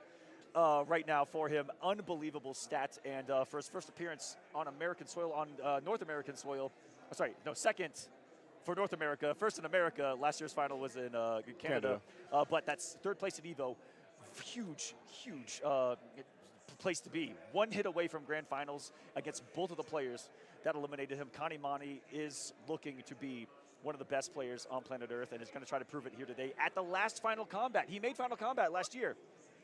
In the group stages, tied to make it out, but lost the tiebreaker. That was the only thing that denied Canamani top 8 of finals last year, was a tiebreaker. And so this year, looking completely different in a dominating fashion through the group stages, here to play today. Also a young boy, 18 years old, by the way. He's only 18? He's 18 years old. Wasn't live for the SpongeBob movie. He needs his parents to buy the game. Yes. Wasn't live for the Teenage Mutant Ninja Turtle movie, all right? This man's, that's so crazy. That is crazy. That. Oh, my God. I can't say that out loud, man. But, hey, nonetheless, both the young boys. And his opponent, Nicolas, also very, very young. Gur, really the veteran of everyone that was here on the winner's side. 29 years old is Gur. Why? Sonic's a veteran 27. Of this as well, and Sonic's relatively young as well, but it started from such a young age, did some of these players. And that's kind of one of the themes of a lot of the people in this top 8 is that they started incredibly young. Both twins starting around 14, Sonic starting around 12, traveling to tournaments, and then just over the years and years of experience have just led to what we see here today. Time after time after time, these boys just constantly get better, and it's just a beautiful time to be had, too. And no matter how this transpires, no matter what, we get to see an iconic match in losers, because the loser faces SonicFox. It's either going to be Nicolas versus Sonic down there, or it's going to be Canamani versus SonicFox down there. And every single one of us that follows this scene and these competitors have wanted to see Canamani versus SonicFox for the longest, forever. They keep dodging each other, man. They do. It's like the fate just want to see those two people clash, bro. But, man, it's going to happen one way or another, hopefully, one of these days. But, no, these two players. And Nicolas versus Sonic was winners finals, and they've been 1 and 2. Can you imagine meeting in losers that early, the 1 and 2 of everything for the past year? Yeah, absolutely insane. I'm seeing this is a button check. But I see Papa Shao, General Shao chicken on the screen. General Shao Madam Bo, that's got to be a button check. Yeah, right there. that's button check for sure. It's definitely got some sauce to it, though. Just warming up the buttons, make sure that they're working right now. Nicolas on the top right there. Canamani on the bottom. Oh, my goodness. There they go. There's a check. There's the handshake. And it has begun. What are the choices going to be? There was Havoc Homelander back there at Evo. Whoa. Never mind. We get a Homelander off here. Oh, it's happening. Looks like Nicolas rocking the red, Connie the blue in this one. For anyone that gets confused, and we ourselves get confused. Oh, we get mixed all the time. In this mirror. But let's get it. Now, Connie was warming up for Rewind just before this to try to see if he gets warmed up in this mirror. This mirror is going to be trying to set him up. But wait a second. Meet him in the air state. Is Nicolas saying, hey, wait a second. I can fly too. Hold on. You can do everything here. Such an immediate decision to get to the head of Canamani with the immediate air-to-air meet of the Farah launch that this character is always going to be doing. Farah, as a cameo, can be activated while you're in an airborne state, which Homelander is all the time. He's got a cape, he's flying. He wants to fly. You guys know Homelander. Whee! Oh, wait a second. Going to chase the backdash. Still safe. Nice stuck on a throw. Are you kidding me? Canamani's so aware. 3 bars on Nicolas' side. Will he spend it? No. He's going to hold this damage for now. 400, by the way. It's an awful lot. Saving his breaker, though. Got the up block. Didn't want to swing, though. Didn't want to take the chance. See multiple false blocks. From Nicolas' 5. Got a straight hit, too. Will Canamani break this time? Yes. And he waited for Farah purposely so he could put on cooldown. That's so smart from that man, Connie. Command grab coming in handy. And guess what? Farah came back just in time, immediately into the fatal blow. Now, I don't know if that's going to kill. In hindsight, did not need to come off of that, I believe. Yeah. Oh, yeah, it's going to be good. That body yeah, that's going to be a GG. Oh, yeah, that guy's got it. Oh, yeah. 6 feet under. Poor Homelander. Hey, why was he spread eagle like that on the floor? What the heck? I didn't see that animation before. He was kind of right there. I mean, he got lasered, man. He did get lasered. You're not lying about it. But have some dignity when you fall down, bro. Oh, with punish. No, we're in Cage's mansion. There's no decency here. You're right. I don't want to know what's going on in here. But it's 72 degrees and comfortable. Looking for the up block, not there. That's really That was the Canamani special right there, going into that rising state on block right there. Never mind, Nicolas just sending it right back at him. Goes for the overhead right there, just back, just a tad bit. Goes for a quick stagger, that's plus frames. Oh, too close right there, gonna get punished. Immediate 3-bar spit. Nicolas has no bar, but guess what? He still got damage, he still got flight cancels. Triple leg day? Oh, no, not quite. No, just a double. We have seen the optimal from him before, though. Taking to the skies. Behind, though. Put himself in the corner. Double leg right there once again. Goes for the low. No, goes for the overhead option. Delays with the down one. Overhead block correctly. Good flawless block to gain some chip. Boys so ready for these instant flight cancels that Homelander possesses here. Stopping and interrupting the laser. Forcing all of that meter off of Canamani. Cannot get hit by a singular move now. It seems. Got the hit. And he himself a fatal blow. Does the air version this time, too. Gets maximized on the damage. This is off a command grab starter, which means there's going to be some scaling here. I don't think this one's actually going to be enough for like the last time. Takes them to the sky. You got one more guess at his butt. He does have Farrah coming back. He could go for another command grab if he wants. Bro, you get your guts lasered. Man, but he gets up, though. It's about that power to be. But unfortunately, wakes up with a diabolical dash, and Nicolas going to take that first game. Diabolical indeed. It's the name of the move, and it's the name of what he did. To take the risk like that, send it from all the way downtown and into the rising uppercuts. To take and steal game one out of Canamani's hands. Oh my, the jump back fadeaway into a big punish? Are you kidding me? Nicolas, the awareness, taking us to the corner yet again. Choke him out, might as well. Of all the Homelanders that we've seen here today, I've noticed that Nicolas has kind of that on his belt compared to others where he jumps back and just react with that dive bomb in and get some crucial punishes. Beautiful stuff right there. The awareness. Try to go for whip punish, but unfortunately they're not reaching the time. Beautiful flawless block right there. Reversal with the diabolical dash. Try to go for extension. Not going to be there. The up block is going to be there though. Nicolas forcing Conde to spin those 3 bars. Oh Lord. Laser over lasered right there. And then this got the grab. Pressure's on. Health deficit. As Canamani blocks the float. Looked for another one with the up block. I don't know if it was coming. Not going to stop this one. Das boot to the face. And Nicolas, another round on the board, and so far dominating Amir against someone who you're not used to see get dominated in Amir like this. My goodness, Canamani has his trouble worked out for him. I always said, Conde has always been so dominant in the EU. He's definitely #1 player in the EU and shown his stuff against the best US players. The problem is he did not have too much South American experience. Yes. And I've always said this. Every match he had at EVO went down to the wire against everyone that was from South America. Oh no, the punish. Every continent still represented in this bracket too, which is a beautiful thing to see. You know, they're in the main regions competing in this pro competition all year long. You got North America represented, South America represented, Europe as well. And shout out to our homies in Madagascar as well too. Heck yeah! Shout out to Madagascar. There's a big scene out there. Yes. On that little island. Love him so much too. And truly everywhere in the world, there seems to be a Mortal Kombat community. Shouts to every single one of you out there. And if you yourself play Mortal Kombat, if you like what you see, if you want to get involved, find one near you. Reach out to us. We got you. There's multiple things to get involved, whether it's on Twitter, whether you want to join us. There's a wonderful forum called testyourmight.com where we keep track of all the tournaments going on, all the locals going on. Definitely join us here in competitive Mortal Kombat. The water always warm, baby. Oh no, but unfortunately going to get a big extension off of this. Nicolas should be able to close out with enough damage to choke him. I'm the true Homelander after the command grab. 2-0 up is Nicolas, looking like he wants to go to winner's final and meet his brother. Would it be the twins in winner's finals? We haven't seen that in a minute, actually. We actually haven't seen that in a minute. That, if Nicolas wins this, their household is guaranteed top 3. A minimum because of one's going to be up and one's going to be down. They're going to be guaranteed, let me do some math, 70,000. 50. No. That's 70,000. 60. They're going to be guaranteed $60,000. Oh yeah, $60,000. Yes. Oh my God. If guaranteed $60,000. just if Nicolas wins this. Oh my God. The twins taking home 2nd and 3rd at the very least would be absolutely insane.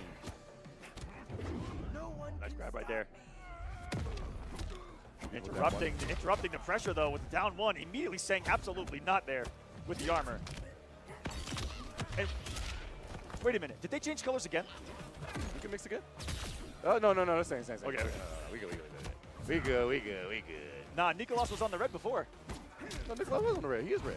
Oh wait, he's not. Oh my God, I got mixed. You got mixed. Oh no. Wait. He got me.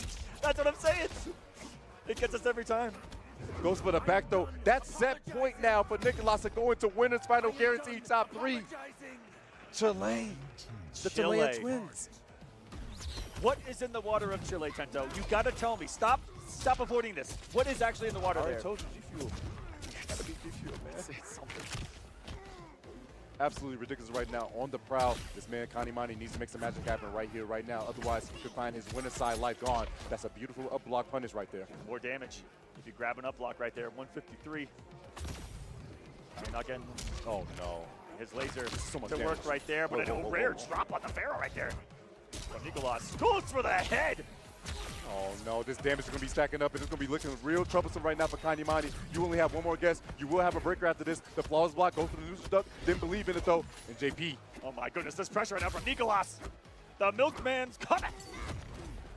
Some rising pressure of his own. Pharaoh now gone from both. It's just a Homelander off. Big trade. Putting out the mids and starting to become a bully, but there's a reverse grab. The back throw to the corner. You go, man. Oh, another one. Sending them flying to the moon and back. He tried to look for the big kill right there. Goes for command grab. And wait a second, it's the breaker. 2 bars still on Connie's side. If he finds a good hit, and that should be what he needs, goes immediately into fatal blow to get the kill. Connie still staying composed. Quite a scare right there, and returning the favor of just burning that fatal blow. I think he could have found a route with at least 1 bar meter to kill right there, but gonna save it and secure himself at least the round right here. Says, I'm the better Homelander.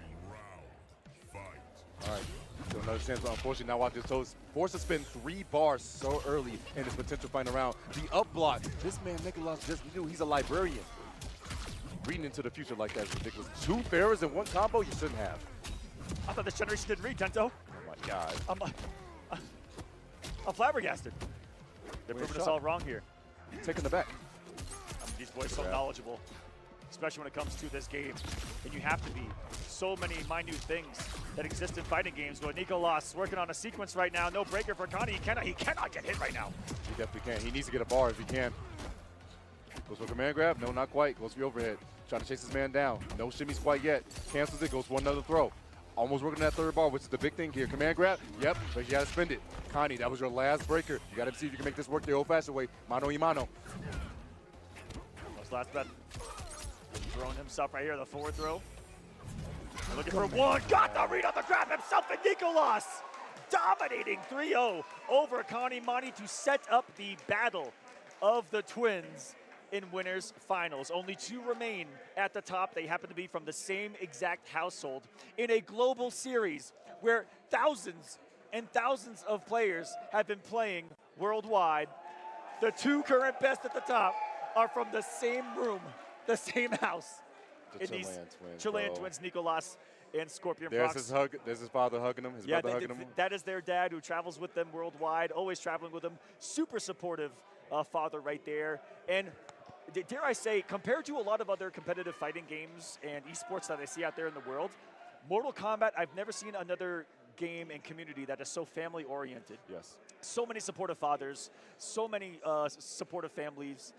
It's just a beautiful thing to see, whether they're competing themselves or here supporting them in person. A lot of father-son duos, a lot of mothers in the chats rooting for their kids. It's a beautiful thing to see. There you have it in winners finals. Procs, Nicolas, Chile looking strong and setting up what we have never seen before. I'm so happy. This match, both of us have the biggest smiles on our face because, and I know people watching at home do. Yes. We finally get to see it, guys. Canamani versus SonicFox. Everyone's been asking for it. Canamani, again, the most dominant force in Europe. Everyone says that this is the kid that can take down Fox. Now is the time to prove it. #1 in EU versus #1 in US. Going to go at it later on. That is going to be absolute cinema, absolutely incredible. I can't wait. Yep, and then Gur versus Lavender Rain after that. All of them on some insane runs here at Final Combat. I think Gur took out Lavender actually at EVO. It was either him or Michael Seraphin, but I know Lavender lost to a Geras when they have fought, which is absolutely insane to think about. Oh my goodness. They met at Brazil. And it was 2-3 in favor of Lavender Rain. Yep. Still close Game 5. That is who took out Gur down there. It was the hometown advantage down there in Brazil. Now we're here to neutral ground. That is Mexico City for both of them. I don't know, that Brazilian crowd was still, it was kind of loud back there. They got a nice little section here. Oh yeah, there's quite a few Brazilians here. Gur is a fan favorite for a lot of people. We are in Latin America. We are, as Americans, against the grain here. They're rooting for their Latin American boys. We get it.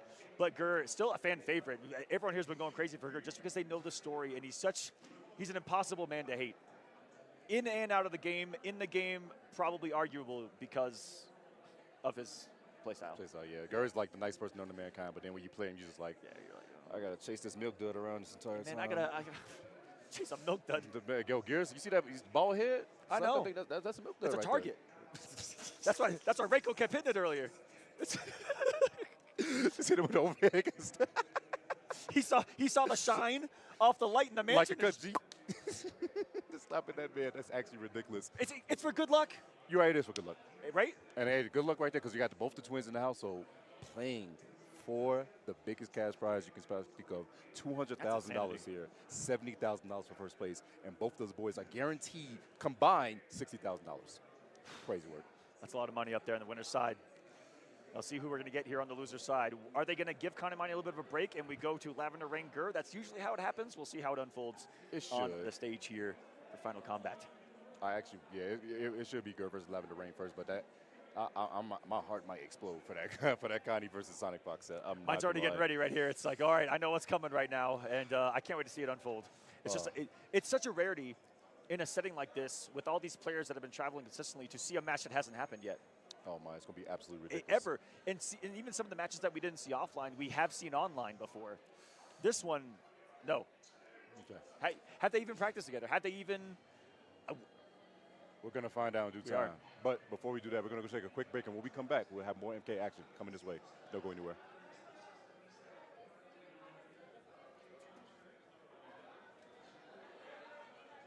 Maybe we'll talk for just a moment more. As, again, coming up here, you got some more losers matches. That's why. I got one thing to talk about real quick, Tento. Oh, flawless. I brought on that one, which is the awesome, new, flawless victory. The visual history of this iconic series, Mortal Kombat. This thing, look at the size of this. Again, for any Mortal Kombat collector out there, historian, whatever you may be, this thing's got it all. I opened on a clean page right there, too. Jackson Briggs. Gotcha. Black Excellence right there. Okay, that's right there. Jackson Briggs right there. It's got it all right here. Every single game, all the artwork from it. Shaolin Monks. How did you open Shaolin Monks again twice? That's crazy. It kind of is crazy right there. You just love the game. It's meant to be. Ed. Remastered. Just saying. There she is right there. Scan that QR code. Get this edition of Flawless Victory yourself and see the history of Mortal Kombat. Guys, we'll be right back with some more competitive action here at the World Finals. Just a moment.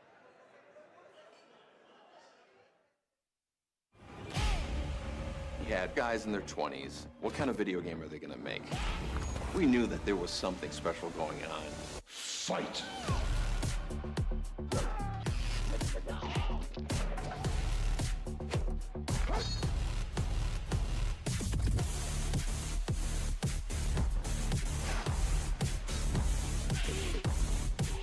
Fatality.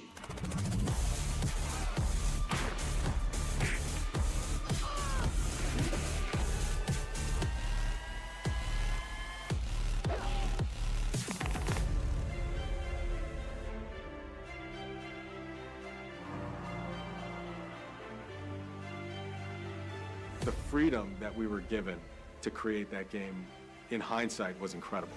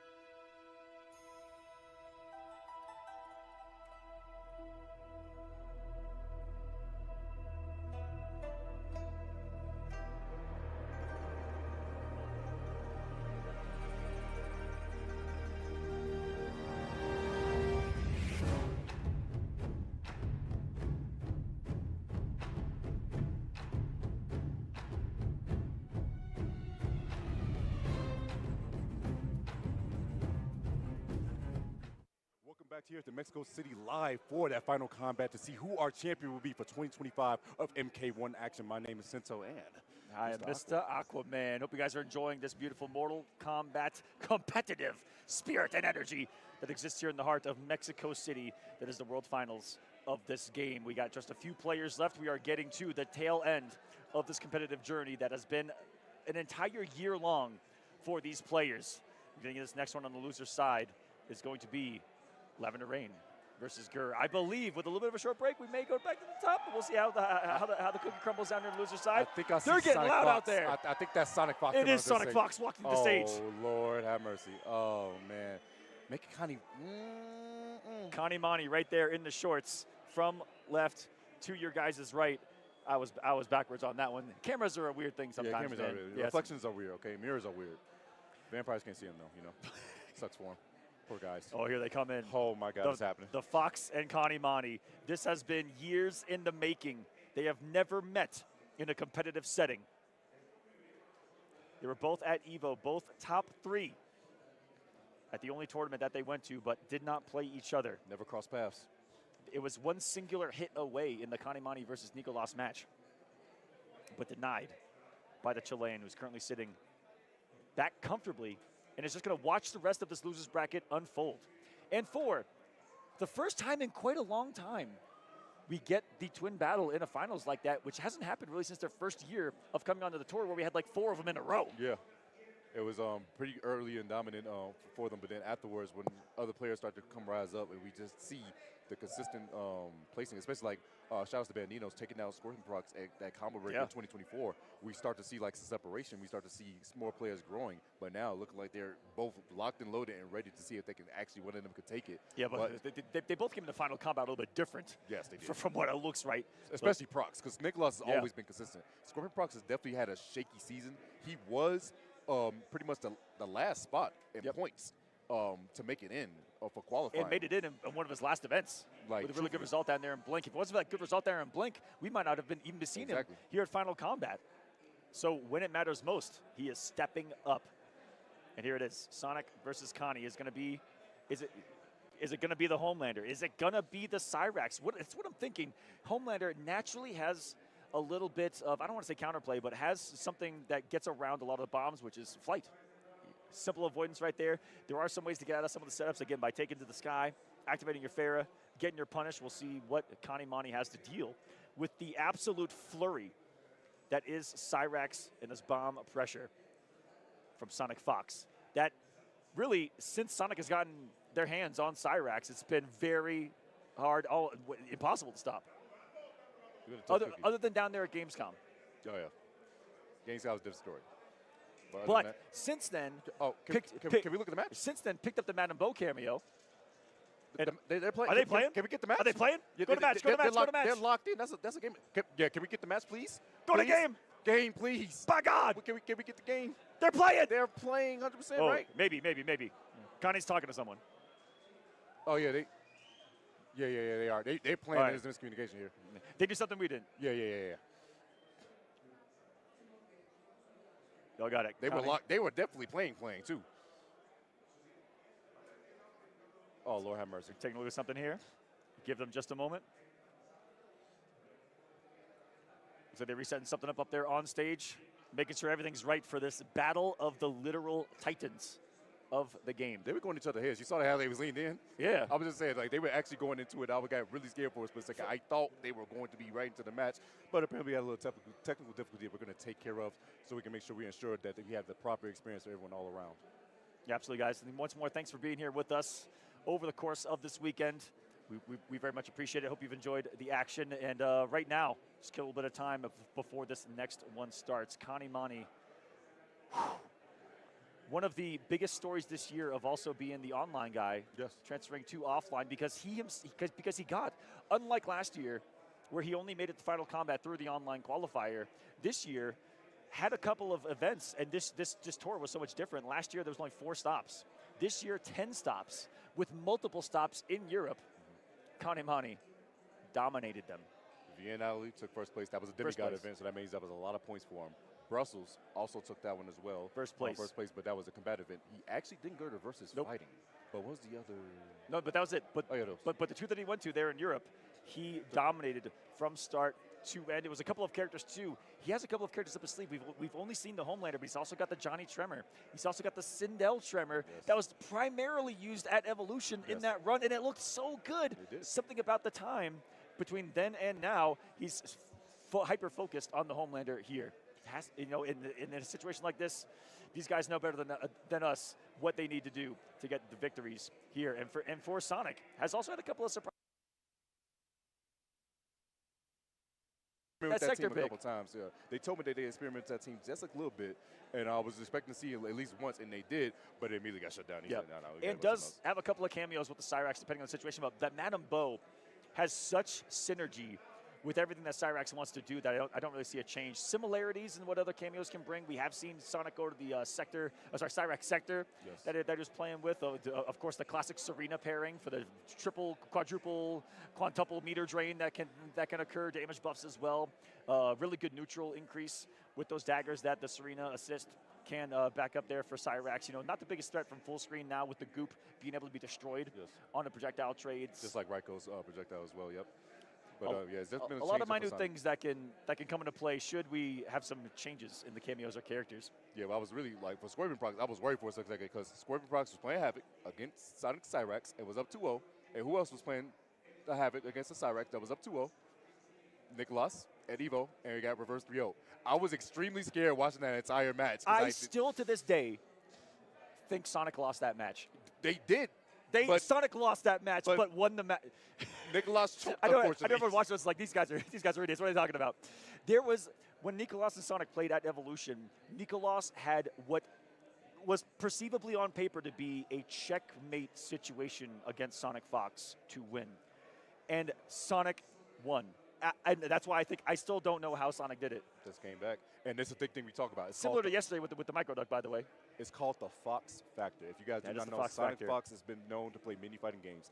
Every person who has played them that's been in the upper echelons in that fighting game category, those top players, has always said there's a different type of feeling when you're going against the Fox. They put a different type of pressure on them, and there's something about going against them that really shakes things up, and that became a factor in that matchup. And even though it's a rarity, the Fox Factor, people like to also say, is activated tenfold when Sonic is sent to the loser's bracket. So loser Sonic has been activated here at Final Combat. We'll see if Canamani can survive it. Because, I mean, going back for over a decade, Sonic has been the most dominant. Mortal Kombat and Injustice, Sonic has been the most dominant Injustice 1 and Injustice 2 player on the planet as well, has dominated all the games that they have.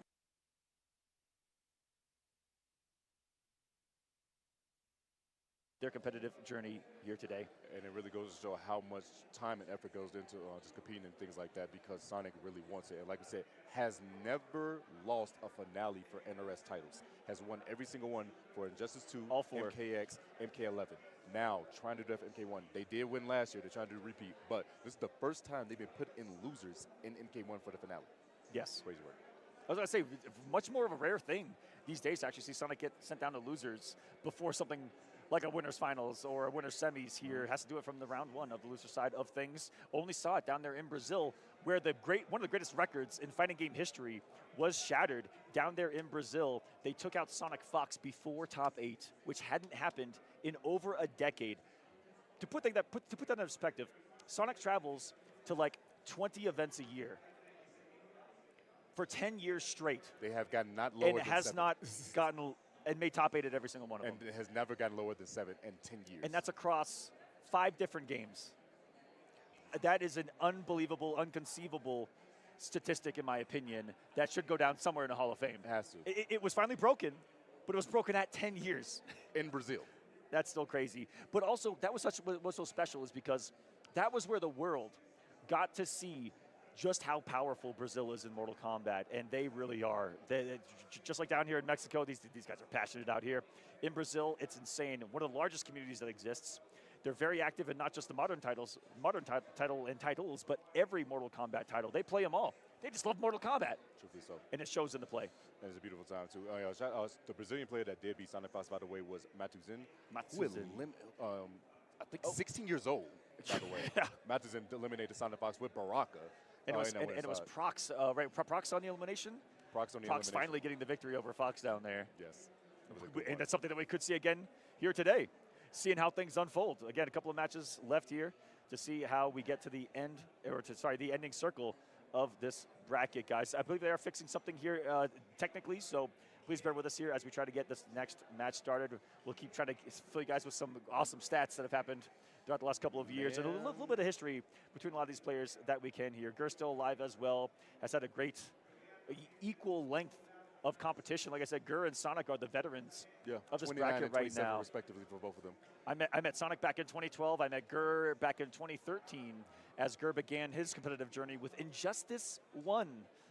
Injustice 1, and was a Joker player himself. Sonic also a Joker player in Injustice 2, which won the World Championship with that character. Batman versus Joker for that Grand Finals, by the way. That was so cool. Rewind, who's one of the players here, was in Grand Finals with SonicFox of that Injustice World Championship, and it was Batman versus Joker. If you haven't seen that, definitely highly recommend it. The ultimate lore battle when it all mattered most, and that went down to the wire, too. Really Rewind was looking really good with that Batman, and it's going to show all these players are really good with a multitude of games. NRS puts out 2 different titles, Injustice and Mortal Kombat, and they are very, very different. Mortal Kombat block button, Injustice no block button, much larger screen, way different mechanics that exist in the game, and they're still able to dominate. It is just, it's crazy to me.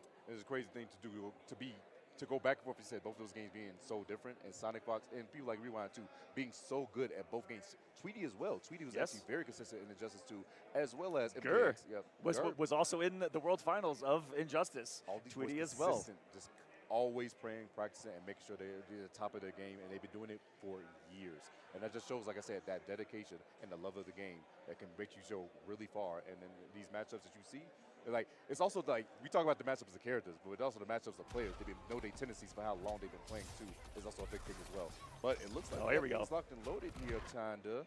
I see Sonic and Connie. The game has been rebooted. Looks like we're going back in. In the beginning. In the beginning. If you booted up Mortal Kombat, you know what I'm talking about. I was about to say there was an apple. Now, one of the interesting stats about this Final Kombat compared to just about this Final Kombat to me, is that of the 20 players that made it, 10 are new, but 10 were returning from the last one. That's actually kind of crazy. Right down the middle. Half new players, half returning players. That's actually really cool to see. Here we go. They're getting their buttons separated. Like I said, in your settings, you can manipulate some things in the game. A lot of people don't do things like input shortcuts and things that can manipulate how you do your grab, for instance. I myself use one that not a lot of people use because I like to do multiple inputs to do a grab versus some players like to do one. Oh my gosh, so here we go. We're getting into it. The crowd can feel it. They're starting to get hyped out here, ladies and gentlemen. For the first time ever, SonicFox versus Canamani. Loser eliminated from Final Kombat. Winner advancing deep into this top 8. First hit, first blood, drawn by Canamani. Welcome to the corner, grabbing a neck. And it was, like we talked about, was it going to be a secret pick or a saucier pick coming here in game number 1 from Sonic? And it is with this sector, but that was such a good float overneath the Lao hat to get started. Connie bullying 500? SonicFox right now. Hello? My God, he put him in a coffin. That was so much damage right there. And we're going to see the other side of the Linkway assembly coming through with the sector. But guess what? The mid-check into immediate float. Connie taking that first round in this loser's quarters. That was a tone setter if there ever was one right there. Lasered him, and you got the hit of the Lao as well. Every single thing going Canamani's way right now. Laser once again. And here's the big thing about this match that I'm seeing thus far. This man, Connie, makes sure he's staying airborne as much as possible so Sonic cannot set up that Lao hat. That Lao hat is a low, but like we said, Homelander has the ability to float. He can go right over some of these mix-ups. Overhead again. Misses the combo, though, unfortunately. That would have been it right there. Should have not been. Oh, my goodness. I can't believe for the past few minutes, Sento, for the first time, I haven't seen SonicFox get to play Mortal Kombat. Oh my God, goes for another down poke. Doesn't go for anything afterwards. The stage space is praised on the down ones. Goes for the delay mid. Not going to work out, but the 1-2 to check him. Connie striking first blood 1-0 in favor of Germany's own. That was a domination. Now currently lives in Germany, but the flag up there, he's from Turkey. Yeah. Laser. And SonicFox not making a switch either with a dominating start like that. I would have had to expect Cyrax, but maybe SonicFox thinking you know what I know, or I know what you know, and I'm going to counter what you know with what I do, and then I'm going to meet you on the battlefield, and thinking that he was more prepared for the Cyrax. But I'll tell you what, Connie's looking pretty prepared for this sector so far, because so far, Sonic still hasn't gotten to play the game. No, not at all. He's been stuck in this corner for the past, 15 years. It's been actually terrible. 15 and a half years. Oh another, my God, another Lao hat just decimated by Canamani, just like the health bar of Sonic. Another crack of the neck and a near flawless victory. Almost 3 flawless victories to get started. The man's taken chip damage so far in this match. Unbelievable. Connie's on a tear. And also, big shout out to Connie's family. He wanted to make sure he gets a shout out for all the things they have done for him thus far. For him to get to this moment right here to fight against Sonic. Big hit, scores. And this is the first big combo we're going to see out of Sonic during this entire set. Finally, some damage on the board. Sonic with positioning as well. A little pressure ends off of the low string. Canamani really put it back in the corner. Nice micro duck. No break from Connie. That's some belief right there. Oh, and it is because he knew they was going to drop it, but unfortunately did not get the combo. There was a drop on both ends here. Mom spaghetti, but guess what? Back to the corner. Ooh, demonic dashing at nothing right there. Picked him out. Das Boot. The plus frames right there. Still Homelander's turn. Stole another one. No grab for you. You stay in the corner. Well, down 3, beautiful stuff right there. Good block in the overhead. Gets the conversion. No, he does not. The down one's a miss. Goes for the little. Are you kidding me? Here we go. Farah to repick up. Fatal Blow's available. This is going to be mighty close. There's a very long combo, which means Scalen's going to be a little bit higher on this. But oh my, wait a minute. This is it. It might be building the coffin, Aqua. I might think be this is it. Wrote. Put it down, put the laser in. It's going to be a little scraper towards the end. That's going to be all she wrote. Canamani 2-0 Tento. What is happening right now? The history's being rewritten before our eyes. Sonic about to be eliminated by Connie and switches off to the Cyrax and Madame Bo. The character that got them to this position in the first place, the character that won them Evo. They're going to put them all on the line here. I cannot believe I finally get to say. I've been waiting years to say this. It is elimination point against SonicFox at a world finale. This would be the first finale that SonicFox would ever not win. That is what is at stake right now. History in the literal making in the hands of Oni Canamani. Welcome to the corner. It's off to a crazy start right here. The offense, the sequence. Looking scary. Oh, goes to command grab immediately afterwards. Throws out the corner, but guess what? Doesn't get the shimmy. Gets the boot though. La boot. Oh wait, whoa. Too much dip on your chip right there, brother. Where you going? He aggressed that one a little bit too close to the sun. Bomb time. That's finally a setup here, and it works out. SonicFox is on the hunt. Another one. Oh, he's going to take a shot? Of course. Oh, he's going to need after those first 2 games. That mascot. Oh, shattering the armor too. Oh, so lucky that they hit advantage of the buzzsaw didn't go into the bomb. I think that's what SonicFox was banking on right there. Oh, there's the armor coming through. Sets the Madame Bo. There's a bottle toss. Guess what? It's not your turn. It was it. Low? No, the interrupt coming out of Sonic. Takes another drop for victory. One. That was such a good call out too of the Rising Farah with the stand 1. Sonic looking pretty too. 2 bottles loaded with the Cyrax here, which means he has access to a belly flop, has access to the enhanced dashes. It's getting wild. I think that belly flop is going to be coming in handy real soon, Aqua. There it is! I told you, I smelt it! I smelt it. Like we said, if you got 2 drinks, you're allowed to an instant overhead belly flop, and that's exactly what you saw SonicFox use right there. Switch the positions yet again. The bottle toss and another bomb. Bombs, bottom, bow. Oh, God. No, you got shimmy by the overhead? Are you kidding me? SonicFox getting some momentum going in their favor this time around. Madame Bo sitting back there menacingly, ready to serve something up. No, you didn't want anything? All right, I'll be back in a minute. Goes towards the low. Wait a second. Connie's not out of it quite yet. A lot of help that they need to get past, but it's all possible. Anything is possible. There you see one of the beauties of Homelander, the ability to carry your opponent to the corner off every single touch. By God, from downtown with the uppercut. Command grab just as a reversal. Sonic electing not to break. No, they believe in this round. They believe they can take it. Takes 1 chance. Takes 1 clean hit. Conversion? Oh, yes, it is. Canamani puts himself on set point, elimination point to take out SonicFox. Unconceivable that it could be in 3-0 fashion as well. Oh, called not blocking. Who should have thought? Here we go. Here we go indeed. Yo, it's something about getting your ass being in front of the princess, and also, are you kidding me? That reset. Sonic, what are you going to do right here, actually? Just go for the... perfect timing on the last hit of Madame Bo right there. So squeezing out some damage. Bomb down. Good blocks. Goes for the mid. Didn't believe in it though. Could have been the kill. Nice armor through coming out of Sonic. Scores a knockdown. Oh, the thump of the command grab. Are you kidding me? So ready for it. This Sonic outside the range of the lasers, right into the grab again, and into the mountain bow. And oh my God, Canamani said, I don't even want to see it. Get that out of here. Let's get into the next one. We know it's over. Connie with a slight little smug smile on their face, meaning that Sonic says, oh, you're feeling the pressure. Let's see if I can turn that up just a tad bit more. Man, that last active feeling, bro. Oh, it's okay, Aqua. I know it's terrible. It's okay. I got you, buddy. I got you.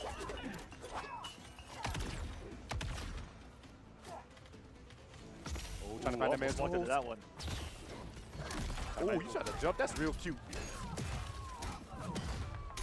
And guys, that is, all right, so I know it might look like he's tossing the child of this woman, but it's not. She's actually got dwarfism, I think. So don't worry. No children were harmed. There's some kind of lore to it. She's a grown little lady. From the flesh bits of Shang Tsung and through all of it is the armor of Homelander. And with the great thing about Homelander's armor in this particular matchup is that it gets him off of the ground where there are bombs. Oh, Madam Bo. Oh, the poor woman, her back right there, Canamani. Turn her back again with that chair. Look at her. She's running off. Putting some insane pressure on Sonic. Clean. Oh, what a big call out. Said you better cancel that next time.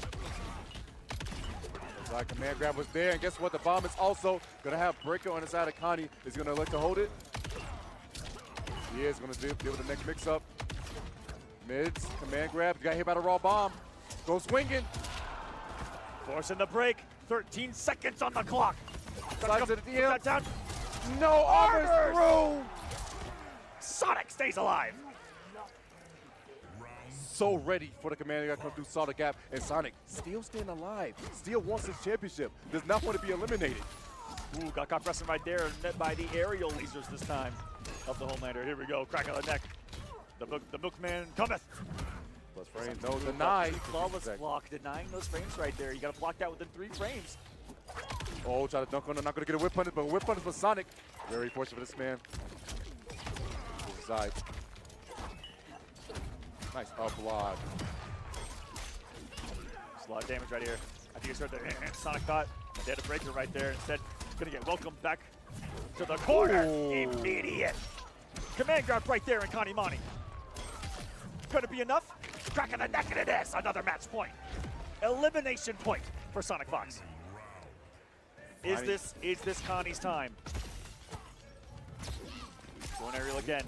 Takes the command grab damage. So just cheeky little 100 right there. Command grab going to be ducked accordingly. And guess what? Hitman on both sides, a little extra damage and locked out a breaker just for a tad bit of time. Sonic, though, going to hold the damage. Oh, my. I want to break, but this is so scary. We'll certainly have to beat it again. Look, we got the interruption of the fair right there. Otherwise, he's going for a ride and set the stand one too early. That could cost Sonic everything. Breaker coming out. Is this going to be all she wrote? Whipping, no. Connie, you can't have that happen against you. You're so close, but yes, the finish line could be so far if you make mistakes like that. But all it takes is one singular hit for Cyrax to be able to complete everything. The hit! Canamani has done it! Making history in Mortal Kombat for the first time ever. SonicFox will not be Mortal Kombat World Champion. Oh my goodness, Canamani done the impossible. As we said, this man Sonic has never lost an NRS World Finale, but Canamani taking Sonic out 3-1 the first time ever meeting, and he does the biggest job you could possibly think of. Big props to that 18-year-old. Crowd giving him his just desserts up there. What a victory there for Connie. Came out and just decimated Sonic to get started. It was, I feel like, too much. The stay on sector for game 2, I feel like, was the downfall of Sonic in this one. Definitely, I feel like should have gone to the Cyrax sooner. The way that Connie dominated game 1, yes, Sonic has more belief than anyone on the planet to say, okay, that was cute. I have the adjustment in my head, but Connie never gave it to him. Just kept the foot on the gas pedal there through game number 2, finally forcing out the Cyrax. Cyrax was looking good, but the damage is already done. Down to that final round, winning another classic here at Final Kombat. History being made. I can't believe we're a part of it. 3-1 victory. SonicFox falls at 5th place at the finale. Big stuff for Canamani right now. That means we're going to have a new champion. Big congratulations to Connie. We'll have a new champion no matter how this unfolds someone new is going to be crowned champion here today. And now I feel like the entire atmosphere inside this building has changed because we now know Sonic's not going to win. Because for years and years and years, you come into these and you go, okay, SonicFox. Okay, SonicFox. It's always said in American soil. Not today. Not this time. NA is unfortunately, all NA last is on Gur. Gur is the last NA hope. The last well, not North America, I should say. Well, no, actually, North America. The last American standing. That's American standing, yep. North American standing. Yeah. Because technically Chile is South America, so obviously one of the Americans is there. But nonetheless, USA is only being represented by Gur, the man from New Jersey. Who would have thought? Who would have thought? Who would have thought? Gur with that Gearus. We're seeing him come up as well. He's going to be facing off against Lavender Rain, looking for some vengeance from their battle in Brazil. Lavender Rain took it 3-2 in their last encounter. How's it going to unfold here today? A lot of people have been winning their runbacks here at Final Kombat, where it matters most. This is it. It's in the name. Final. It's the last one. It's now or never. Now or never indeed, and here it is, Lavender Rain and Gur shaping up. This is still loser side, so one of these boys will be going home, unfortunately, but it's still going to be, honestly, just a classic nonetheless. Like I said, last time they met, it was at Brazilian Games Con over there in Latin America, and it was a great time. Gur actually fell to Lavender Rain 3-2. It was a very close set, but and then Lavender Rain got on, I believe, got third place at that event. Got third or second. I can't remember. Did I think it's third or second at that event? I know you got top 3 for sure. Great showing for that, man. I'm pretty sure as well. Oh! We'll warm up some buttons. Buttons got to be checked. Like I said, you're playing for this much money, $200,000 prize pool. Oh yeah, you're definitely going to make sure those buttons are feeling swell. Making sure all those time dilations and manipulations are working for Gur, and for Takeda, making sure those whips, those kunais, are warmed up for this battle once more. The last losers quarters match. Gur and Lavender. Gur getting started by spending his only first bar of meter to get his hourglasses loaded, and then Lavender Rain getting the first hit, giving him another bar of meter. That's how it works here. Both players start with a bar of meter. If you get the first hit, you are given the gift of another one. And meter is money, and money is power. Something like that. You know, you're not lying, because the power you need is to take this set right now. The overhead coming through, Lavender Rain sets up a shuriken. The block, oh, he had to put it, but didn't believe in the slide. But guess what? Cool combo. Well, this is looking grim. Gur no way to save himself defensively unless he can arm around the Motaro, but that was so advantageous on a block. It simply wasn't his turn. Oh, no! For the throat on the EX extension is going to be denied. He's going to allow Gur to load up those time resources again. He's got the hourglass, the sands of time at this man's disposal. Wall, try to throw a shuriken to contest it. Not going to happen. 30 seconds left on the clock. Time becomes a factor in these sets. Like I said, every time we go to Gur, they expect the clock to go down to about 20 seconds. Oh no! Beautiful conversion right there. That's the huge use of Motaro right there. Shooting 3 massive. Whoa! Look at, he said, I know you. I'm waiting on snap too. He's dancing. I know you got snap. I'm not about to get snapped on, no. Command grab is going to get jumped, but guess what? Rewind time just like that. Back to square one. Overhead. He goes for mid. Command grab. That's extra damage because he's doing him out the corner. He's not dead, but time. Overhead block. And he's going to get out of there. 1 second. The kunais are not going to save him. A little bit of chip damage, but it does freeze the clock, so you'd have to block them all. But you're down to the wire in that one. How many matches with Gur in them go down to the timer? Oh, hey, so someone make that stat for us, please. Please let us know that stat. Yeah, that's across the whole Pro Tour too. How many timeouts I Gur feel like had? it's been more times than not. Like I think it's around 60 or 70%. Got to. Ooh, big interruption. Another toss. A clothesline from hell on that one, man. Well, about to take his head off. Back on. Gareth need to go to the WWE, man. For real. He's built like a linebacker. I mean, oh, that's a punish. Beautiful stuff in the reactions from Lavender. Let's him set up that ground and good. I know it's going to use it for the extension this time. That's a lot of damage right there. The full conversion sets up another one. That was 472. You know, it's a good cash out right there just because you know how low Gear's health is being 950. Oh, no. Ruh-roh.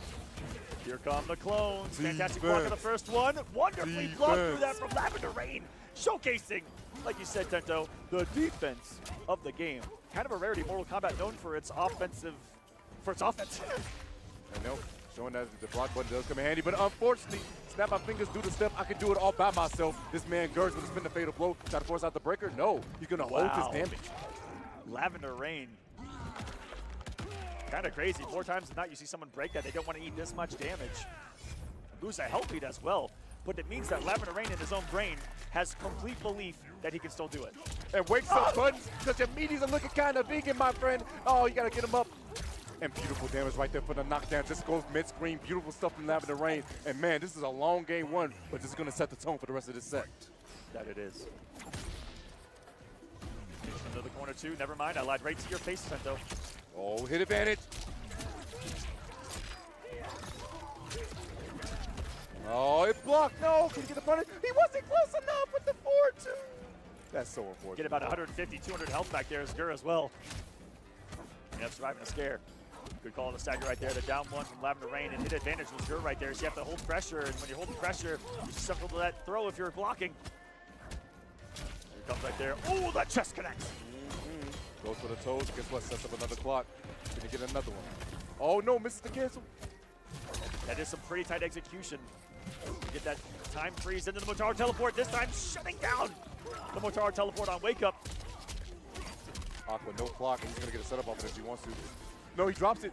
Gets the low. Chip is a big issue right now and goes for the back. Oh, my God, the fourth throw. Jack's coming in, and that is 1-0 up for Lavender Rain. Fantastic victory here. Played around those resources of Geras so well. Even though there were a couple of drops from both right here, maybe a little bit of nerves given where they are in the world right now and just how much money they are competing for in this tournament. Trying to take the pose is Gerd. And he's unafraid to come off that resource out of the gate, a bar of meter to load his hourglass. And then he gets first hit, and he's got it back. Thank you. Oh, man grab, takes up the corner. Spencer immediately, oh my God, Gur. Lift him up and knock him down. The noble Steve, Motaro. Armor's up though. Jack's still gonna be active because he He's didn't still hit. there. He's still active. There's the hit from Gur. Put him to sleep. Easy, big guy. The sun's getting real low back there. Sun was low indeed. If you guys ever wonder what Jackson's doing on the screen right there, it's called the unblockable. You cannot block that. The only way to get out of that is to jump. To know if he's on the screen or not, just look at his cameo meter up there. If you see that bar turns purple instead of orange, that means that he's out there. And Motaro, the only cameo that this man Jax cannot grab and beat up. Hey, he's done every bicep day, every chest day, but you can't lift up that building. That's a big boy. Man, it's a big boy right there. You can't do that. There he yeah, is. Look at him. But all it does is it just puts him on a longer cooldown, and that's why Lavender Rain does it. So good at, even though it doesn't get the full Jax got you grab extension for some more damage, etc., it's still able to keep him at bay. Oh my God, he put out the full turret and got the grab as well. Shutting down the turret and so prepared. Dropped it. Goes for armor, command grab, goes for mid, drops the combo, goes to tackle afterwards. Blue 42, big shout out to Yipes. Blue 42. Hike! What a victory. Ooh, gets whipped in the face though to get started in this one. Overhead, good blocks. Stand patient. Gets under, but guess what? The down four coming in handy. Lows up. No, he's just activating Sand Clone. I got a twin if you didn't know. Yeah, he went to Rainbow. He did, he's just going to return back to his normal form here. There we go. It transpires. Thought that the Motaro shot was going to come. There's the mind game now that they're starting to play around when is that Motaro going to come, and is Rain going to make the lead on the Jax grab? Forward slowly but surely, not going to be able to get there in time. Goes for the low, does not get the punish, goes for the low shot once more, overhead. What you think about? That's what's crazy about this matchup right now, Tento, is there are two separate battles happening in the front of the stage and in the back of the stage between the cameos. The cameos fighting and y'all fighting, that's what's crazy right there. Ooh, the second hit of that string not coming out. Time to stop the advancement from Lavender, who finds a big hit. A lot of resources too. Jax snapped in the back of his opponent, and he did that ender to put him right on that grounded kunai. Eats the overhead. I told you the target on the man's head. It's shiny. Kunai's not there anymore. Going to try to set some up. This man Lavender Rain trying to walk this man down. Not going to work out too well. Staggers it because guess what? He's worried about Jax grabbing Motaro. Conversion. Oh my God. Beautiful one. No slides, and the Gers DMs into the throw, and boom, boom. He's going to get like GG's. That's the round. Specific cameo throw right there. You can spend up to 2 bars of meter to amplify that regular throw into 210 damage. If you read enough block, 330, and going for a ride is Lavender here. Oh wait, too much right there. Don't know the combo conversion you have right there, but hey, unfortunate for Gers. Wasted 2 bars, thinking too much on that setup, but still on the offense, on the prowl. Waves. Jax barely misses that one. Oh, the low shot still got off before Jackson do something. Anti's, oh, he tried to, but unfortunately couldn't get there in time. Dyer, no, aided it. Oh, the hit advantage to confirm. Oh, Rewinding time. Back this time around the meetup. Lavender Rain, punishing accordingly. Sets up, overhead coming out. No, he goes for low instead. Block, gap closed. Another smack in the face of Motaro. Get out of here, horsey. No more horsing around. Up. Up. Goes for jump kick instead. To another clone. Tried to go for a back two, not gonna happen. Kept out the air. Command grab could do it. Goes for overhead instead. Gerd ties us up 1-1, and we have ourselves a ball game. Oh, we're battling. With a snap of those fingers. Ooh. Gur, after every game, I'm gonna join you, buddy. I'm gonna take a swig of water too. Hydrated, guys. Stay hydrated. Mr. Aqua telling you guys to stay hydrated, man. That's how I got the name. Yep. Hashtag water boys. Oh no, he got caught while flipping too. Look at him. He's in a fetal position. No conversion from Gur though. Expensive still, no. Oh, overhead coming through. Ready again. Oh, not going to reach it in time to Sand. Make sure you get the kicker, not the kick E. Jack's coming through for the big combo. Thank you for the backbreaker. All the way to the corner. Hold that knee. Oh, God, not the armor. Please. That overhead has been that was up in his face. I'm not too sure if that was an intentional one in a second, but maybe he's just showing off for us here. Gur gets the tackle through the wall. I think he definitely wanted to send the message off with that second overhead. It was just for the love of the game. For real. Nice balls block. Still swinging through those Lavender. Said you shaved that many frames off for a ride. Jack breaks the back. Kunai missed space though, forcing this break from Lavender. Made that man Jax waste a cigar with that one. Command grab coming through, no delays with the full string. Once again. Oh, nice. Jax coming through again. But wait, no, Spencer 2 bars. Can he kill him? He does. Wasn't blocking, was Lavender Rain.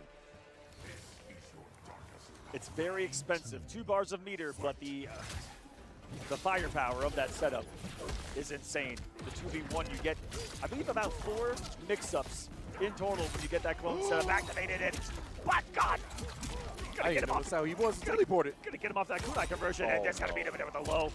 This health bar by Gur disappearing in absolute moments. Lavender Rain trying to pull a magic trick on us. You want to see a health bar disappear? And the health bar definitely disappeared right there. Ta-da! Beautiful stuff right there. Gerd tried to dash forward when he saw that kunai was set up, but unfortunately got tagged. Did not believe in that hit right there. I guess he thought that Gerd was going to rewind, and he definitely stopped the combo, just hold the block. Both whipping pokes right there. Gerd going back to full screen and dancing. Always makes his opponent want to come to him. Has plenty of tools here, full screen to play with. Oh, he got interrupted though. That slight walk by Lavender in that range, really everything. Oh, but dropped the combo, unfortunately goes for the big 1-2. Oh, wait, gets a knockdown. You're kidding me. Goes for NCA, not gonna happen. Doesn't get shim. Nice balls box from Gur. Negating that chip damage. Big back throw, gonna be tech. That stagger. Interrupts the advancement as well, gets the frame advantage, denies. The Jax right there. Using the gap with armor. Like I told you, that armor, you can absorb a hit as long as there's a time to start up an armored move. Oh, goes for the low. Doesn't get thrown this time around. Another mid check, and guess what? Command grab coming in handy. Goes for another one, but unfortunately a foot was met to the face. Back to square one for Gur.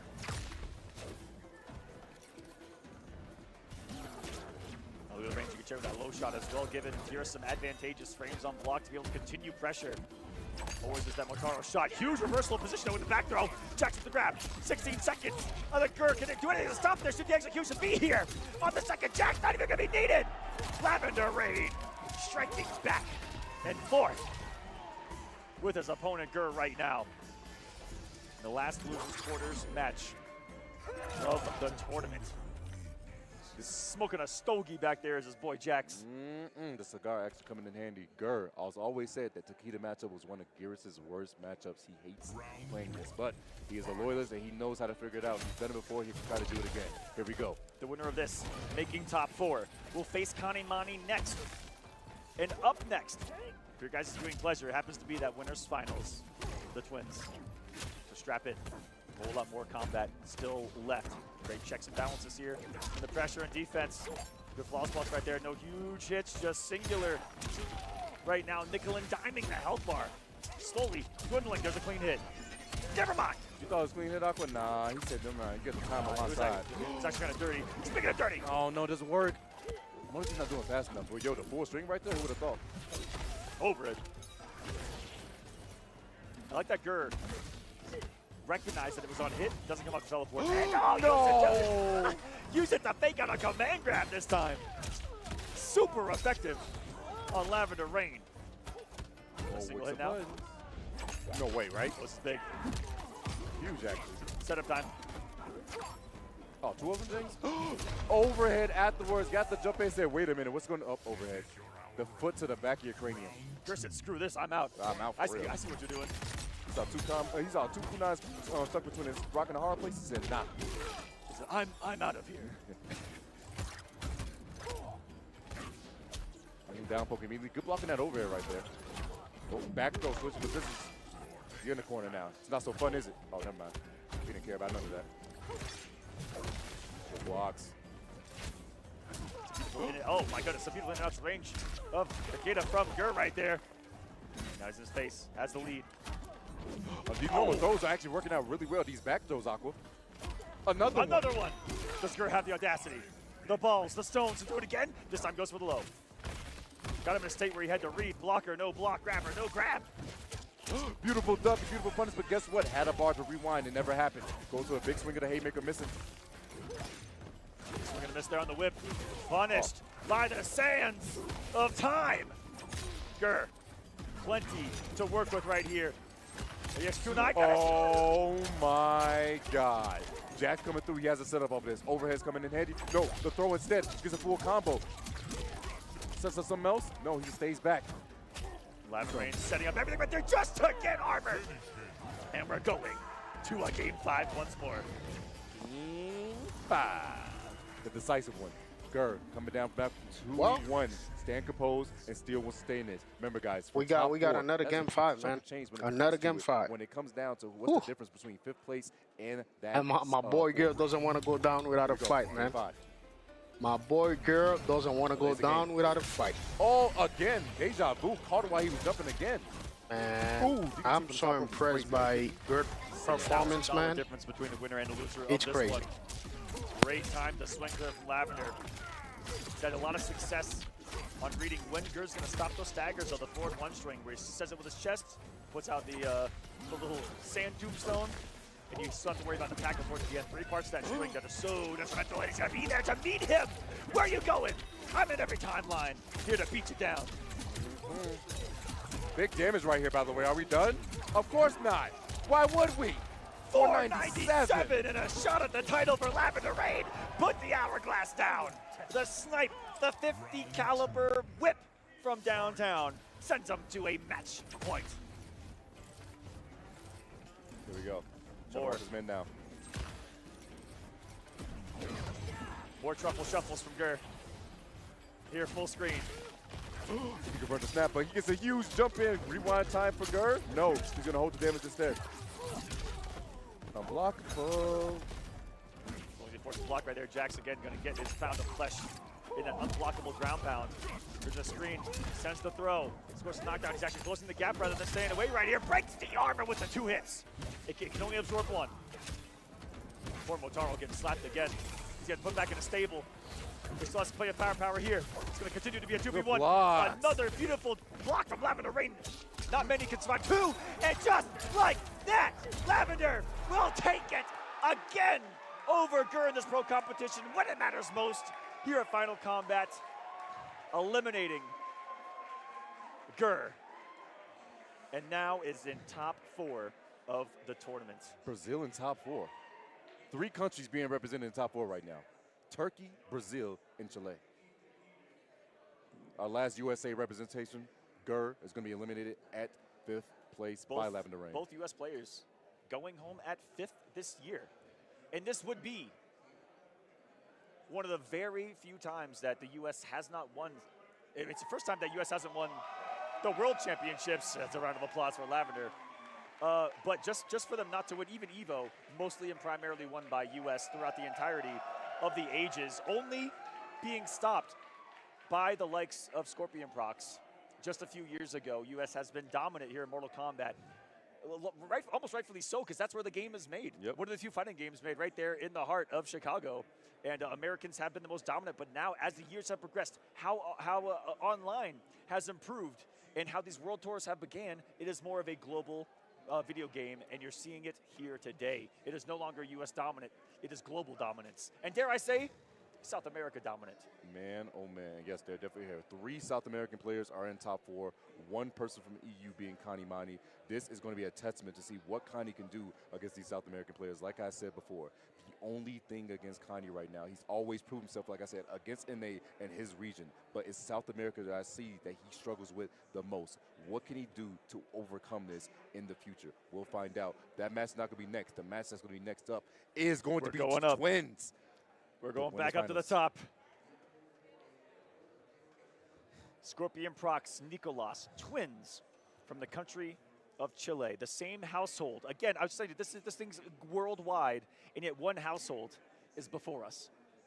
Very seldomly, I believe, is that said across anything that's global and competitive like this. How many twins we got in us? We got Ketchup Mustard. 1 billion. Nicolas ScorpionProcs. The Dominican twins in Canada. It's going to be a long list. AJ and Justin. There's 2 twins I met here in Mexico City. I forgot their names, but there's a set of twins here in Mexico City that play Mortal Kombat. Gosh darn. You have K-Top H-Dope. Yep.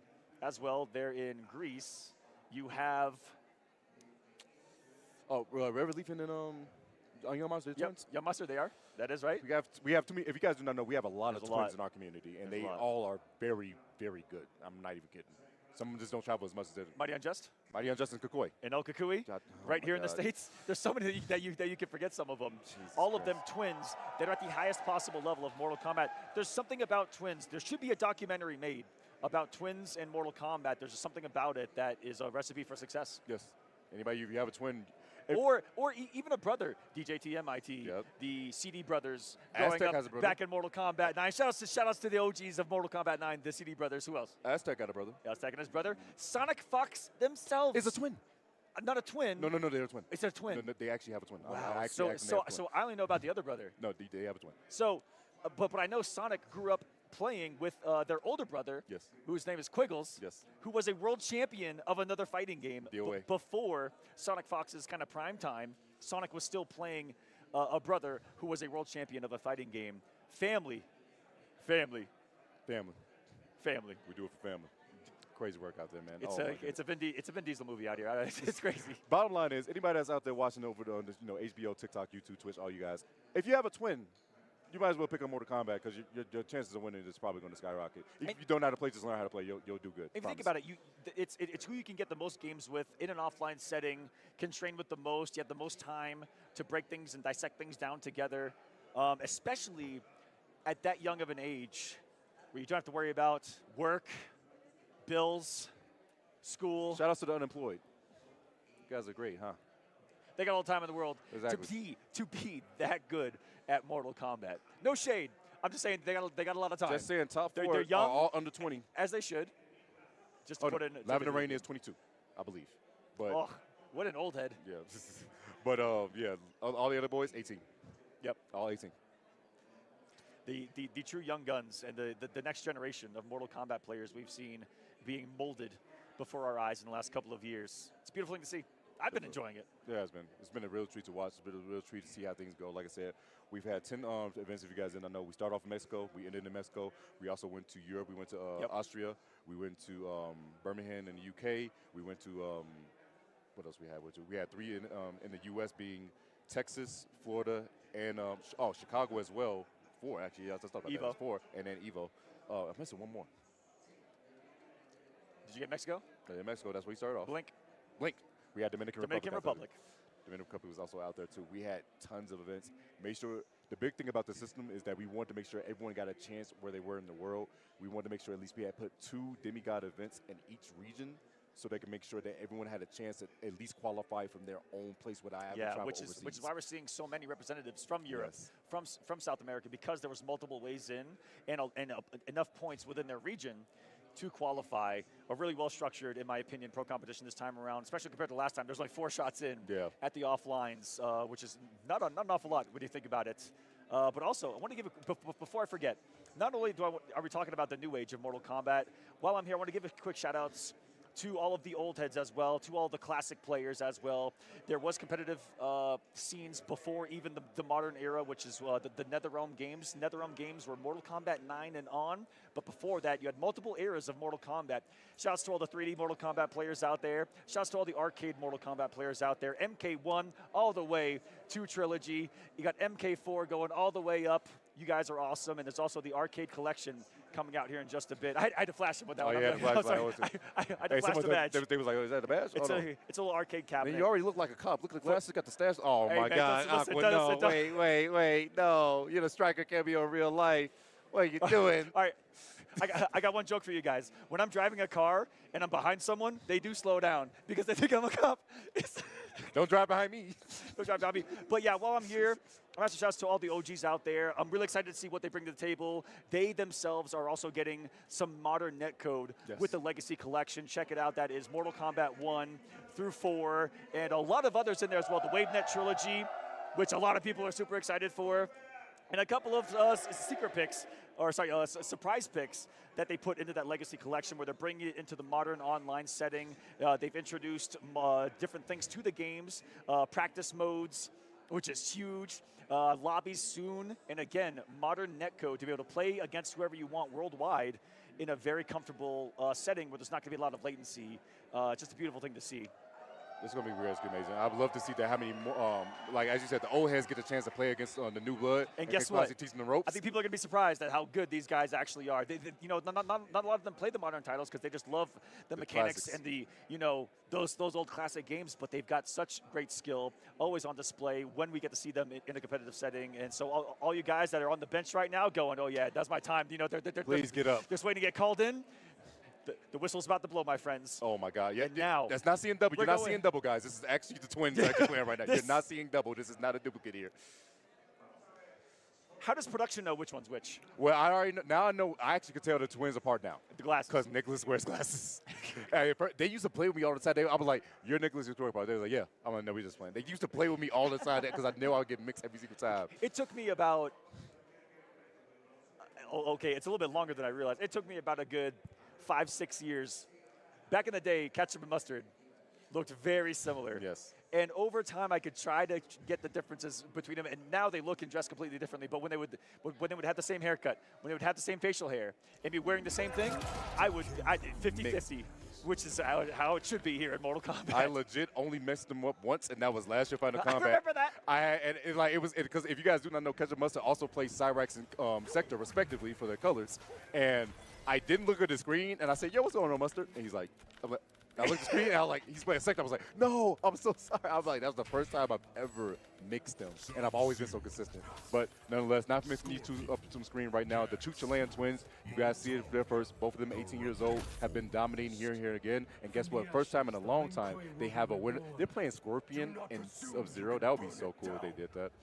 That would be so cool. Now, the twins, when they play each other in situations like this, are known to play whoever they want. And because, again, when they play each other, it's a different video game than when they play anybody else because they have 7,242 hours between them, probably at their house, just sitting and playing, that they could have a character selection for their brother that we may have never seen before, you know, because they play each other time and time again with their main characters. It's who they're most used to.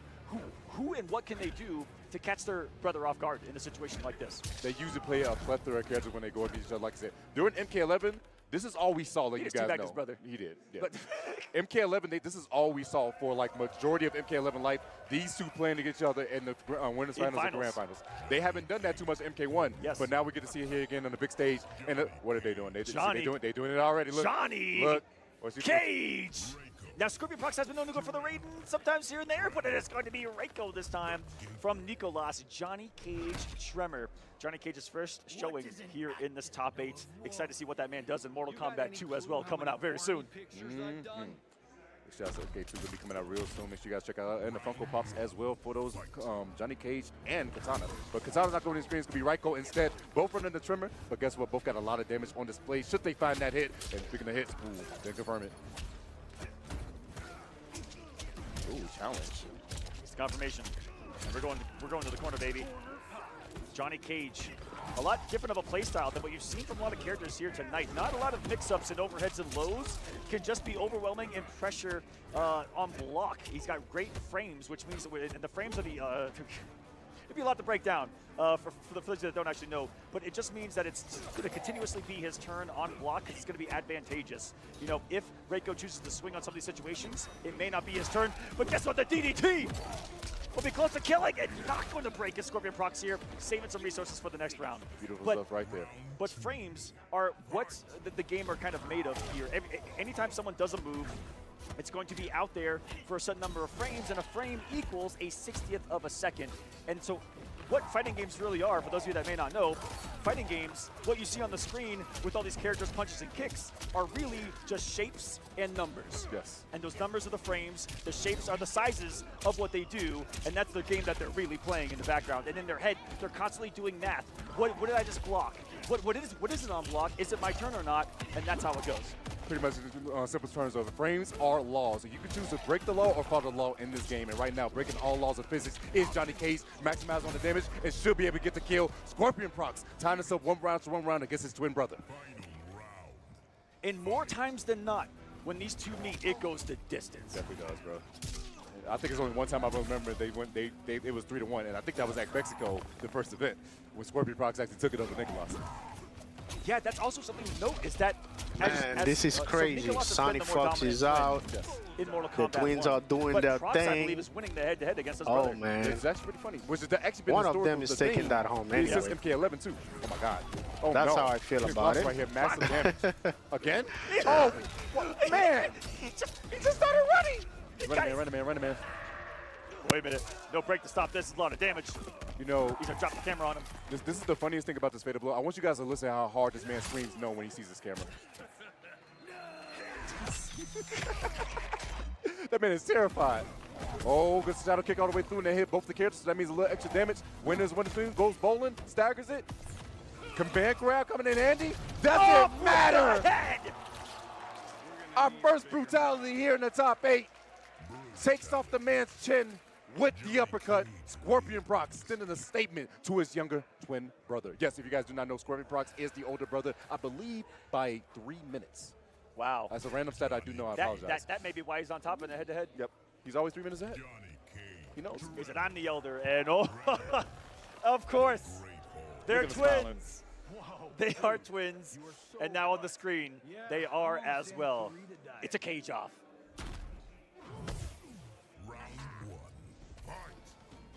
Johnny, Mirror, both of them going with the Tremor as well. Johnny Cage, one of the few characters I feel like that is such a complete character in and of himself that you really just get to compliment him with almost any cameo in the game.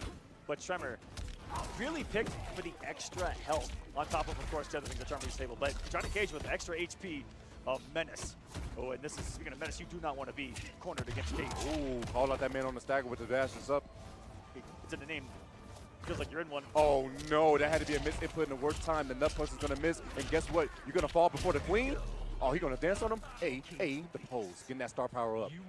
And Johnny Cage, those stars in the bottom left and the bottom right of the screen, he can end special moves with little charges like that, or just try to load it in raw. When the star is full, he can activate a mode where he can do multiple specials in a row that are all enhanced for quite a few seconds, and it can be very, very powerful. Oh, big back throw coming out here. There's going to go bowling. The hard to block. That was an overhead low coming in real top, but guess what? All over with the blocks. Is that man going to run it out? Went bowling himself. Oh my God. No pins knocked down in the set though. Gonna armor that gap. Oh, baited. ScorpionProcs going to capitalize on the damage. Just because you guys know the black shirt is going to be Nicolas and the. No, I don't know what color that is. Is that purple? Oh my God, air combo. Let's just go with the pants. Good Nicolas, pants, yeah. the white pants. Are those brown? Although they do. Hold it. No, he tried to go for the dash cancel. Not going to work out too well. Breaker coming through. Tremor with the save. Trying to find that big clean hit. With punish. No, he doesn't get it. He activates full string. Nice flawless block on the last one. Taking his turn. He went for it. Let it go. He backdashed. Weave. That man entered the matrix on that fatal blow. Crazy work right there. Beautiful stuff. ScorpionProcs still staying alive. Oof, same one to miss. Look for something. Nice flawless block there. Tremor with, oh no, that wasn't his homie this time. Go for the legs. Combo early. Another input error that looks like it, but he'll take it. Oh, yeah, input error indeed. Oh, my God. This man's not having any kids anytime soon. My God, armor on armor. Procs is falling apart. Woke up with a 4-dash grab, though. Some aggression. That was dash. Nothing goes for the sweep. Mid. Beautiful stuff right here. Full combo coming out once again. No cojones. Procs the pickup. Oh! Star power activated. Here we go. Nut punch on wake up side of things. Wait a second. Could be a turnaround we need. But he can wake up with star power again. He can wake up nut punch. Is he gonna star power He's himself? waiting. Wait, did he press? He did! Johnny Cage's fatal blow is a counter. So if he's standing there and you press, you get messed. Just like this, the camera comes down in 4K. This man got caught pressing a button, Tento. And in 4K, he is going to lose. Oh, put gas off favor? Yeah, style Oh, on him. man. Style on him. The brothers going at it. This we love to see all the time. As Aqua just explained, yes, Johnny Cage's fatal blow is also a parry, meaning if you press a button within after the first 2 frames of it activating, you will get countered. That man threw $400 shades at him. That's great. They keep on throwing shades. They keep throwing shades. They can afford it. They're in Winners Finals. You know that, right? They do got a couple shades they have. Both of these boys are guaranteed at least $60,000 combined together because they're twins. That's crazy work when you think about it. But once again, both of them could lose the tournament right now, and they still walk home with $60,000. That's actually insane. To the entire household. Oh, nice sweep once again. Going for the shimmies. Plus frames. Decides to back up. See if he's going to challenge or not. Look at him. Just dancing. Time goes low. Boom. Got hit with the shadow kick. Trevor just keep on flexing. Pops up from the ground. He's like a groundhog. Is it winter? No, not groundhog day just yet, but wait a second. Gets a back throw. Eat the dirt. Sweep. And checked up with the knee as he rose from the ground. No cojones. Take him to the corner. Queen Sindel in the back enjoying the show as much as we are. Another armored shadow kick. The Johnny Cage special. Since day 1. Shadow kick. Oh, that's going to be a punish right there. A little bit too close with that foot. Those crocodile skin shoes ain't going to save you this time around, brother. Oh, no, those are leather. Those are leather. Oh, he got under. Keeps the plus frames. Wow, the flawless blocks. No chip damage for you. Sandpage trying to pull each other out. Poking the special. Keep yourself safe. More plus frames. Oh, my God. Whose turn is it? So much safety right now on the offense. Like I said, not a character with a lot of mix-ups, but you still have your, your lows and down forward sweep. He's got one overhead that's very, very slow. We haven't really seen it on display, but because you get speed, sometimes name of the game, especially in a mirror like this. They're a little hesitant to throw out the slower options. Doesn't go put the armor quite yet. Tremor's going to be in the full back foot for Nicolas. Going to be coming up for ScorpionProcs here. Tremor locked a little to me some trouble. Oh, parry on parry, and guess what? You both got caught. I think both of them were scouting for a shadow kick or something right there. No break from Nicolas, because he's got the Tremor and into the charge punch. Oh, he knew he was going to drop. That's why he said, bro, you're doing a little bit too much right now, a little bit too much dipping your chip. And guess what? There's no need for me to break because you're not going to finish. Hold this L. Caving the chest in with the camera. That shock Cage Fury. Does that recognize that? Oh, staggering whipping right there, spiting his demons. Hey, I know you got a shadow kick, but it's not the time to be shadow box, all right? Oh, the armor through. Beautiful stuff right there. Poking the special, but did the wrong one. Could have had a launch after that one. Both these boys standing up on defense right now. Ooh. Most flawless block. Caught ScorpionProcs some respect right there, and then the disrespect immediately. Wake up, micro duck. This is about reading your brother like that is crazy. No break again from Nicolas, but again, that's how he won the last round was belief, and he's like, okay, never mind, we're getting a little scary here. No meter to work with, needs to find a clean hit. Can he do so? Hard to blockable right there. Staggers it, goes for the forward shove. The whip punish, oh my goodness. That was so clean. That was like a cerebral assassin of a stand one to interrupt the approach of Nicolas right there. Got hit him with the shades! $400 shade!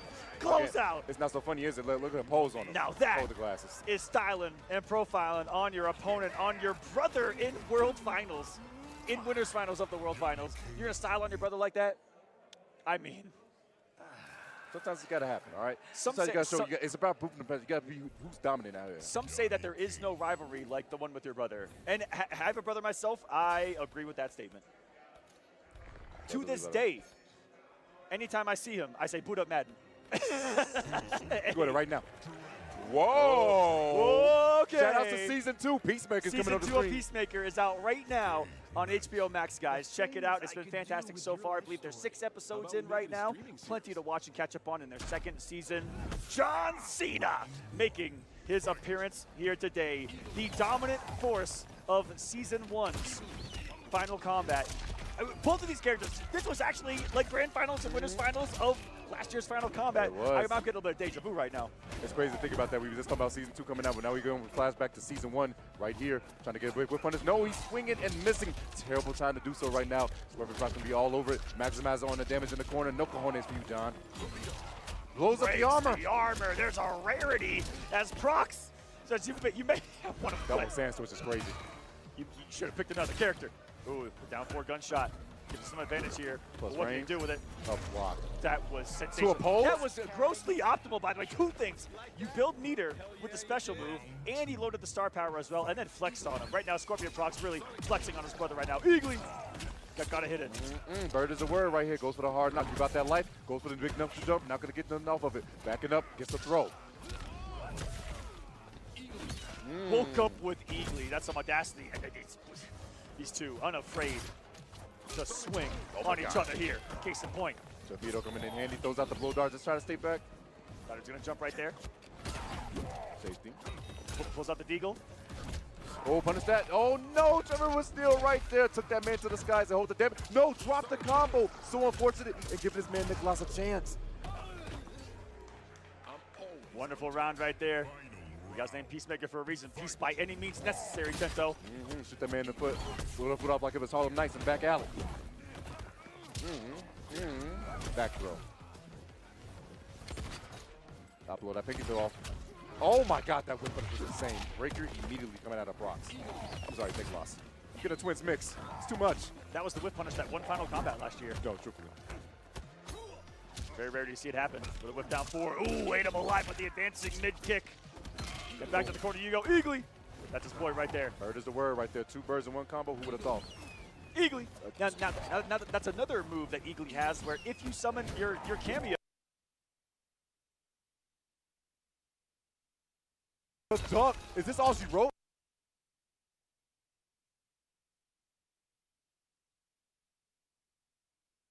He's got one chance here. Does Nicolas. One breath left to his name. A big flawless block to white chip. Got the mid. Breaker.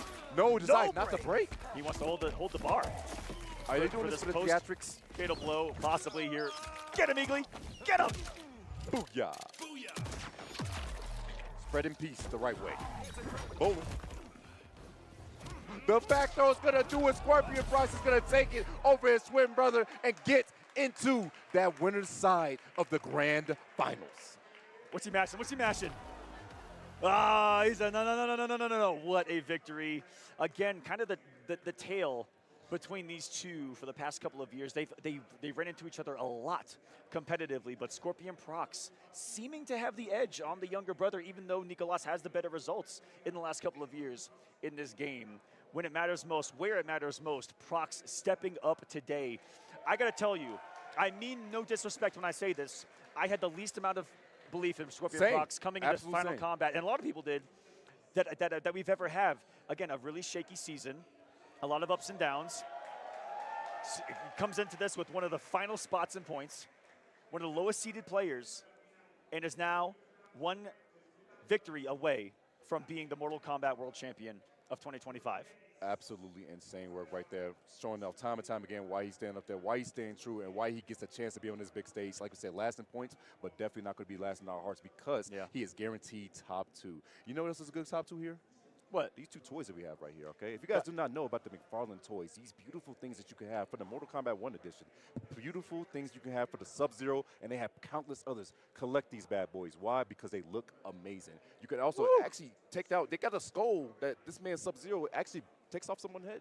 You can place it. yeah, you guys should take out his arm and put in the arm that's holding the frozen spine there if you want to add this to your collection. Again, I know a lot of Mortal Kombat collectors are watching right now. Shout out to Cleo. Add one of these bad boys to your collection right now.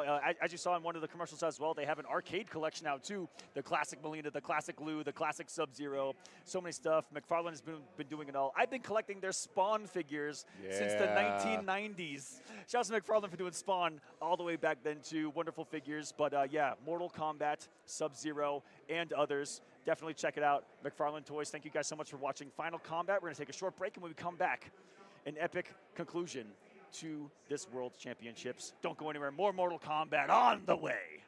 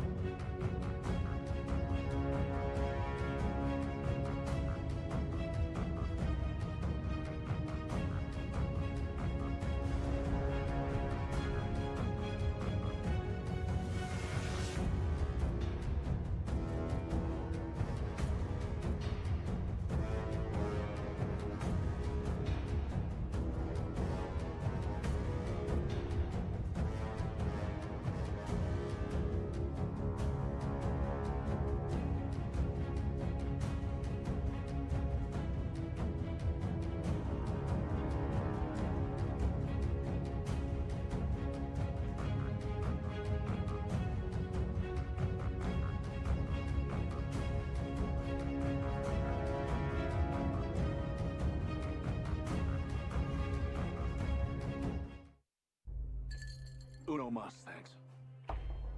You're Johnny Cage. I loved Citizen Cage when I was a kid. Thanks, man. I appreciate it. They should do a reboot.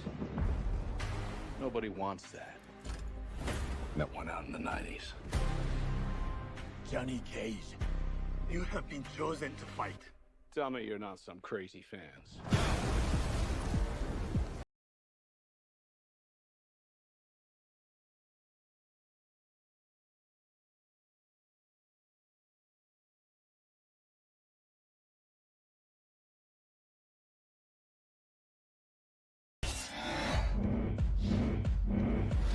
To the death.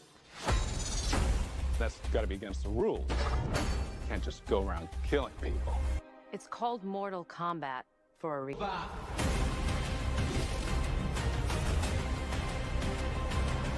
Freeze him! Are you kidding me? You don't have any powers? Just incredibly handsome.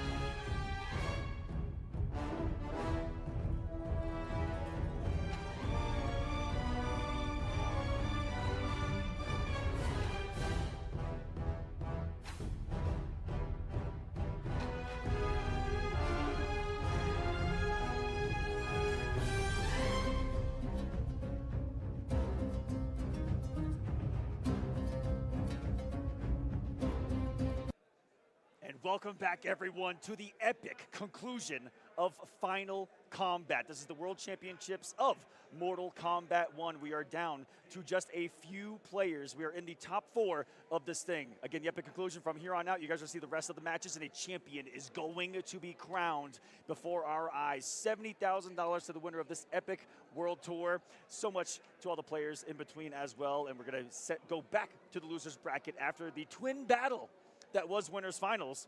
We're going back down to, that is right, in top 4 is myself and Tento battling for the championship. Hold this, old man. That's what I'm talking about. Oh, man, we were so close. It's not going to happen. It's going to be Canamani versus Lavender Rain. Now, if I remember correctly, these two actually played each other in their group, and Connie and Lavender Rain were the two that made it out. When they did play, I believe the score was 3-1 in favor of Connie. So just to be interesting to see, and he did run the Ermac against him. Looks like he might be doing that once again on display. Look, like I said, this is playing for top 3. I think this is actually like a $8,000 money match. Give or take. Oh my gosh. You guys haven't seen the Ermac yet. This is well, the biggest damage dealer of the game that we are going to witness should he land the correct hit. And I remember just a couple of decisions in that match that would have sent us to a game number 5. There from Lavender Rain, Connie just with the clutch.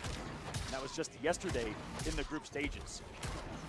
Buttons being warmed up. Canamani coming off of the Olympian victory over SonicFox in the last round to send SonicFox home. Lavender Rain, the victory over Gur. They're in losers' quarters to get them here. Semifinals. Winner of this to face Nicolas. And then the winner of that to face ScorpionProcs in grand finals. Whoever makes it out will have to defeat ScorpionProcs twice in order to win the tournament. Because like I said earlier, Tento, everyone in the tournament, when you are on the winner's side, you have 2 lives to your name. ScorpionProcs still has the 2, everyone else has the 1. And that's how it goes out here, but we're going to be in the losers bracket. Like we said, Lavender Rain eliminating Gur. Big shouts to Gur, got in that 5th place. And Canamani eliminating Sonic. Sonic also getting 5th place. Sonic also wanted to give a shout out to their roommates for supporting them time and time again as they went throughout this event, both of them being eliminated. But we're going to see who's next to be eliminated out of Canamani and Lavender Rain. They're going into it. Ermac versus the Homelander. Oh, Lord. Big interruption to get started. Lavender Rain getting first hit, and here we go.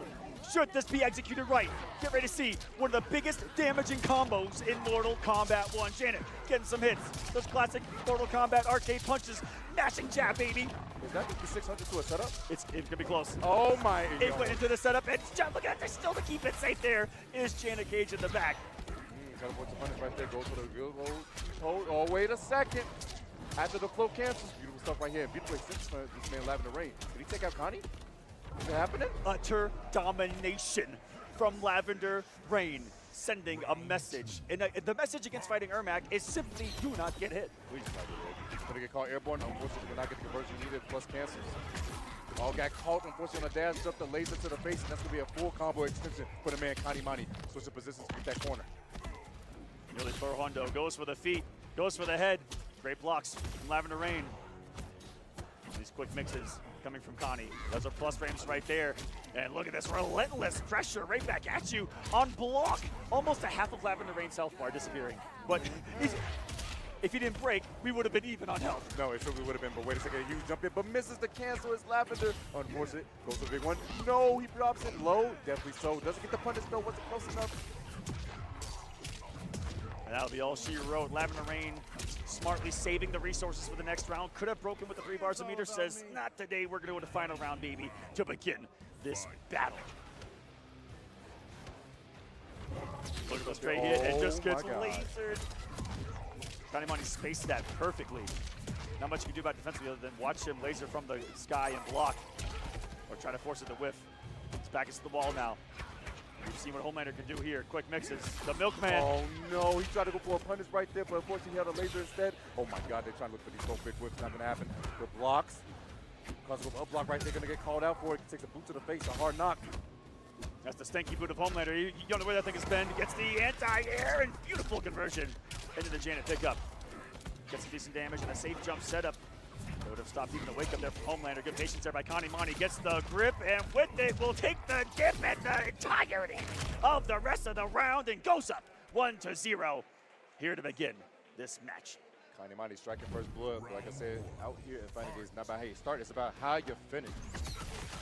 See if Connie can close it out, or if Live Range going to make these adjustments. The only Brazilian left, the only person representing this country to throw. Oh, that could have been a huge whip punish, but unfortunately committed to the whole string was Connie. Pressure now, Ermac, a cancel character. There you see, every time the kind of green aura around his hands happens, he's starting up a projectile and then dash canceling out of it. Very fast. He's like, he went to the sky! And with no Farah summon, he can't be saved. And now he cannot get touched again. Blocking over here right there, down for the special goes in, but guess what? Unfortunately, holds a laser to the toe. You know this means big damage coming out for Connie. So the good thing about Connie getting the hit right there is that he's actually going to build. I lied! I thought I said he was going to build enough meter on the clean hit into the combo to build a breaker. Smartly, Lavender Rain with the immediate expenditure of the fatal blow to get past the breaker of Canamani. Special beam gunner. Oh! He's not dead! But the down force going to close it out. Beautiful stuff checking those toes. Round 2. Fight. Lavender starting strong again. But can he close?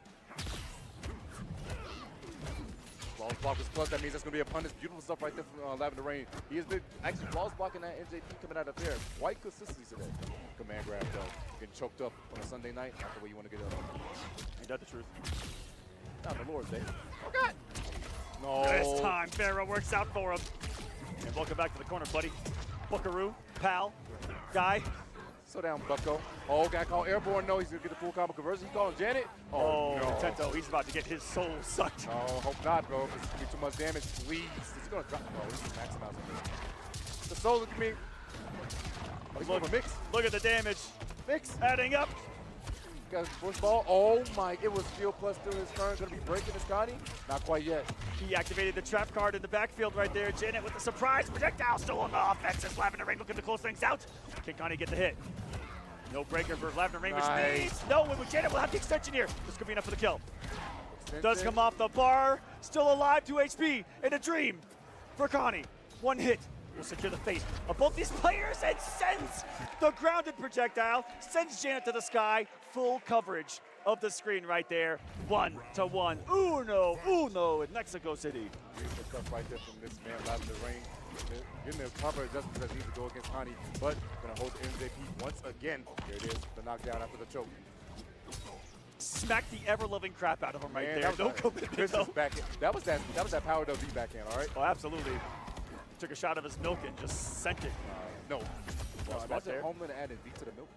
Oh no. Put him down. Down boys action. Trying to laser the toes off this man, Ermac. Gets the back dash, but unfortunately couldn't get the combo. The duck on the throw. And once more, Lavender Rain playing in the future says it's okay. I'm not going to break this. We're going to the next round. And the confidence in the next round every time he doesn't break has been showing because he's actually been making the adjustments against Connie now. He's taking a lot of information I could tell from their first set that they played in group stage. Oh my goodness, the command grab again. So immediate Lavender Rain, not going to break now. Not going to break. Taking damage. Just scale damage. It's not going to be that bad. Now the next hit, however, I should probably be careful for. There she is. Man, he has been smacking the crap out of Ermac's head so far in this one. Just. Well, he already did, so it should be too much damage, right? Right? Oh my God, I've never seen that before. That's really cool. New conversion for me too, 292. Trying to kick him in the head this time too. Fight back, there's a throw. 2, 3. Safe jump. You guys wonder what a safe jump is? It basically allows you to jump in where they cannot actually be able to armor because you can actually break it in time. Limiting their options, they have to guess. But unfortunately, guess it wrong right there. Here we go. No breaker for Rain, which means here comes a straight mix. Is it going to be a float? No, he goes for the toes. Goes for the Das Boot. Aerial shenanigans from the Farah. Got some hit advantage with the down one. What can he do with it? Super plus on block. Oh, the double cancel was crazy, Aqua. He's loading up the souls. He's getting crazy with it up in his face. And he tries to hit. Oh my God! Insane conversion into the down one. Lavender Rain, a masterful display. I see some people in the crowd with their hands up like, how? Like, how? What is that? Even the pros. No, hey, the look on VGY's face is actually hilarious right now. He's flabbergasted. He's in complete awe. That's the term for it. He looks bewildered out there. Absolutely astounded at the outlandish activity that's happening on the screen right now. The chokeout. Once again, Connie not letting that deter him. Great block on the sneaky low in the string. Does unhand be a big trade. Still cornered though. Give me that neck. Getting gripped up on a Sunday night, like I told you guys, it's not the way you really want to go. Once again, caught up. Oh, caught him. Sniped him. 50 caliber stem one. I would break this. Yeah, I don't want to deal with that actually at all. So people in the crowd got sad because they want to see that combo. They like seeing the number go up. Who doesn't? Conversion, that should be the kill. And with a Connie up 2-1 now. It's such good control of that final round. But you see the adjustments being made. Like you said, Lavender Rain smartly saving those resources for game 2. That definitely has come in handy. Taking a shot of that man's milk. He kept it in his belt the whole time. Man, imagine flying around like that, getting tossed around, the milk didn't even break, and you get to drink afterwards. In what state is the milk in after being shaken up that much? That's got to be spoiled. That's got to be aged, That's what I'm saying, man. And it's been out of the refrigerator for quite some time. Man. Homelander, you're a sick, That's the sick man. That's the cow that got to be put down type milk right there. All command grab coming in handy. Didn't have fair, so it was no real threat. Able to take that little damage. Nice balls blocked to gain some of that chip. Try to get the laser, not there. Into the range of Ermac, and here comes the pressure. Survived, and immediately just gripped another. Choke grab over the corner. He's going to go for the neck again. Give me that neck. Of course. Oh. Command grab really coming in handy right here towards the later ends of the set for Connie. Go for the down poke immediately. Cancels into it. Oh, beautiful confirm right now. Go for it. Teleport to the other side. No, he just holds it. Goes overhead. Great block from Connie. A missed flight. Cancel, looks like. Got this time around. I think he just practiced it to make sure he make sure he's got it right there. What we call airborne. Pokes him again. Command grab, like I said, is becoming such handy right now for Connie towards the later end of this set. And this man, Lavender Rain, has not been picking up on it. One that has been known for using that down 2 cancel. Command grab. He is in the mind of Lavender Rain right now with these grabs. And he's, as the set has progressed, doing it more and more and more and more. And the mental damage is just adding up. It looks like. Define. Oh, caught him, and that's going to be a breaker coming out. This man, Lavender Rain, could be his last breaker of this set. Oh no, I got the whip punish with the lasers, the 4-4 coming in handy. Spins an extra bar so he can make sure he gets this maximum corner carry. We went coast to coast, Aqua. That's incredible spacing. And give me that neck, man. I ain't done with it yet. It's going to break the night. Oh no, he got hit by that straight laser. Gonna spend a little extra bar on this to try to get the kill. Gonna be real close, but my God, it hurts so bad. Connie. Oh, it hurts so good. So much damage. 445. It's got one more shot, and it's gonna be chip damage on the 1-2. No, he actually got caught swinging. Had meter to save him. Should he have blocked a couple of more hits, but denied. Canamani on a monumental run here at Final Combat is now advancing into the top 3. Well, where guess what, Canamani's going to the grand final. We were denied earlier with SonicFox losing. We are gifted right now. Loser grand final. It is the run back from Evolution. It was a final hit situation. Loser final, I think. It is Canamani versus Nicolas in losers finals. Connie said, "I need some water." So after for sure, that. it's going to be sweaty up there on the stage. There's the awesome final. Either combat. second or third place. Doing an Lavender autograph Rain is 4th place. in the middle of his tournament run. He has to play again right now. That's mad Hollywood right thank there. Gert is in 5th place. Signed a jersey. Hey, mine too. The Raiders jersey too. Who would have thought, man? Did they play today? They probably lost. Where'd that come? I don't want to talk about it, man. I don't want to. Don't even look at me. Don't even look at me. Don't talk to me about the This NFL guy right now. Canamani something else. You know else. why? For some reason, he can't beat Nicolas. Hey, shout out to my best friend, Zuri. Make sure they all go good out yeah, there. But man, I mean, that's going to be an interesting set come up next steps. How come he beat SonicFox and he can beat Nicolas? Connie got destroyed in that mirror, actually, in the upper side of the top 8. It was 3-0 in favor of Nicolas when they did the Homelander mirror. So how's that going to change? That's insane. I didn't even think about that. This is. Oh wait, yeah, I forgot that actually did happen. They did actually play. So like, I'm thinking it was a Homelander a mirror, long weekend, and guys. it was a Homelander mirror, and he got destroyed. I'm not even trying to be funny about it. I completely forgot about a match that happened moments ago. That's how fast it was. It was just a decimation of a man. Oh my God, That's what it was. 3-0 canned Canamani with the confidence that has been instilled upon him with the victory over SonicFox, with the victory again over Lavender Rain. Can he do it now versus Nicolas? He's 0-2 versus Nicolas in total. It was, again, last hit at Evo, dominant here. But how much of a mental reset has he? He's 0-3, actually, because he lost twice with Nicolas at Evo. He lost to him in winners, and then he lost to him in losers. So Dang, so there's 3-0 right now. But the thing I was note about losers, Evo, when he lost to him in this, it was 3-1. But then when it went down, it was 3-2, and it was really close. There was adjustments from Connie. Are we going to see that again? But now, like I said, it was a different matchup. And was he prepared for the Homelander mirror? That's why I was out saying of Nicolas this time around. Because he was practicing with Rewind over inside there to do the mirror match, and I thought he was prepared, but apparently you definitely saw it wasn't. As you see the top 3 standings right now, as I said, we're going to losers finals. Whoever loses that match goes up to face ScorpionProcs. It's either going to stay in the household or a chance to be taken out of the country. And look at the heartbreaker that was Gurr. Game 5s in both of the matches. Man. Still going home at 5th place. Tweedy at 7th, Faysal at 7th as well. Congratulations to them. SonicFox at 5th. Lavender Rain getting 4th. Big shout out to Lavender Rain. At Final Combat. Lavender Rain, this was the year that he made a splash onto the scene, and boy. I see what you did there. His name is Rain, and you said splash. Yeah, that was, a little bit. That was funny. I'll see myself out. That's all good. No, that was good one. Yeah, we love dad jokes out here, guys. You still got, y'all are lucky you haven't broken out more. I'll say that. Man, you lucky. We got some in the chamber. Anyways.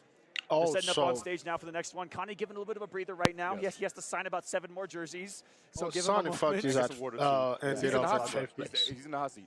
After playing that, if he continues to play, he's going to have to play. If he does what I think he can do, he has to play 4 more sets. Yeah, to win. Like, pretty much. So, yeah. Well, 3 more sets, I'm sorry. But, yeah.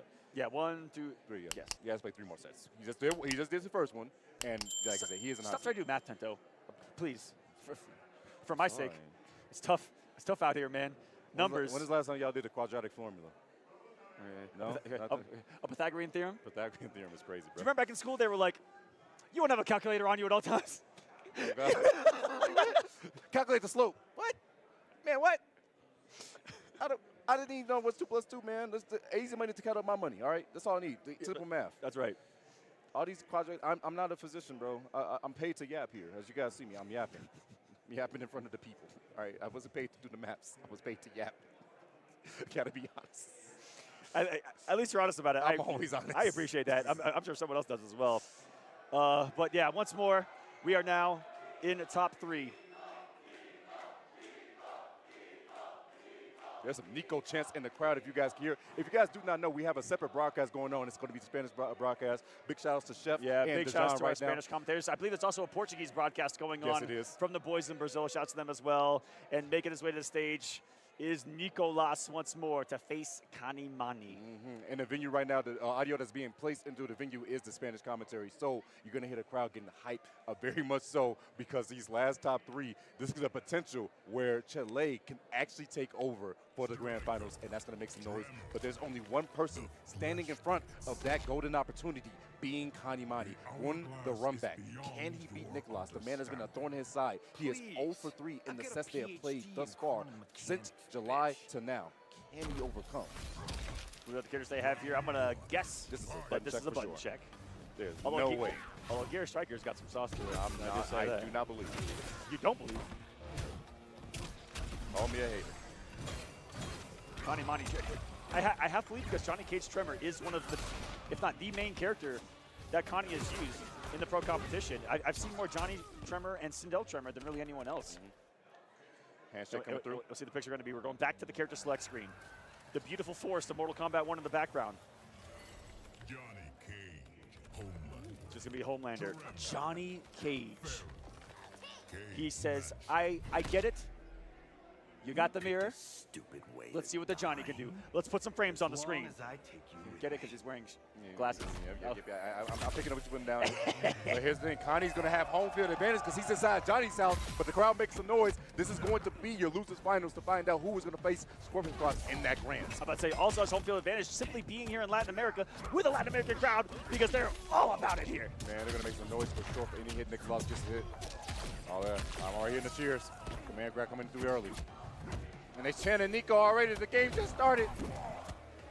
I wish you guys can hear this. I hope one of you guys can.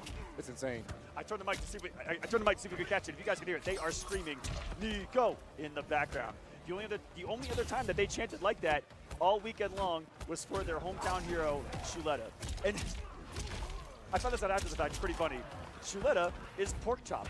Yeah, so people are screaming pork chop in Spanish here at Final Combat. He loves his El Pastor tacos. I mean, who doesn't? Man, they're pretty good. I ain't gonna lie. We've all fallen. Air to air. Big air to he air. picked up the wrong one. No, he could have got a bigger conversion. Instead, went for the aerial Jean-Claude roundhouse. For those that may not know, Johnny Cage exists because of Jean-Claude Van Damme. What a thought. Oh, block was so beautiful right there. Conversion. Not gonna break. Gonna hold it as Nico. Extends the leg. There's some star power too, loaded up. Flexed on him. Starts off savagely and overneath. No bowling for you. Look at his damage. Who do you think you are? I am. Shout out to Pete. Gonna get this big conversion. 466 right there. Oh, wait, the back dash into the 4-3. Gonna aim for a big launch. You come into my home, you definitely gonna hold this nut punch, my boy.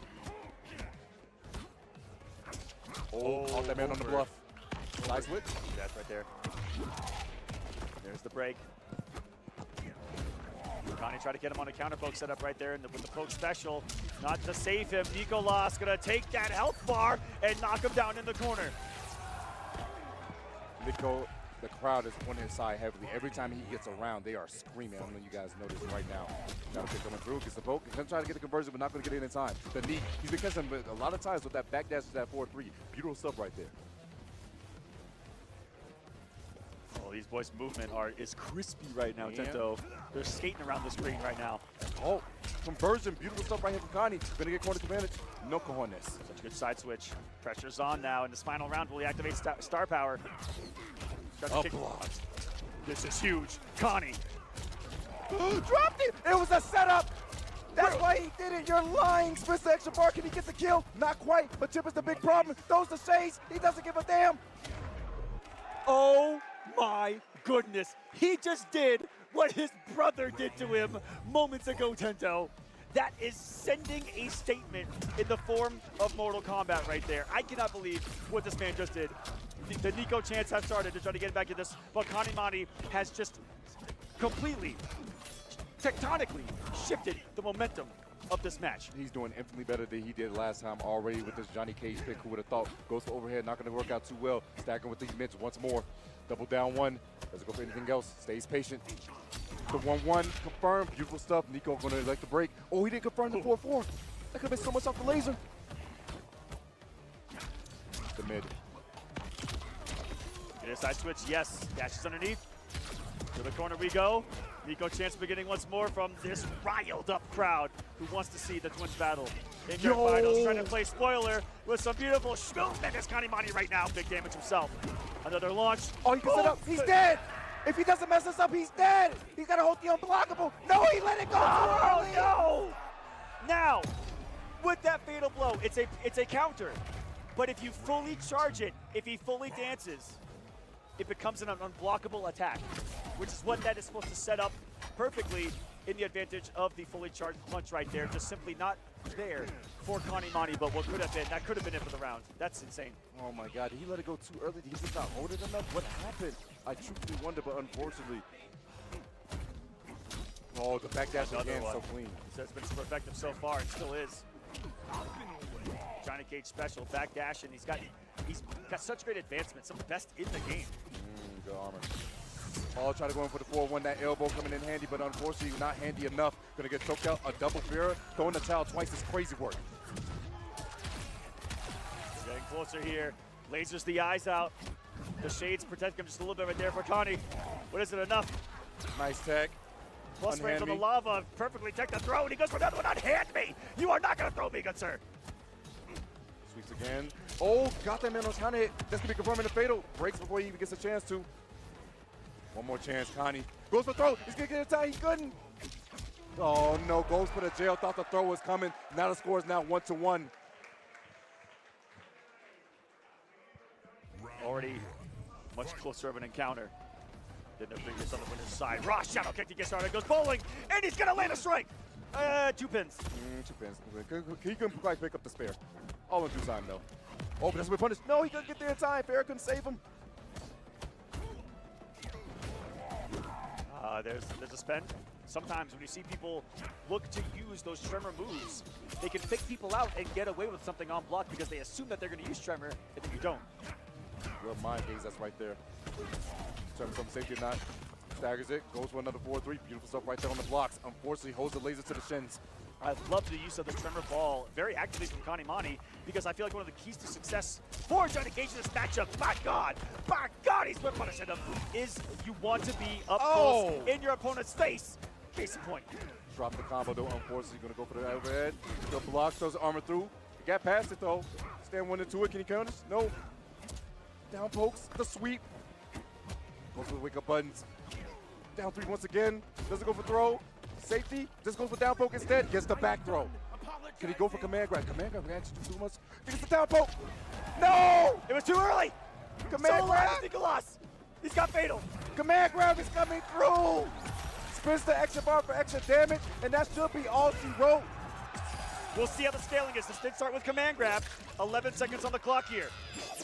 This is about half of the damage that it is going to do. I believe he may still be alive here, Tento. Here comes the laser. What is the last read from Connie? He has 3 bars to work with. When he shadow kick. Is he lasering? Goes low, and he only could flawless block. That was the only way he was going to live. Does not. And that is going to be another game point for Nicolas. The whip punish is insane. Oh my goodness, the spacing from Nicolas has been absolutely abysmal for this man, Connie. And gets the big interrupt. I thought the flames was active, but not active enough.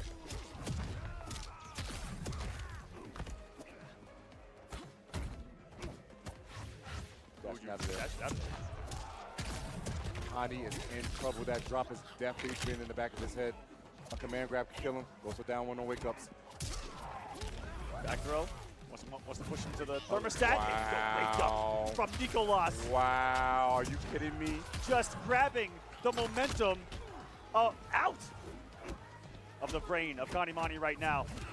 Does another one. Avoids the breaker entirely, and Nicolas back on top at 2-1. All the momentum was lost after that man, Connie, unfortunately dropped that combo, and it was all Nicolas, and now he faced himself being eliminated by this man, and the Chilean Twin Finals could be here, but we're going for the mirror. He said, screw it, if I'm going to go out, I'm going to try to prove that I can do this better than you. He's already proven that he's already can do it better than you. That's the problem. He beat him 3-0 in the mirror. He took a game with the Johnny, which showed that it was infinitely better in the matchup, but you still go elect to say, I'm going to fight fire with fire. It's a bold move, Tento. Let's see how it pays off. Laser, you know what? I'm not even going to ask. Nonetheless, Connie's striking first blood. See if he can try to get this up on the board. Tie this up 2-2. He lasered the crap out of him. It's pretty cool that the Homelander, a color scheme that Canamani has, matches the flag, and so does the outfit of Nicolas with the Chilean flag here. Yes. Nicolas the blue, Canamani the red. Little nerves right here, but wait a second. Laser's counting his laser. Beautiful stuff back, Connie. Wait a second. This is like a different beast. Crowd trying to bring Nicolas back to this one as well. Back to the corner. Go for the mid, Needs to take an entire health bar, but a beautiful up block by Canamani, denying the pressure after blocking that Farah. Gets another round on the board. Are we going the distance this time around versus the blowout that we saw? This is when it matters most. This is elimination. Shared the brain cell, but unfortunately not working out too well. Catching the back dash, that was a counter hit. 3 bars immediately spin by Connie. And just to let you guys know, the score is actually 2-1 in favor of Nicolas. Oh, big whip punish. He drops the high. Stays low. Avoids the full pressure. Gets him going to the zone. No, cancel it pretty early right there. Watches some lasers whip and give me that grab. No extension because of the Farah though. Oh my God, the duck from Connie. Are you serious right now? Beautiful stuff right here, full extension. No meter required. No cameo required for this character to do so much damage and corner carry. That is the Homelander. Oh, thought it was going to be a whip punish. Goes for the cancel instead. The down 4 double pokes. The 4 throw. Wait a second. Is Connie going to tie us up 2-2? He's about to hit away from doing it. No breaker to save her from Nicolas. He mistimes the Farah. Tento, not like this. He's going to get break off if he wants to. And he does. Wow, the second hit. Going to be able to stop it. Nicolas denied. A chance right there. Nice Can he make another one? A huge micro duck read. Nicolas trying to do shades of their battle at Evolution with 1 hit to his name. Can he survive and stop it? The wake round 1. Tento, with everything on the line, Canamani the audacity to wake up down 1 in a situation like that, to turn the tide, to send us to Game 5. Oh my goodness, it gets the laser. Yo, Connie is on one right now. He looks like a whole different man. I thought he was actually going to fail at this Homelander mirror, but apparently he's really dipping. He understands. He sees it now. Something has been ignited in the competitive spirit of Canamani that I don't think that we've ever witnessed quite before. Armor's through. That was so good. Trying to find that clean hit is Connie, but guess what? Nicolas instead swinging for the fences. The good old 1-2. Put your dukes up. Choke him out. Crack the neck. Another wake-up down one. He is continuously disrespecting the wake-up pressure from Nicolas. Good balls blocked right there, ducking these lasers. Trying to jump back real quick. Ferreira is on Nicolas' side. He can't go in if he chooses to do so. His lays doesn't get shimmy, plus frames. Back dashes away. Got caught instead. Wait a second. Connie, is that going to be all she wrote? Oh my God, needs one more round. Reverse 3-0 point for this man Canamani, bringing this entire loser's bracket back from the grave, it felt like, with this rematch set in stone. The hit, the corner carry, the knockdown. What's it gonna be? He's still got 3 bars on meter. One side goes for the duck, going to have a little chip damage right there. Are you kidding me? It gets the reset. Are you?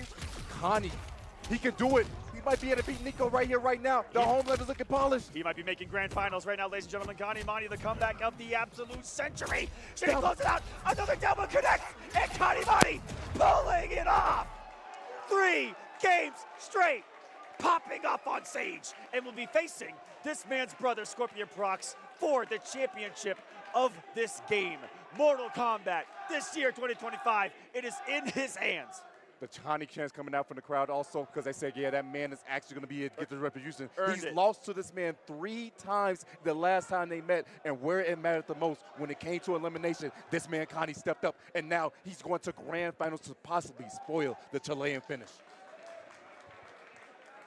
Hey, the guy might take it, man. And well earned. The only thing he's going to be on the loser side, but he might. An unbelievable comeback. ScorpionProcs is going to be in trouble, man. Eliminated at 3rd. Despite this guy on the loser side, he might make it happen. Axstar right there. His fellow Europeans that traveled with him here. Axstar, winner of Last Chance qualifier. Yo, this guy, Canamani, is a different type of beast, man. Faysal embracing this man, giving him a hug.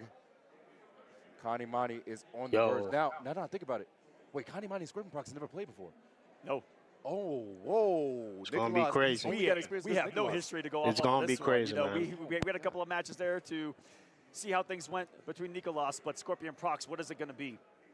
Who plays a lot more characters other than the Homelander as well. And this is one where Canamani, how much prep could he have gotten into this one in comparison to Canamani, seeing how the paths are unfolding? Oh my God, this storyline that's unfolding right now, this script that's been wrote, it's been ridiculous. But the top 2. Whoever wrote the script this year was fantastic. Absolute fire. EU versus South America is going to be grand finals. And you know, like I said, there's been a turn of the tide in competitive Mortal Kombat where the overall strength no longer fully resides in the United States. It no longer fully resides in North America. Europe, Latin America, both equally, if not at the singular moment in time, the better and stronger communities of Mortal Kombat. Can we see this body? Look at these names. SonicFox, Lavender Rain, and Nicolas is what Connie took out to get to this position right now. If that is a run right there of bodies that he just displayed, that is insane. But now has to take out the other twin. To note, if you guys want to know, the only 2 people that have taken out both the twins and taken the tournament is Ninja and Fox, I believe. That's it. That's it. That is literally it. It's a short list. Connie looking to join it here.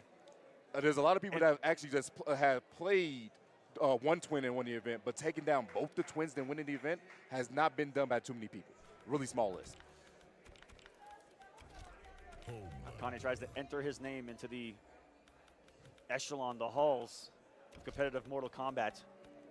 Here, ScorpionProcs trying to build on the name. He's already an EVO champion. He was in Final Kombat last year. Didn't have the result that he wanted. Still a great performance. But this year looking, I mean, not even this year, today, looking completely different is ScorpionProcs, looking like a champion. Can he close it out? That's the question here today. Because he is coming from the winner side of the bracket, still has 2 lives to his name. So this is the only situation in the tournament where Canamani has to beat ScorpionProcs in a 1st to 3. If he does it, it will reset back to 0-0, because he will have technically sent ScorpionProcs 2 losers, and they will have to battle again. That is how double brackets work. The benefit about going to grand finals on winner side is that you have another chance at life, whereas the loser has to have that extra echelon to see if they can pull out 2 games. Now, the benefits and the pros and cons to that. On the benefit to the side of ScorpionProcs is the fact that he has a game to lose. I mean, he has a set to lose, so that means he can work with this. But he's not going to be as warmed up as Kanye, whereas Kanye is a lot warmed up and fired up, especially after the bodies he collected. But here's the issue. There comes a time when you get tired. You need to take 6 games against one of the best players in the world. If you can do that, you're doing well. But the longer you make these sets drag out, the more tired you are. I don't care what type of caliber player you are. You can be the best of the best. Fatigue gets everyone. And it's been a long weekend, long days. What are the picks going to be? It looks like ScorpionProcs is going to lock in on Havoc Movado and the Homelander for Canamani. After that last match, I think he's going to have absolute full belief that he can do it with this character. Ladies and gentlemen, Final Kombat Grand Finals 2025, ScorpionProcs, Canamani. Let combat begin. Here we go. The boys are going at it. An immediate swing coming out of Canamani. Gets the first hit bonus, but unfortunately could not continue the conversion right there. Goes for the laser eyes once again. There's definitely going to be some nervous on display between these two, but nonetheless, it's going to be a great set all around. Breaks the neck, and guess what? There's a mine there too. Full combo coming out of ScorpionProcs. Off to a strong start. Draws that first blood. Ever so important to set the tone, and oh boy, swinging right back as Canamani with the throat grab, and beautiful side switch because we're back in the corner of this beautiful stage. Gets armored, no, that's a lot of damage on it. He said, please sit down on the ground, none of that. Wait, goes for the laser, but unfortunately did not confirm the hit. Goes for the plus frames, and needs to go again with the mid. Good duck. More plus frames you got to deal with, though, because that mine. Very advantageous is that 2-1 of Havoc. Got to respect some pressure after that. Especially with Movado. A lot of things guaranteed into the Movado launch. Bakani launching this man up into orbit and then sending him back down to Earth in brutal fashion. Challenges me at the balls block on that. Doesn't go for throw quite yet. Oh, base that man out in the best way. Stays patient. Goes in with the mid once more. There's the mine. Down to the man, unfortunately, but it was the wrong person. You had to get with the chin check. Overhead the toss. Try to catch him jumping right there. Still take it if ScorpionProcs finds the right hit. Time of the essence right now. About to hit 10 seconds. Jumps back, goes for 1-2, and gets shimmy right there. The crazy part is that if this man Kanye wanted to, since he didn't balls block that, he could have went for fatal blow for a chip out. Tossing Farah again, and immediately red. The barrel roll of Havoc coming in from downtown. Oh, caught him. Crowd starting to chant the moment ScorpionProcs landed a hit. And here we go. Big Danny. A hard knockdown to the corner once again, that boot. Oh, that's a trade. Not too much in your favor at all. Boy, it's like steel lasering it up. Cooking this man, slowly but surely. Lots of damage right here for Kanye. Chokes him out once more, mid-screen. Oh, nothing from Procs, but seeing the man whiff in the sky, snipes him out of it, and gets the round. Both players looking comfortable down at the bottom of the screen as well. Good meter to spend, plenty of weapons, them to abuse, and from downtown the sweep of Havoc, and only that Movado be able to pick it up like it does. Oh, the silence of the DM's actually coming in handy right there. And because you split the bar, you can't break this damage. You gotta hold it. That big haymaker coming in, 349. There's the break. Procs wants to keep this momentum. He wants to keep that 90% out. Oh my goodness! There it is. Forcing the break. Still such a hefty lead for ScorpionProcs. Nice, close it out. Get over here from the Movado. Goes for the low. It works. Goes low again. Back dash out of the range. Hold on a second. Homelander in some pressure territory though. Gets the down one out. Looking to take to the skies. Goes for the feet with the Farah toss, and it's not going to work. Great block by ScorpionProcs staying down. Goes for the down 4 and the pull from the Movado to close it out. 1-0. ScorpionProcs 2 games away from ending Final Kombat. Looking real strong thus far, but like I said, Kanye still has a chance. Backs up, but unfortunately going to get caught. Couldn't fully convert because he was worried about the mine of Movado that hit the screen right there. But guess we're going to pick it up again on the next hit. Goes for the grab and ducked. Side switch right here, going to maximize on the damage. You go to the corner, man. Movado going to be locked up loaded. Wait, not a full Movado, so he can't get the mine for the full combo. But he could elect for slide if he wants to. Decides not to. All sweep to sweep. Oh, not close enough. Caught him. That's Full combo yet again. Big damage should be the kill. ScorpionProcs selects not to break. Oh, there's been any bar on it. Kept it nice and simple. Ooh, active laser to meet him on the wake up. I told you earlier, man, there's nothing scarier than a superhero with lasers attached to their head. Man, those men chill out. Once again, goes in with the man. They're tethered. Takes the knockdown. That's a great knockdown on that, too. He's going to air him. Oh, man, he actually did. He punched him in the foot. He gets the full conversion, though, because Homelander was just so high. He literally goes into orbit on that setup. Oh, the nice interruption again. Good blocks. Goes for the 1-1 plus frames. Nice walls block. Command grab it. He hit Movado also, so you know what that means. I get a side switch, a little extra damage on top of that. And Movado on a longer cooldown. Choke him out and knock him down. Connie, the mix has begun. A beautiful up block, though. And Procs, hold on a second. That could have turned the tide here. 252. Goes low. Backs off, looks for the wake up. Oh! He just danced on him. Toss him. Damn. Farah. Got to look for that sweep right there. Oh, the Hail Mary. Looks for the parry. No way. No, Procs was looking for something to punish right there, but he can't find it. Lasers more. Grab. Checked. Overneath the mine. Sensational from Connie. No breaker to save ScorpionProcs right now. He's going to wake up in a absolute scary situation right now. One hit is going to do it. The command grab. Connie strikes back. 1-1 is now the scores. We got ourselves a great set on display right now. Connie looking to see if he can reset this bracket, but ScorpionProcs still 2 games away from ending Final Combat right here, right now.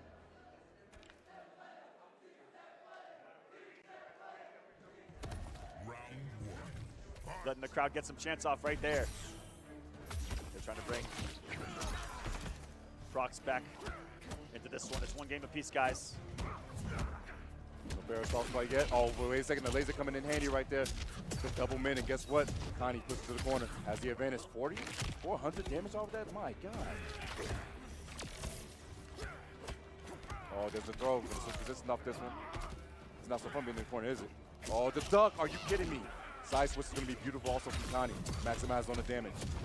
Optimization off of that, too. Getting his damage. 372. A snap of the neck. Wake up deal. He went for scoop, Aqua. He went for scoop. Reaching into a savage side there with ScorpionProcs. Double overhead. Double domed him, forcing the break. Low. No, he's just over the toss instead for plus frames. Command grab coming in handy. Is that killing? Not quite, but mid. The laser is actually going to do it. Connie looking strong thus far and has some momentum going into this. I dare say he needs to take this 3-1. If he takes this 3-2, he might be too tired going into that next set. Great defense there for Connie to avoid both the command grab and the mine right there, just weathering the storm that Procs throws at him. Full string right there, good blocks. Such good patience. Now coming from Connie. Sees the resources. That was disgusting. Now he got that. Immediate roll from Procs. Gonna turn the tide quickly though. Caught him, but unfortunately couldn't get the clean hit and not getting the anti-air that he needed. Movado wasn't there to actually get a full combo for that sweep. Goes for overhead, not close enough. Command grab. Wakes up buttons. Doesn't give a damn about those meaties. See some damage right here. 4 hundo sends the head too. And once that's activated, it's coming.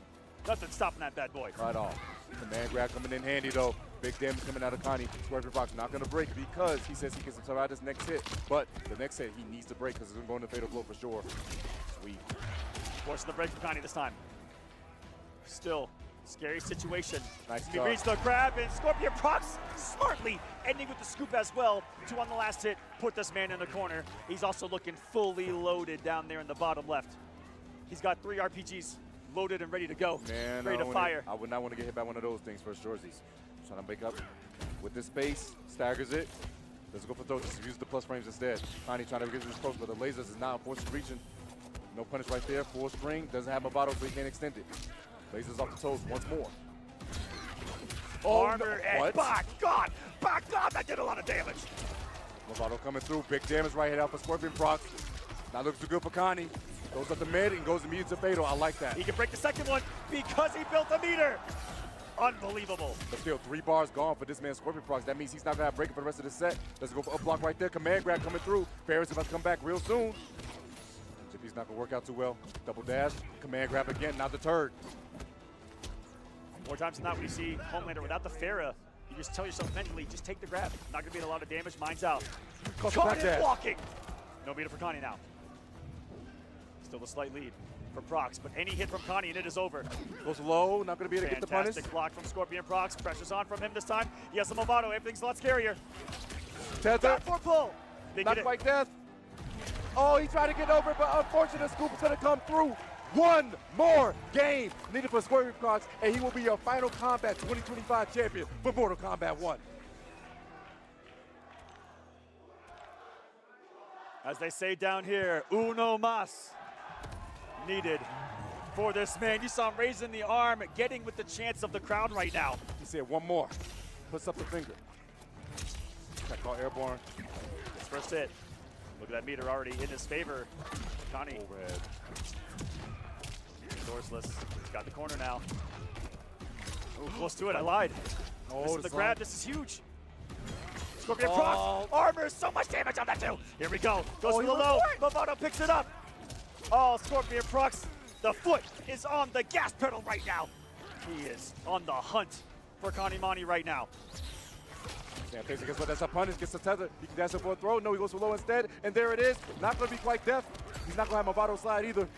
Connie, what do you do? What is your chance? What do you do to close out? He got uppercutted. Hold on a second. He will build a breaker. And take the rest of the damage of the combo. Because we'll have to stop one more. The wake up down one. That's what Connie did to get here. Versus his brother Nicolas. ScorpionProcs return to sender. Look at him. Just letting Canamani do whatever he wants. Before finally gets grabbed. There's the break. Next hit can win. Goes out the mine, goes for the roll instead.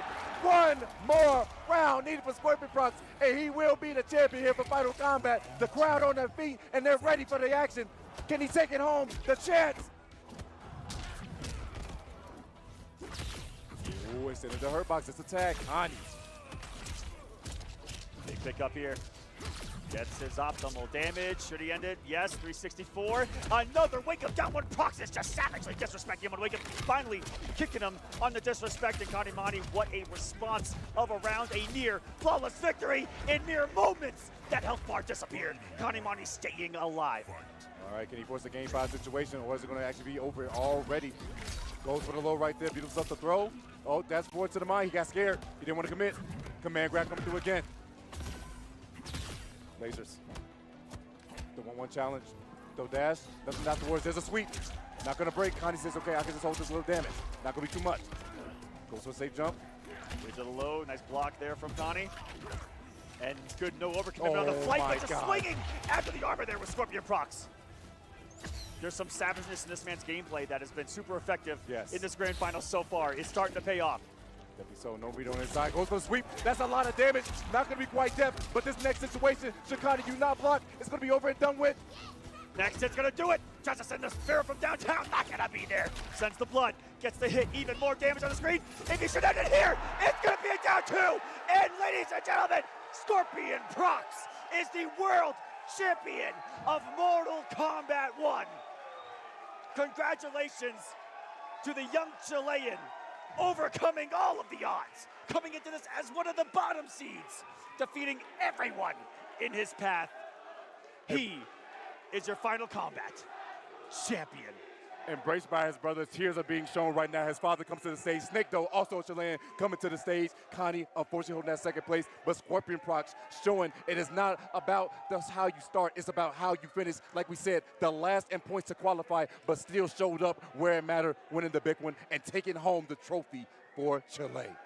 Couple years in the making for this very young man. Adding champion to his name. Has now won 2 of the biggest things you can in Mortal Kombat, both the EVO championships as well as this, the Mortal Kombat Final Kombat here in Mexico City. There's the crowd. The crown no longer in the hands of SonicFox. The crown no longer in the hands of the United States of North America. It now goes to South America here to close out 2025. It really has been their year, though. All the stories, all the hype lines throughout this year have really come from South America in a multitude of ways, whether it be the Chileans, whether it be the Brazilians. Last year it was the Argentinians as well, doing some big damage. They always do as well. A lot of countries down there putting in work. The Mexicans on full display too as well. Absolute domination today from ScorpionProcs. Congratulations to him, to his brother as well, getting 3rd place in this entire thing. The twins did their thing. And now I want to take a shift to the man, Canamani. Wonderful performance here. #1 EU. Congratulations to that man. Man, it's actually been absolutely ridiculous to think about Unbelievable. how this man has come through time and time again.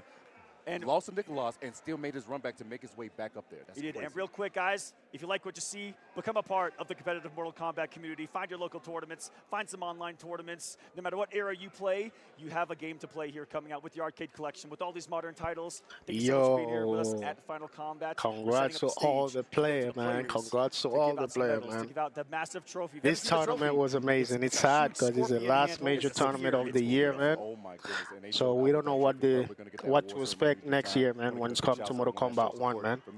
Most and definitely because of the way and the state that the game is right now. So, wow. Oh, the twins made it, man. They made it, man. For the final combat, but MK1 still SonicFox is the only one who can stop them, man. SonicFox, man. Come on. Temple, Rips Arena, Demon Lobby, Sharayu. What else we got? We have our Coliseum as well, Destroyer, yes. all you guys. Yeah, you guys everyone, guys. Been Shouts to everyone good. that's hosting events, bringing people together to do exactly this. Compete in a game. It's a very healthy thing to do. You can meet friends. You get the competitive spirit out of you. It's one of the things I did early on. Is it was a great way to just let off a little bit of steam in a competitive setting. Thank you guys so much again for being here, for watching this. If you can hear our voice, appreciate it. And I believe we're getting it set up here. I think that we're ready to potentially go to the stage. Just might be. That award ceremony is going to be absolutely wonderful. Stay tuned for that. Probably got a little message afterwards, too. We don't know yet. But nonetheless, hey, it's been a great time here in Mexico. And I'm definitely see there's going to be probably some parties and celebration afterwards. Okay, so Nicolas is a genius. He's going to win this. Yeah, he actually lost it, brother. He actually lost it, man. And this game, man, it's been a great fight. It's never 100% guaranteed, brother. Thank you so much for watching. I don't know if you're still around. We're going to hand out those medals and hiya, trophy. Michael. Send you to the stage. This is the... Hey, ¿cómo están?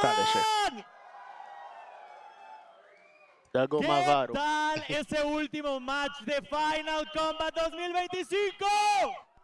This guy's so stylish, man. Look at his clothes design. Vamos obviamente a His platicar clothing con design. el ganador. Ahorita vamos a Clothing tener una design. pequeña entrevista, pero lo que procede es la premiación y eventualmente entregar esta hermosa presea. Pero quisiera para esta premiación This is so cool, man. Look at it. a que pase al The frente trophy y is so vayamos cool. mencionando everyone on each of the winners because The trophy looks so cool, man. surprise. We have the medal that you are going to wear, but I'm not going to give you the medal. Who is going to give you the medal is the one and only Ed Boon. So, I'm going to start from the bottom up. Voy a empezar de abajo hacia arriba. En séptimo lugar, vamos a darle un fuerte, fuerte aplauso a Faysal Kombat.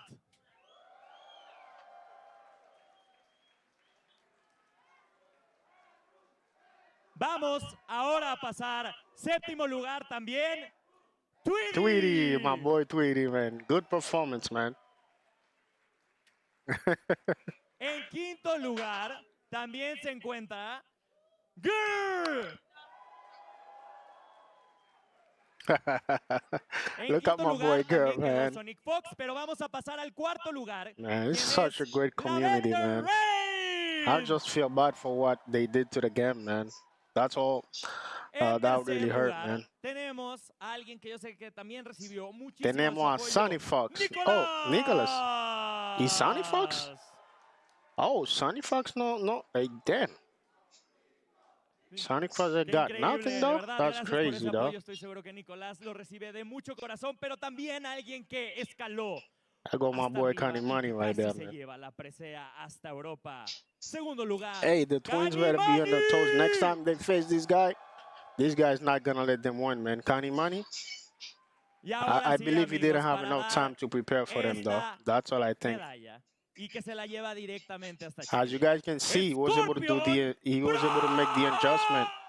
He was able to make the adjustment against Nicolas, but Por favor. Not against ScorpionProcs. Guys, thank you very much. Oh, SonicFox is not there, man. That's it. That must hurt. That must hit really hard, man. That's crazy, man. The GOAT is not there, man. Hey, that's part of the game, man. Sometimes you win and sometimes you lose. Simple as that, man. Aplauso a ScorpionProcs.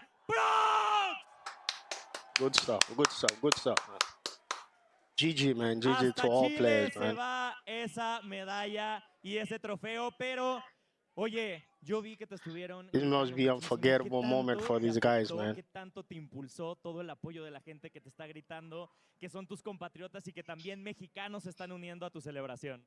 La verdad me ayudó eso cuando yo tengo el público a mi favor. I can't hear what he's saying. Efectivamente.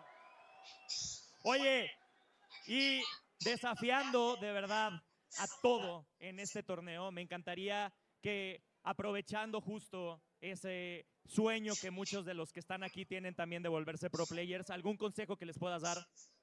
Yo creo que el mejor consejo sería que les guste el juego de verdad y que aprendan de los jugadores profesionales. Y obviamente se queda el trofeo en Latinoamérica y un fuerte aplauso para Chile. Y ahora, ScorpionProcs, ya que ganaste, queda algo pendiente y es darte la estatuilla del ganador. Y por eso está aquí el mismísimo Ed Boon para darte esa estatuilla. Wow.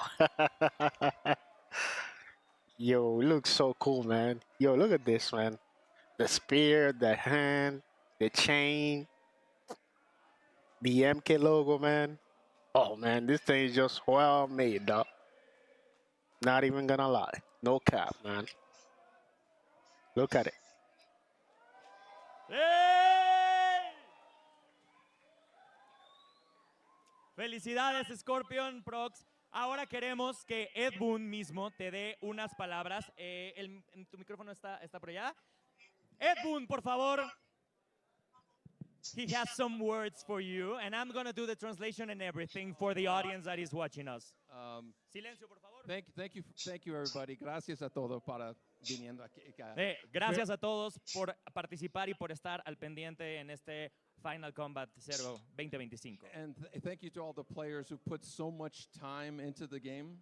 Gracias a los pro players por ponerle tanto tiempo al juego. And thank you for this crowd, one of the most amazing crowds I've ever seen in my life. Gracias por esta audiencia porque es de las mejores audiencias que han existido. And again, one last congratulations to the champion, everybody. Una gran felicitación a ScorpionProcs. Que se sienta esa emoción por ScorpionProcs.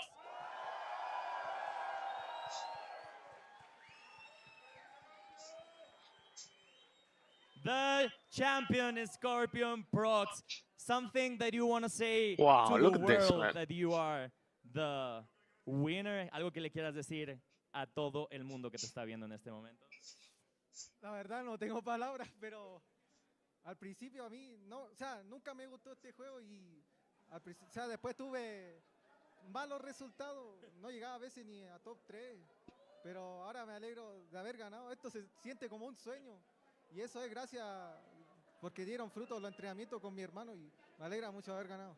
That he was bad at the game, but with training and with all the support of his family and his brother especially, he got into the first place and now we have the winner. ScorpionProcs, te dejamos festejar este momento y nosotros nos despedimos, pero que se sienta ese ánimo aquí en México porque tuvimos el Final Combat 2025. This is it, guys. This is what we're gonna put an end to this. Thank you for the 12 likes, and we got 9 people watching. And I hope you guys have a great night. And until the next one, man. No more pro competition for this year, man. For the next 3 months, man. So it's gonna hurt, man. And the way and the state that the game is right now is not the best one. But anyway, you know. We pro Mortal Kombat fan. We're still gonna be streaming the game. We're still gonna be playing the game, and we're gonna be here, man. You know, no matter what happens to the game. Until the next one, guys.